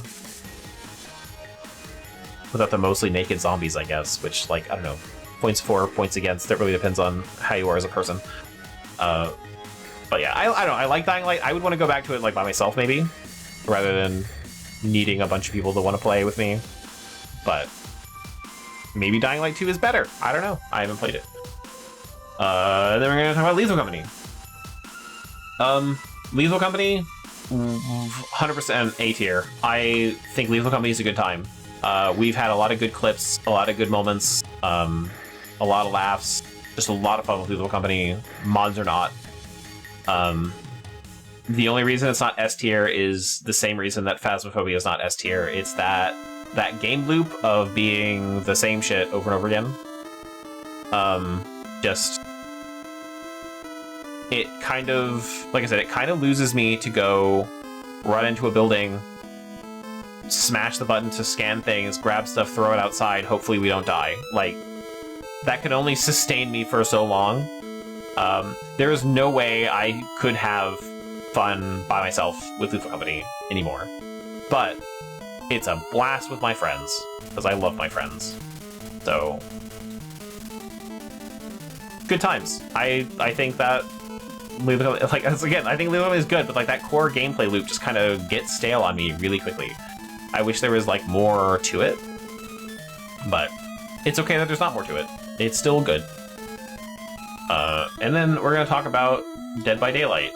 I have very complicated opinions on Dead by Daylight, which is exactly why I saved it for last.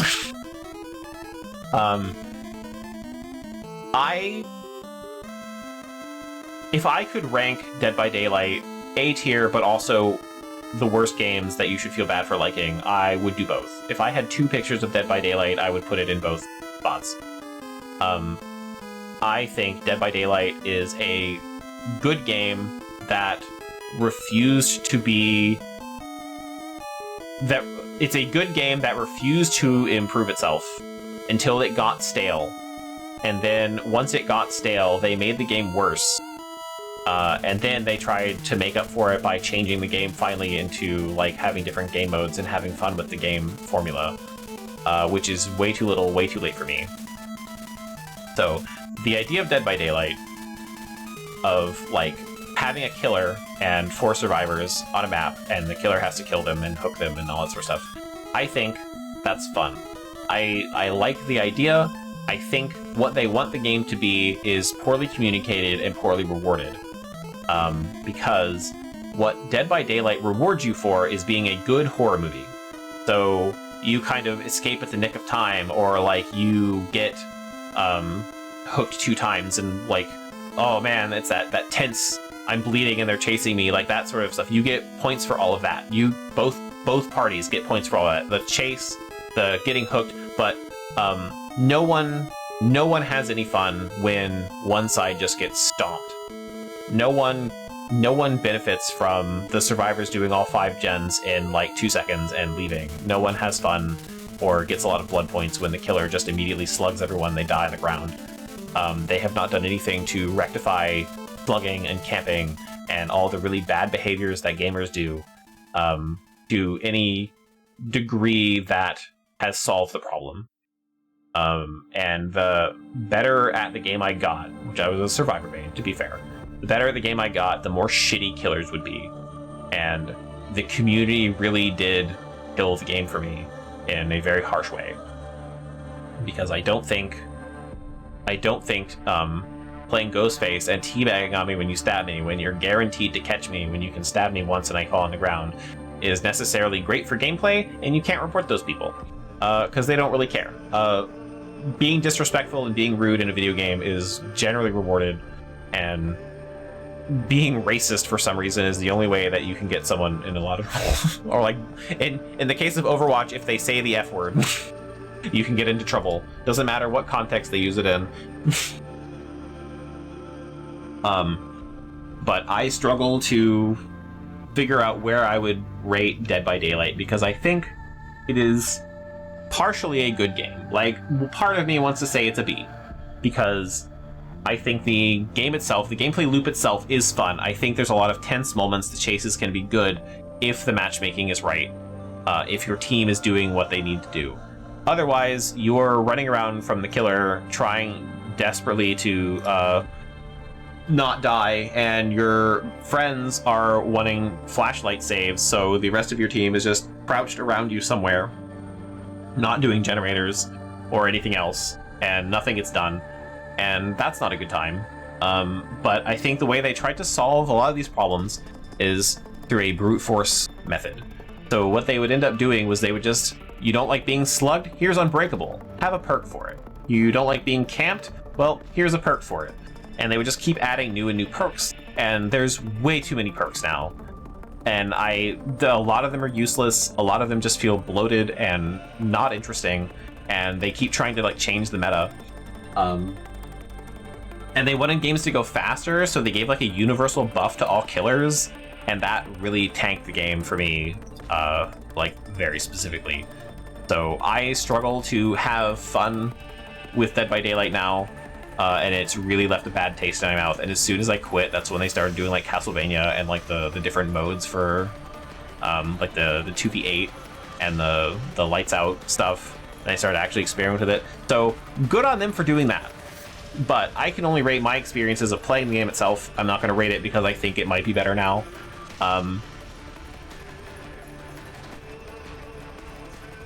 Resident Evil themed 2v8. See, like, that's cool. I wish they would have done more stuff like that. If they had more fun with their formula and played with a separate game mode, I think that would be a lot of fun. If they had like an experimental thing running frequently, I'd be a good time. I think fucking with the game would be a fun way of seeing what could work in the main game and what doesn't, which is exactly what Overwatch does. But Dead by Daylight just doesn't do that. And like I've mentioned with Phasmophobia and Lethal Company, a gameplay loop can only be so interesting to me for so long. And having different builds and being able to do different things did make me play Dead by Daylight for a long time. I have like 500 hours in Dead by Daylight, most of that being a survivor. And I did have a lot of fun with Dead by Daylight. I can't say that it's a terrible game, but I think balancing-wise, they really struggle to... Because basically, if you to make the game fun for killers, it has to be not fun for survivors. And to make the game fun for survivors, you have to make it not fun for killers. Because what people want is to win. A killer wants that 4K. Survivors want to escape. And that's what winning is for both sides. And to make that happen, it's kind of got to be shit for the other team. And that's a struggle to balance. I fully admit that. I'm not going to say they're going to do it right. I'm not saying that they could do it any better. I'm just saying that that exists. And I think that Dead by Daylight is just like, okay, I don't know. I'm going to leave it as a B, probably. I could put it as a C, but that feels petty. To be like, I put 600 hours into this game. It's kind of trash. But it is kind of trash in some ways. As the alarm goes off. The trash alarm. So like I said, I have very complicated feelings about Dead by Daylight. I don't think it's currently fun, but I did think it was fun, and I know people that still play it and still have fun with the game, and that's fine. I don't think I will ever install it again for at least another year. I don't know. I gotta take a long break from it. But every time I think about it, I just think of like, oh hey, we're gonna play this game, and then you get immediately slugged, and then they just stare at you as you bleed to death. Or you're like the last survivor, and they refuse to, like your last two survivors, and they slug both of you so they can find the hatch, so no one can get out from the hatch or some dumb shit. Like, fuck off. But Dead by Daylight, I think, really amplifies really shitty behaviors in gamers that I don't enjoy. And I have seen some streamers have very strong, nearly orgasmic reactions to downing a survivor and being able to teabag on them and watching them bleed out. It's a very gross extreme for gamers to be in. It's very weird, and it's not something I like. So, that is not about the game, though. That is stuff surrounding the game. It's just Dead by Daylight is in a very difficult. What I want to say, like the whole point of that, is I think Dead by Daylight is in a very difficult position at being a game, because the way it has to balance itself is very not great for either side, and the way the power dynamics that it creates just by the game itself kind of brings out the most toxic behaviors in gamers. So for me, I don't like that, but the game itself, I'm gonna leave it as a B. I think the game itself is fine. It has its ups and downs. It's a really tough thing to balance just in general. So like, props to behavior. I salute you for your hard work, but it's not for me anymore. And it's one of those things where the small problems build up and get more and more annoying the longer you play, like, you know, with everything else.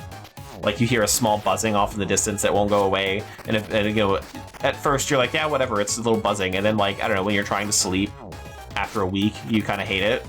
That's kind of the problems I have with Dead by Daylight. They were fine at the start, and now they're just, like, huge, insurmountable. I can't deal with it anymore.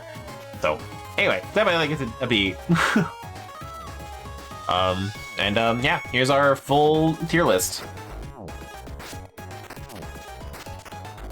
Slug, teabag, hump before you're done with it, yeah. Or watching them, like, buff killers a whole bunch while you're playing, and then killers are suddenly, like, ridiculously overpowered. Or they, like, make one killer, like, way too powerful, so you're just versing that one killer over and over and over again. Like fucking Wesker on release day. Everyone playing Wesker and you're just rushing at you and killing everyone immediately. That's just nature of having a new killer, I know, but hoo boy. But yeah, anyway, here's our tier list. I'm not gonna announce everything, I'm just gonna scroll through it. I'm gonna save an image of this, and I'm gonna post it in the Discord somewhere, probably, I don't know, but post it somewhere. And yeah, so that's all the games I've played on stream, and all the ones I've abandoned. Well, not all the games I played, like all the games I've officially played on stream and abandoned, and multiplayer games we played, and yeah, I had a good time playing all of these. So, I don't know. Agree, disagree, let me know. Finally, Quest 64 music plays in the background. Good times. Oops, wrong button. I'll get rid of that real quick. I need to make it bigger. We did it! We did it! We did it! We did it! Hooray! Hooray! I'm just guessing. Hooray was right then. I can't hear them when I'm doing this.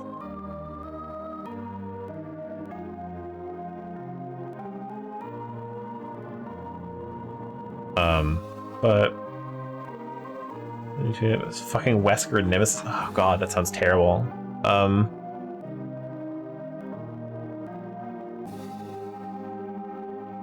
We didn't get any joke songs today, except the one that got a content ID. I'm noticing. We didn't get any of them. That's upsetting. Because I mean, I had this one.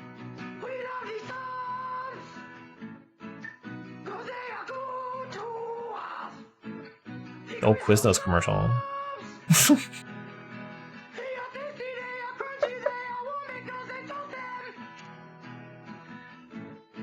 This is such a weird commercial. I had to do it though. Fucking wild. That commercial was so weird. No, there's one that I was hoping would play. There's just one. Oh, Mr. Bucket.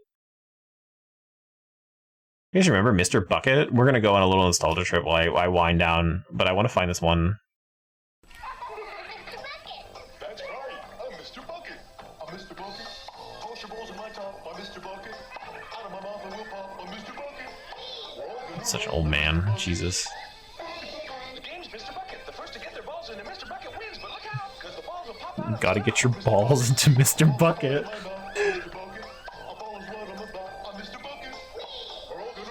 Okay. God, I also have Gator Golf. This one though, this is Moobs. I don't know if you're going to get it, but Gleam will, because this was a whole fucking thing on the internet. I was hoping this would play so badly.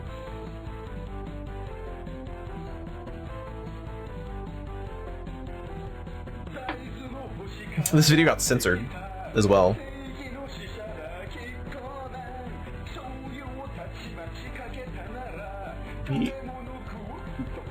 If you don't recognize this, I'm gonna play the video itself, because it's really funny and wild, and that's how I'm gonna finish off this fucking stream, because, but yeah, this video got censored. Don't make that face at me. You don't understand old internet like I do.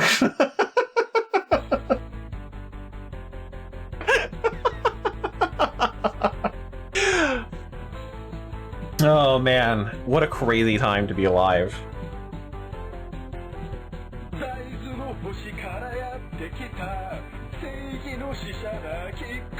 It's been a long time. Yeah, like 2004 was when this thing was. 2002? Really early, like Newgrounds, almost.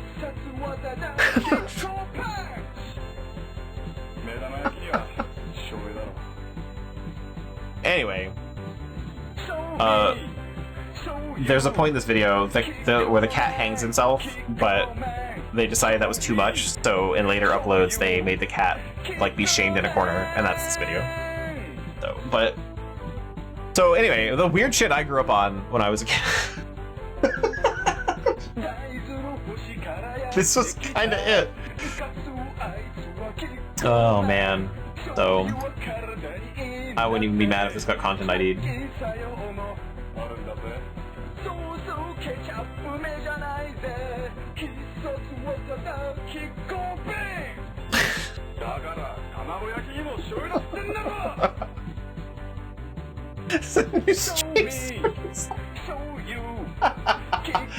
Oh god, that'd be so funny, but no, it's too short. It's played like 3 times.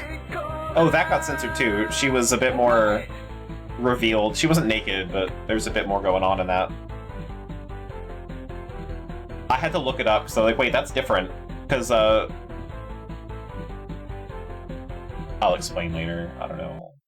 Anyway, yeah, so there's that whole thing. So the cat being shamed in the corner, I was like, wait, that's not how that went, because there was a whole a long time ago, there was a very, very small, very niche show that someone started. They were kind of a mid-tier YouTuber at the time, and this was like 2007. But it was called like YourTube News, and they did a segment on that commercial, and the cat hangs itself for being like bringing shame to for not choosing like Hikoman soy sauce, and the way they were not laughing at it. They're like, oh my god, what the fuck? That was the whole reaction to it. And I remember that, and then so when I watched that and it didn't happen, I was like, wait. So I looked it up, and apparently that got censored, so there were like 2 parts of the thing that got censored. Anyway, gotta save this. Download the image. Come on, there we go. Hooray! There's our tier list. It downloaded multiple times. Hooray! All right. So, did that just change my background yellow? Hang on.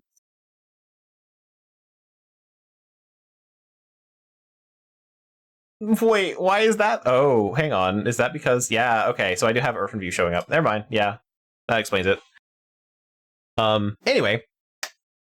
That's all the games I played. On stream, whatever definition you want to use. That's how we got there. And I had a lot of fun talking about them, so I hope you guys had a good time too. And here's to another few years of playing video games. Game over, yeah!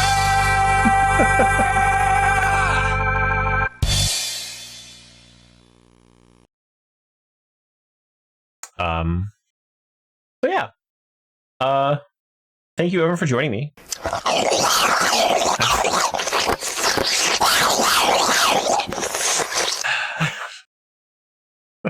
I wish I could find what sounds were used the most, but they move them to like a database file and I can't find them. I would love to see it, but yeah.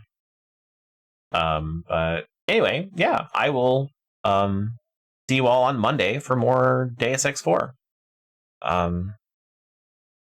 Take care and good night. And Elby has made grapefruit number 1. Maybe, I don't know. Egg is probably number 1.